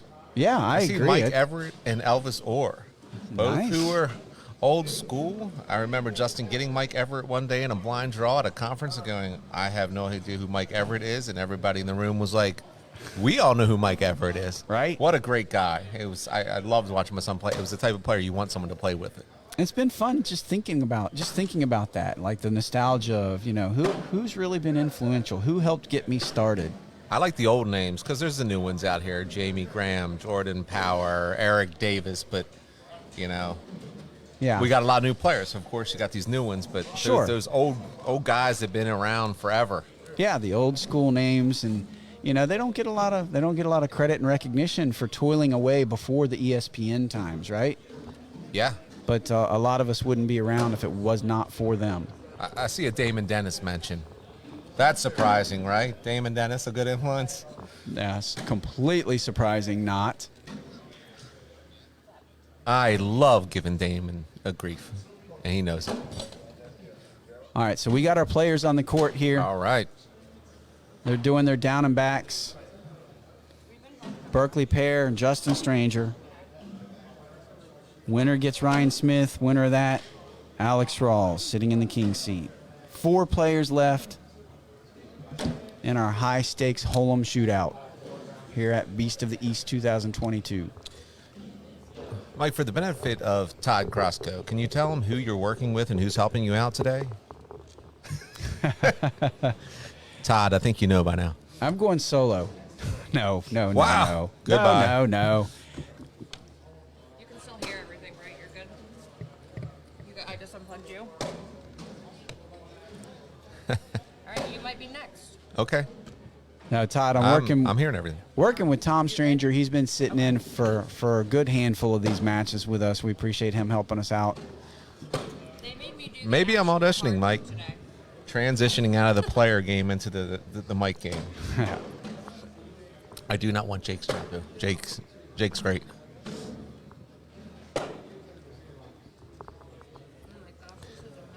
All right, we're going to get started here. This is what we've been waiting for. We're down to 4 players, 4 of the best players in the country, getting ready to duke it out. And these two are well familiar with each other, having played together, played against each other. In order to join a $100 a head singles tournament, you've got to know you're good. You've got to have some confidence in your abilities. No one wants to throw $100 away. Or know that your dad paid the entry fee? Well, we're going to ignore that for the minute because there might have been a couple of those. Is there another one? But no, this is a great idea, great tournament, high limit, high stakes, not high limit, high limit poker. High stakes showdown. You're making me hungry, Mike. We were talking about steaks. See, it's funny. I say high stakes. You think steaks. I think gambling. That's weird. I am not a big gambler. We traded one foodie for another. That's right. Oh, yeah. Jake's a big foodie, isn't he? Oh, he loves to talk about food. He does. And he talks about one of the favorite pizza places I know we turned him on to in our neighborhood. He never knew it existed. All right, so wow, right out of the gate, Justin Stranger, 5-0 over Berkeley Pair. Berkeley had that long, drawn-out match with Landon Bass, surviving that match, and he walks right into a heavyweight matchup with Justin. Justin's wearing the UMBC T-shirt for the college he's going to. I should have got all the UMBC students to join in. We could have got a couple thousand people there, right? Should have. What are you doing, man? I don't know. That's where I went as well. I don't know that school quite knows about cornhole yet. They will.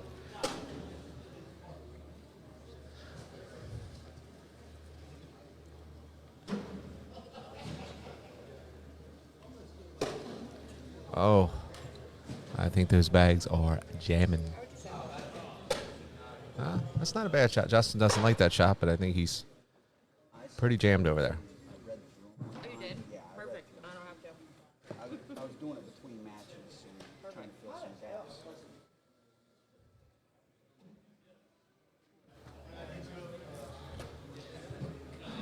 Berkeley's bag's clogged on him. There's another 5 for Justin.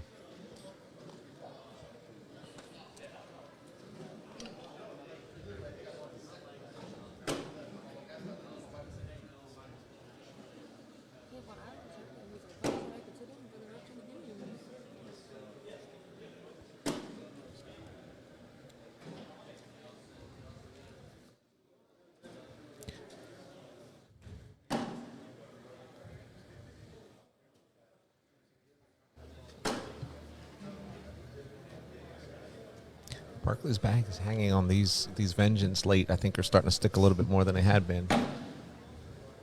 It's raining outside now, so It's that raining. may have something Aha. to do with it. Yeah.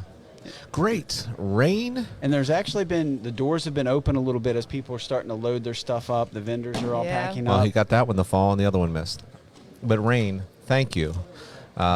Leaving here and driving through Southern Virginia, Northern Virginia, D.C., and Baltimore sounds very pleasant to me now. Great. Yeah, that stinks. Yeah. 12-0, lightning fast start for Justin here. Can he keep it up? Berkeley, I think, if I remember right in that last game, he fell behind to Landon early and fought back and ended up in a real struggle, finally outlasting him for a close win.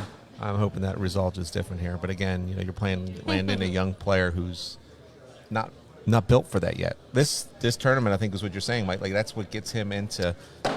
Yeah, it's okay, a what great did I experience. learn? What did I learn from that game? It's a great How do you hold experience on for with Landon.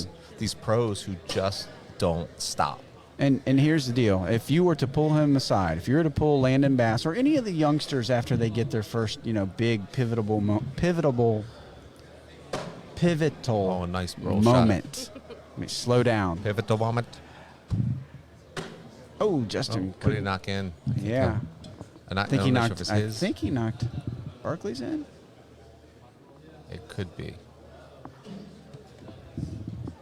Barkley. Oh, another roll shot. That was a bounce roll. That looked a little different. But what I was going to say is players like Landon that get a big moment like this and they make a big run, I don't think you can pull them aside and ask them, well, what did you learn? Because they don't know. They don't know yet. It's hard to put it into words. It's just the experience of having been there that is important to them. But they learn, because then it draws attention to them. Look, I just saw Ryan Smith go over and talk to him. And, probably say some nice encouraging words. Right. Yeah, it's something to grow from. It's definitely a big moment. That's what you got. You got all these pros here that will do that for these young players. Yeah, Ryan is the pros pro. He does a great job with that. Mike, I don't know about you, but it's kind of disheartening with these young kids, right? Like they just pick up a bag and they all just go in the hole. And I've been playing for years, and I'm sitting there. I mean, I grew up. I have one grow up with me, and now you see Landon and Grayson Waller down here had good runs at things today. And he did. Another one. My wife's favorite player, baby Goat, little Hicks. I love some Baby Goat. Ask Mike. Huge fan. Yes. I'm gonna stick with the old people. Hashtag old people and dads play too. Cornhole dads play too.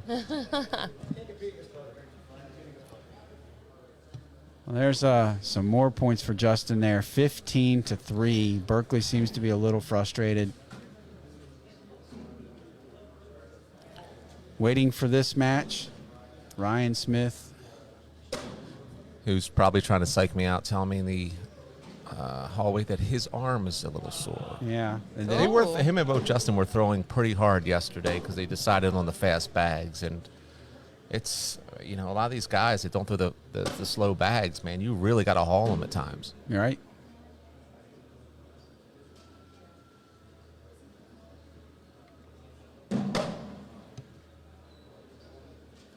Airmail coming. No, he blocks.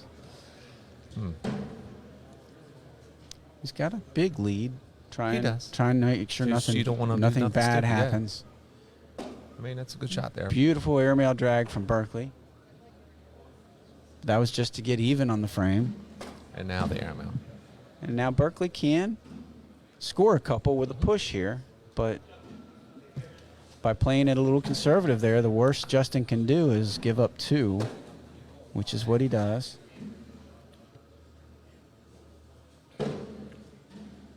Berkeley will try to fight back here, 15-5.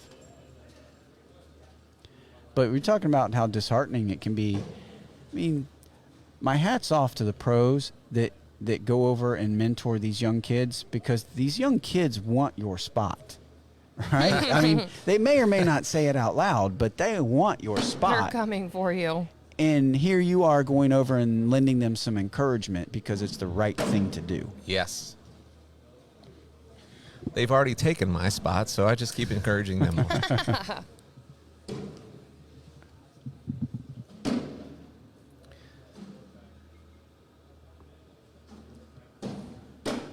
Justin again playing it a little safe. Yep. Might have let that kick too far to the left on him. We'll see how Berkeley handles this.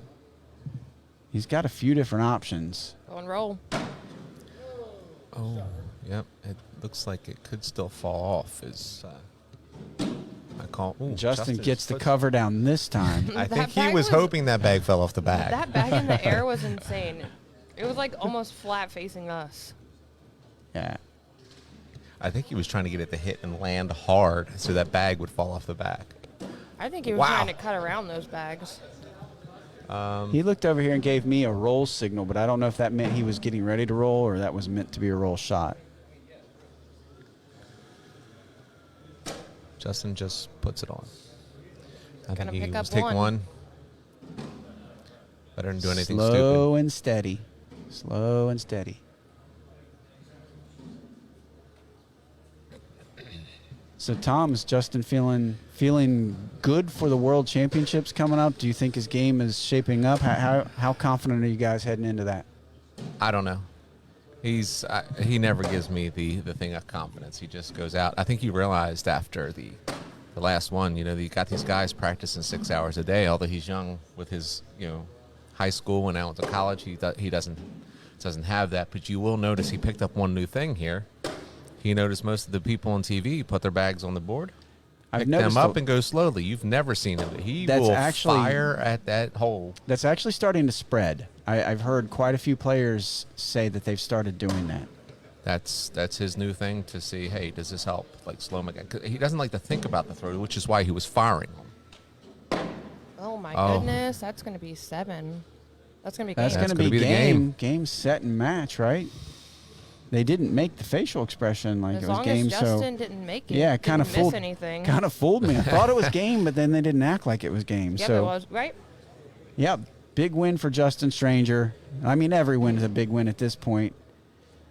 Berkeley pair finishes in 4th place. I know he was a little frustrated that game, couldn't quite seem to get on track.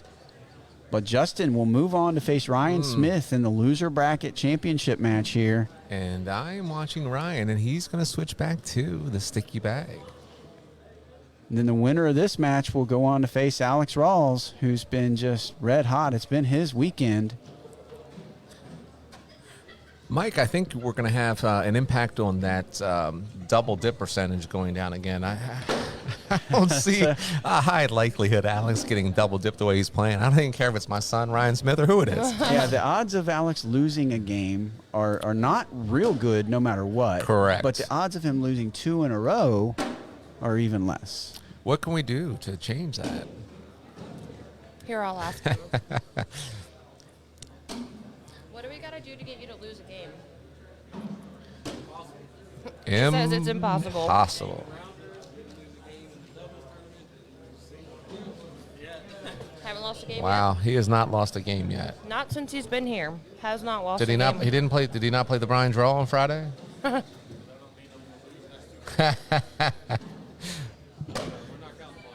Oh. You did play in the blind draw? Okay, so we're not counting the blind draw. He did play. That's hard. Yes, it is hard. Oh. Justin just said that's the only time he's ever beat him was in the blind draw. Losers final. The skills challenge, you tied for first. Hey, and I'll throw out that Justin came in third or tied or the second, you know. Cancellation bracket final. We call it what it is. It's so a you loser ask the best bracket. player in the world how often you're not going to get an answer like, oh, I lose. Oh, yeah. I've never lost to a player named Pete on the 3rd Thursday of the month in years that are odd. I've never lost to Alex Hicks. I've also never played him. All right, well, hey, here we go. This action is live here. This is your 2nd and 3rd place championship loser bracket match. This is a rematch of their first game that put Justin in the losers bracket. So he's out for a little bit of payback, huh? Probably. He's actually out for a little bit of pay with hotel costs and gas.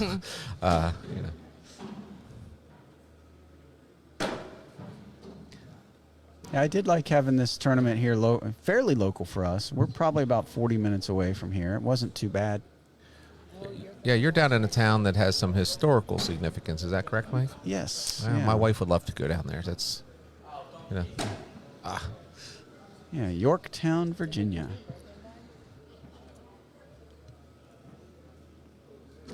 Justin picks up 2. I know he was going for the 6. Yeah, these players crack me up. On shots I'd just be happy to walk away with a point. They're disappointed that they didn't get 5. Yeah. So we got Yimmy Juman's listening. He wants to know what Beast 5 is. All right. Well, Mr. Humans. Wow. And Beast I know 5. I called him Yimmy Jumans because that's just Yimmy what I call Jumans, him. yeah, we like that. Beast 5 is a contest we're running to try to give away a set of all cornhole boards. And here's what you do. You like and share the post and type in the comments Beast 5 and the name of someone in the cornhole community that you think is a positive influence.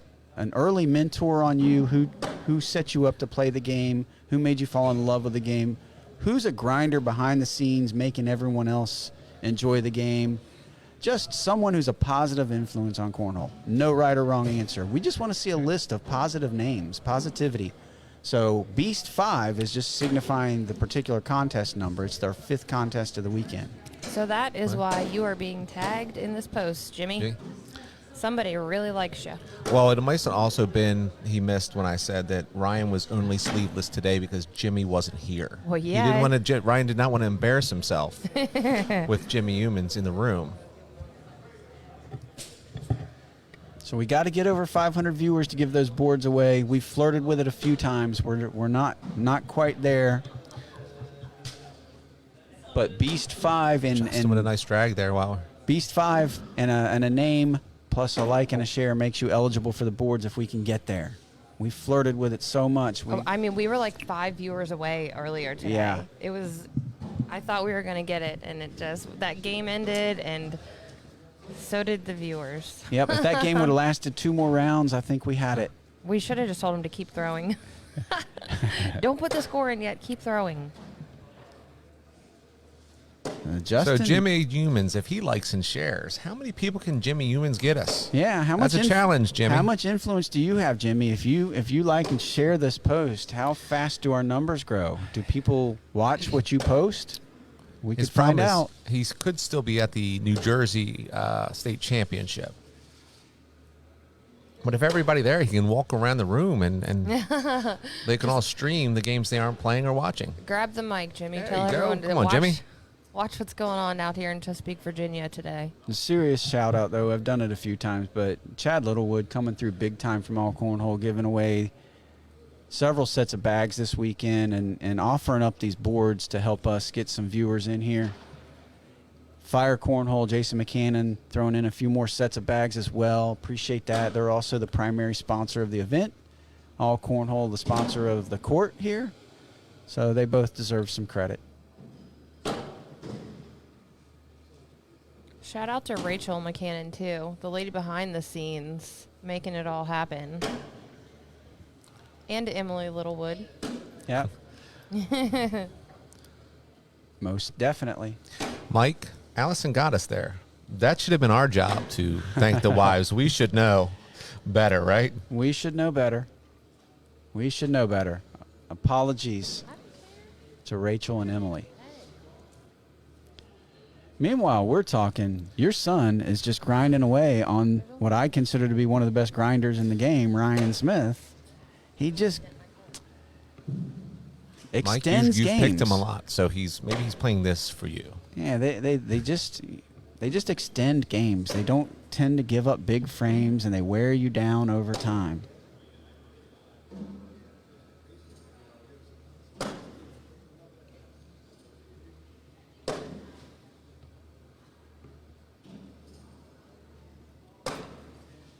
Just one bracket today. We had an advanced bracket, a competitive bracket, and this is our high rollers bracket. All right, we're over 400 viewers. Mr. Humans, if you shared it, somebody may have. We went from 360 to 400. This is not the championship. The winner of this will go on to play undefeated for the weekend, Alex Rawls. Come on, Jimmy. Jimmy might actually have the pizza man, John Kitchen, there as well. Can the John Kitchen get all the fans from Delaware Cornhole who can produce hundreds of people on a weeknight to get on this stream? Yes. That's impressive. Yes. Or my friends at the Dirty Dina Hole Violators who get 60 people for a switch on a Monday. Wait a minute. Say that one more time. I don't know if I should, right? The Hole Violators. From the Dirty Dina, where I grew up in Pasadena, Maryland. Oh, just a little too deep for interesting. Mr. Stranger. It is. So looking at Chris Tornado Tornatola across from us, it's just reminded me of the match that Ryan Smith had with him in the first round of this tournament. Is it the first or second round? That was second round because there was some Ryan had buys. already beaten Justin and sent him here. Yeah. Well, Tornado had Ryan Smith down. Tornado. I believe it was 20-2, and Ryan Smith refused to give up, pinned his ears back, came all the way back for the win. Otherwise, we may not see Ryan Smith here. He's one of those guys I told people not to sleep on. I told him as well. He knows kind of where he stands in the pro rankings, but he's good enough that, you're on and someone's a little off. Yeah, That's the anybody play, anybody can win. He's one of those guys that will grind you out. Sneak up on you. I think Tornado is one of the most improved players year over year, for sure.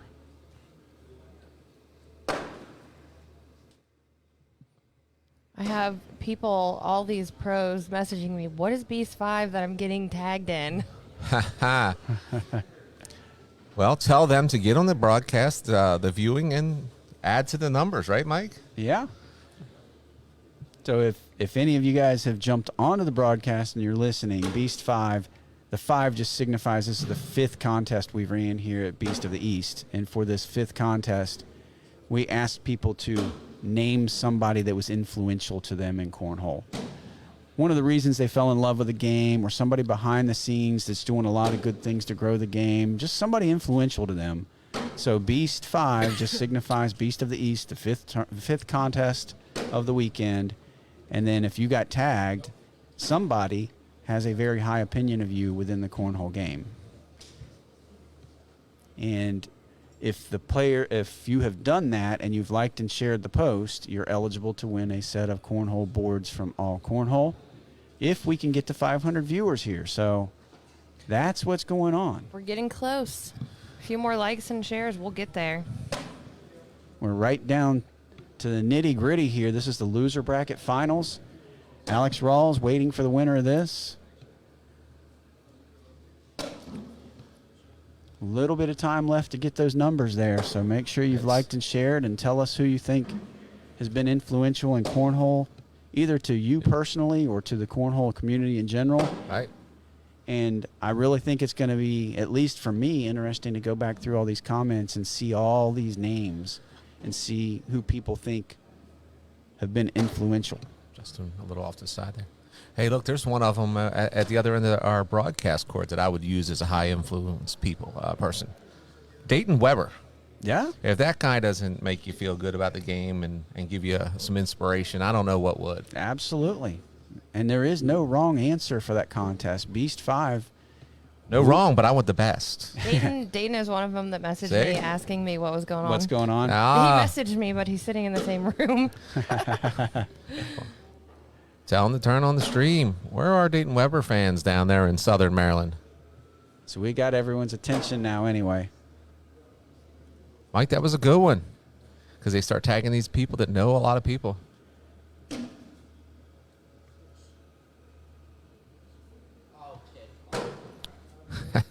The all kid, yeah. You've probably heard that a couple times this weekend. He calls, yes. Did he get that from me calling Matthew Kid, or did he have that already? I'm not sure. I think it's because people have called him when he started Kid. Okay. I used to call Matthew he was playing Kid. with Ryan yesterday. I'm sure he called him Kid. I used to call Matthew Kid all the time, and I noticed Justin started calling him Kid as well. Yeah, well, no, yeah, so it could have been that. He's been called Kid. He'll call Ryan Smith. He'll call Damon Dennis Kid if he's playing with him. Maybe not Damon.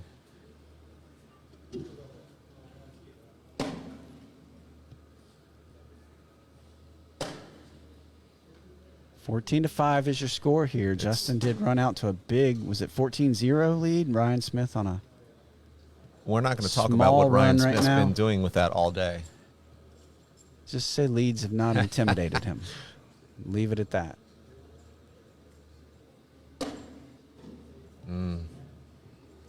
Justin needs a blocker because Ryan's bags are going to end up getting jammed.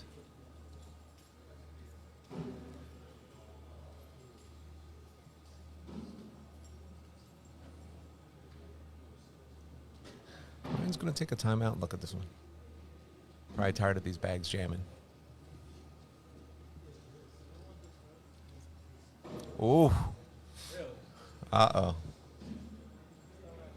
I like it. There's already some smack talking going on, and the guy's only sitting on the side. I love it. I love it. He's not even up yet. Maybe that's the only thing that'll get you away from the win, right?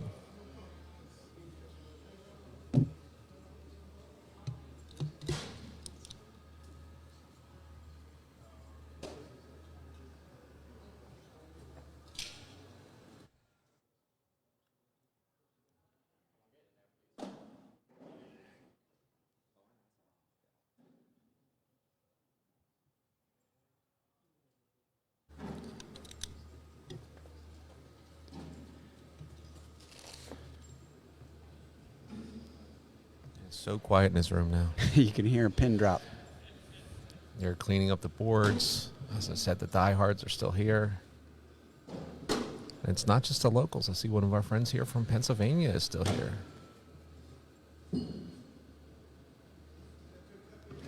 Down to the final 3 at the Beast of the East 2022, a tournament brought to you by Fire Cornhole, which we are very appreciative of for having the tournament, and to All Cornhole for allowing us to come here and broadcast this. Yeah.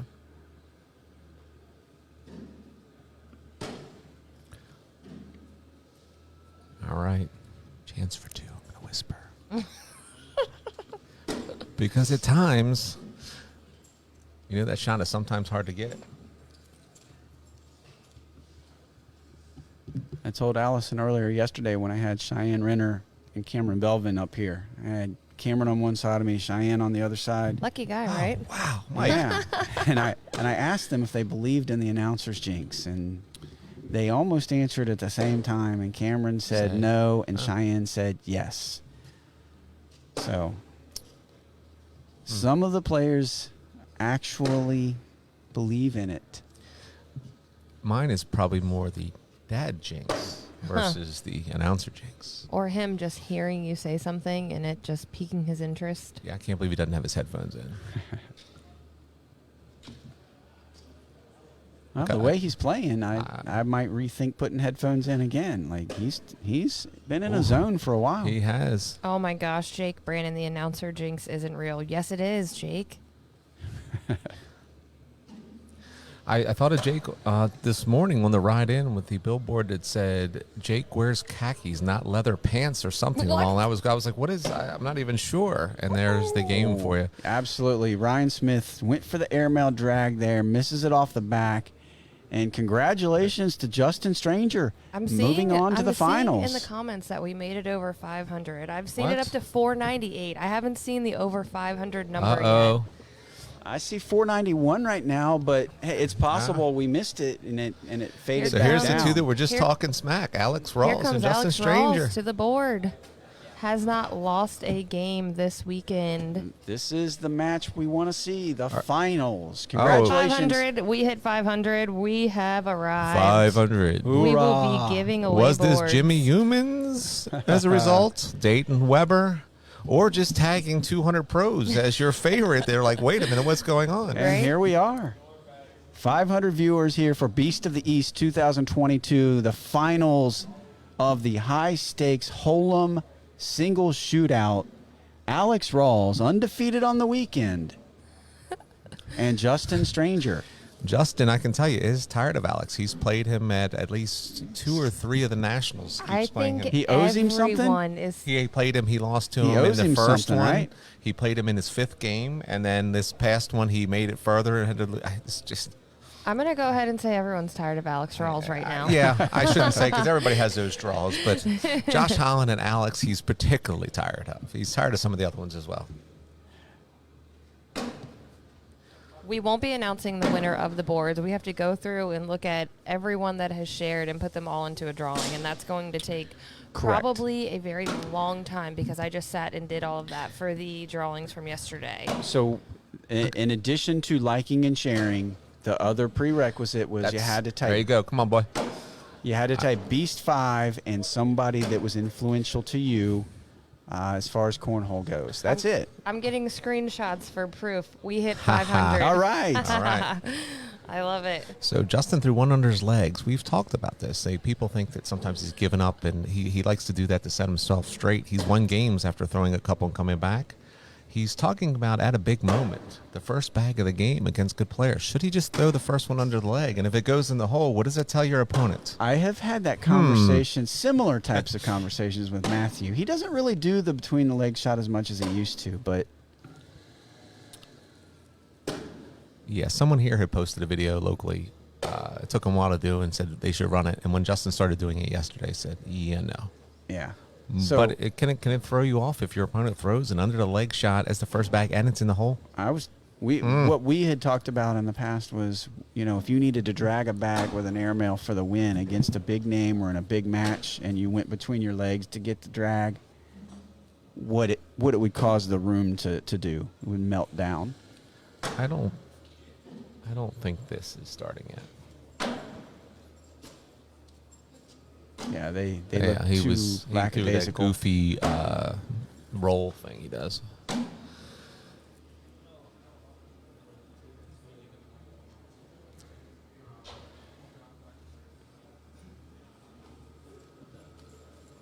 So if you did like and share and participate in the contests, or if you just liked and shared because you thought it was the right thing to do, whichever, we appreciate you being here and helping us out. We've had a great time calling the matches this weekend. It's been some really great cornhole. So thanks for joining us. We got either one or I'm sure Tom would like to see 2 more matches here for you. I'm torn with that, Mike. What time is it? 3:40. I don't even want to look at the traffic yet. You mentioned rain and Virginia. But no, I always like seeing my son win.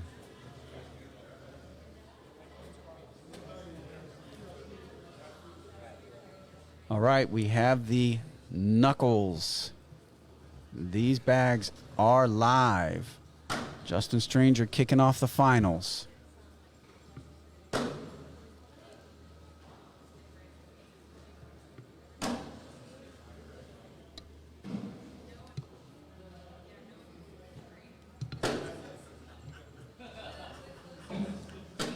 Oh. I don't know why he does that. So I threw the 200-mile-an-hour fastball to try to grab that bag, which gives Alex a chance to do that. So they head to the turn, as I call it, which is the last bag, with Alex showing a point.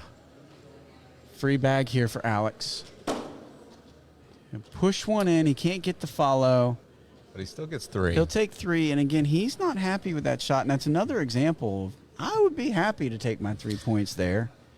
He disappointed. I understand his skill at his skill level. He expects to make that shot more often than not. Well, he hasn't lost a game yet, and him and Justin were jawing a little bit in between here, having some fun before the game started. So I think he would just like to blow it out, right?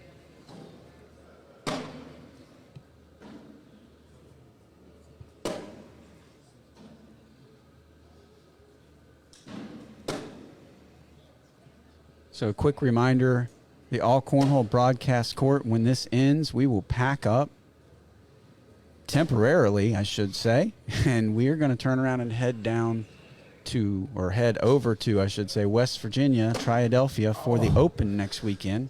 You tried to clip that outside bag. We will bring you the Open coverage, the ACL Open coverage from Triadelphia next weekend. Then we will pack up for 2 weeks and see everybody at the World Championships, first week of August. We will be at Triadelphia next weekend as well. If anybody's looking to get into Tier 4, please message me. We can partner up. And There's Justin's airmail. Alex's push kicks a little on the right to him, or for him. Justin, another clean airmail. He's going high. And that's what you just liked out of him, right, Mike? His high extension. Yeah. When Justin throws his airmail and I see his hand reaching for the sky, reaching for the ceiling, I like that extension. I feel like I've never seen him miss an airmail when I see that long reach.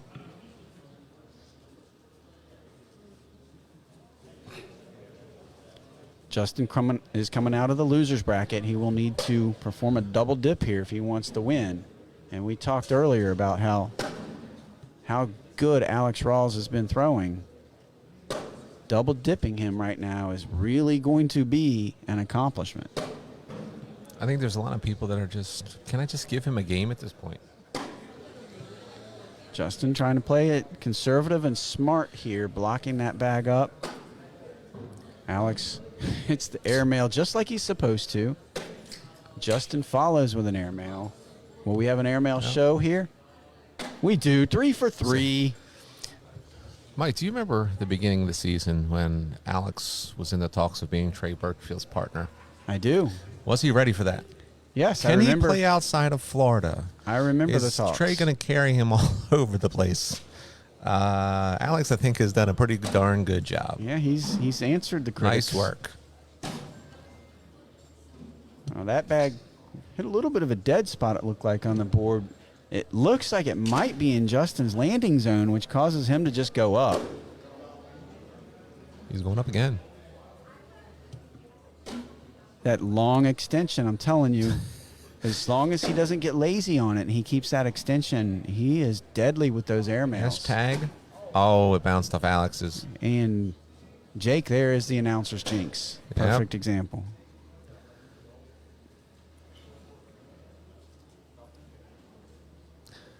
He gives me a look because he knows what I'm probably thinking. But hashtag long extension, that's the new one, Mike. 4-2 now, Alex Rawls. Still early here, game 1 of the championship. High stakes Hold'em. Single shootout, $100 ahead. Alex Rawls cruised through undefeated to the king's seat. Justin Stranger coming out of the loser's bracket.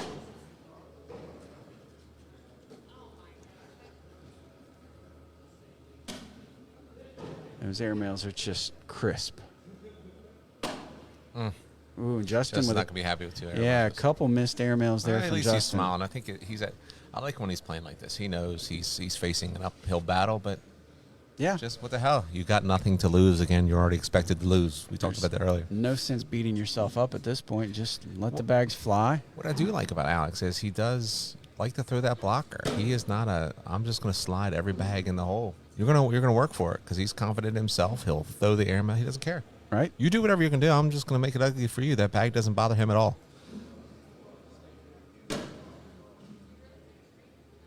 It's a nice cover there from Justin.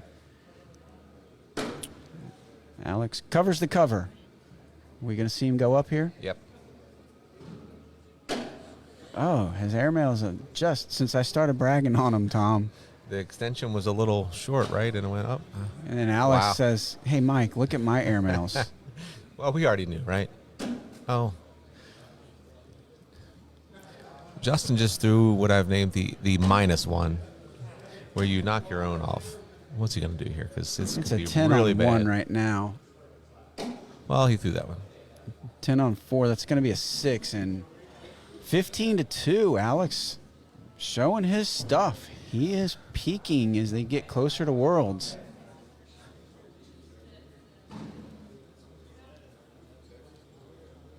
Tough to beat him right now.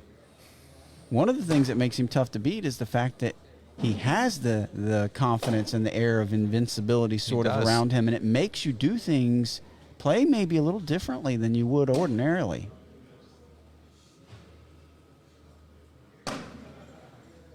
Perfectly placed block there. I'm not sure how that helps at times with this. Oh, wow. Well, yeah, Alex missed a bag, so.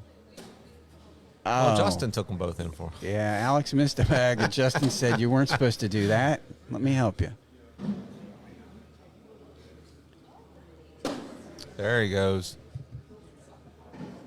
Still So the 3 past more. 2 rounds, he's knocked his own bag off, and 2 of Alex's in. That's not going to help you beat Alex.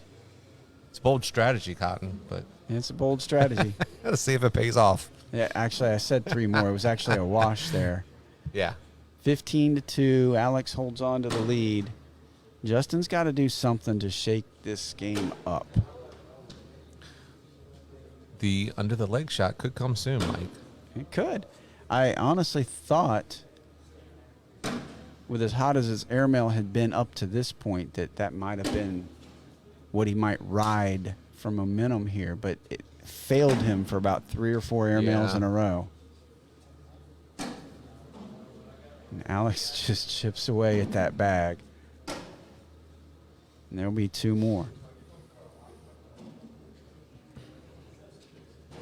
Hey, look at this. Don't look now. We're at 548 viewers. What? We might get to 600. Appreciate everybody watching. The players are putting on a show here. They have all weekend, I should say, at the Beast of the East 2022. Yeah, it doesn't show it right now, but You go back and look through some of the videos, and there's been some amazing shots just on this court, not to mention the rest of the courts. I mean, look, Justin lost his first game, and he's here. And you did not have any easy rides around this place. You did not. He lost his first game throwing like a 10.3 or something, right? 10.39 or so, yeah. And that was thanks to right. Ryan Smith. And he gives the fist that, yes, I scored another point. 17-3 now. Uh-oh. It's good to see Justin, you know, his frame of mind still looks good right now. Well, it's better because he knows what he's facing. There were times in the past, I know, when he would be losing like this, when he would get very frustrated and angry at himself. Yes. But at this point, I think he knows he's made a good run. He has fun. He has nothing to lose. And just let's see what happens here. It's the right attitude. It doesn't mean you're not trying. It doesn't mean you don't care. You just understand what's going on.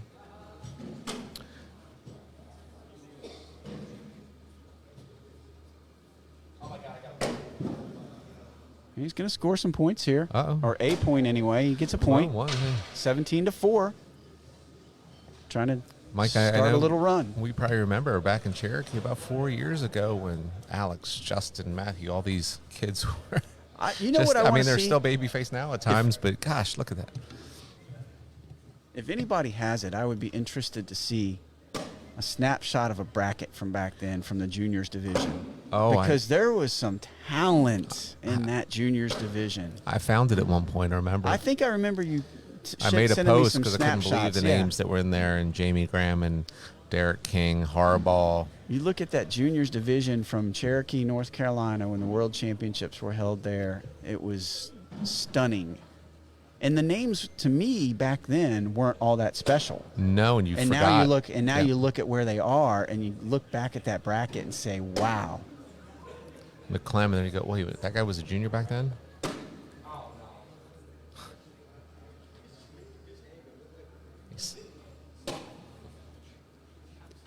All right, so this game is still going on. Justin has not thrown in the towel, but what I want to say is as long as the match is going on at 19-4, you still have a chance, if you've liked and shared this post, to enter that contest. I said I would leave it open through the end of the tournament. If you type Beast5 and someone that was influential to you in becoming a fan of Cornhole and loving Cornhole, Beast5 and a name, no right answer, no wrong answer. Beast5 and whatever name you think deserves a little attention, and like and share this post, you'll be eligible for our board giveaway, which we will figure out who's going to get it probably later tonight or early tomorrow. Oh, Alex is going to give him a chance here.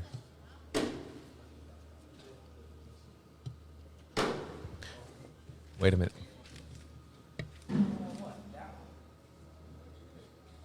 The fans are calling for an and one adjuster. Like, what the hell you got to lose at this point besides the match? They just want to see it. They just want to see it.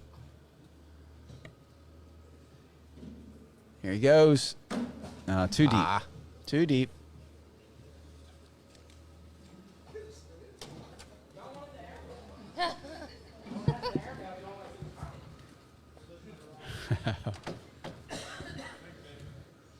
They're not your friends.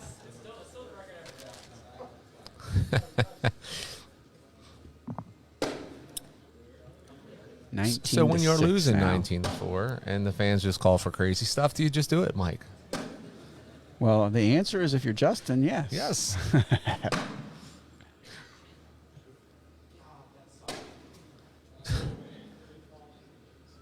Can Alex clean this up for a 3?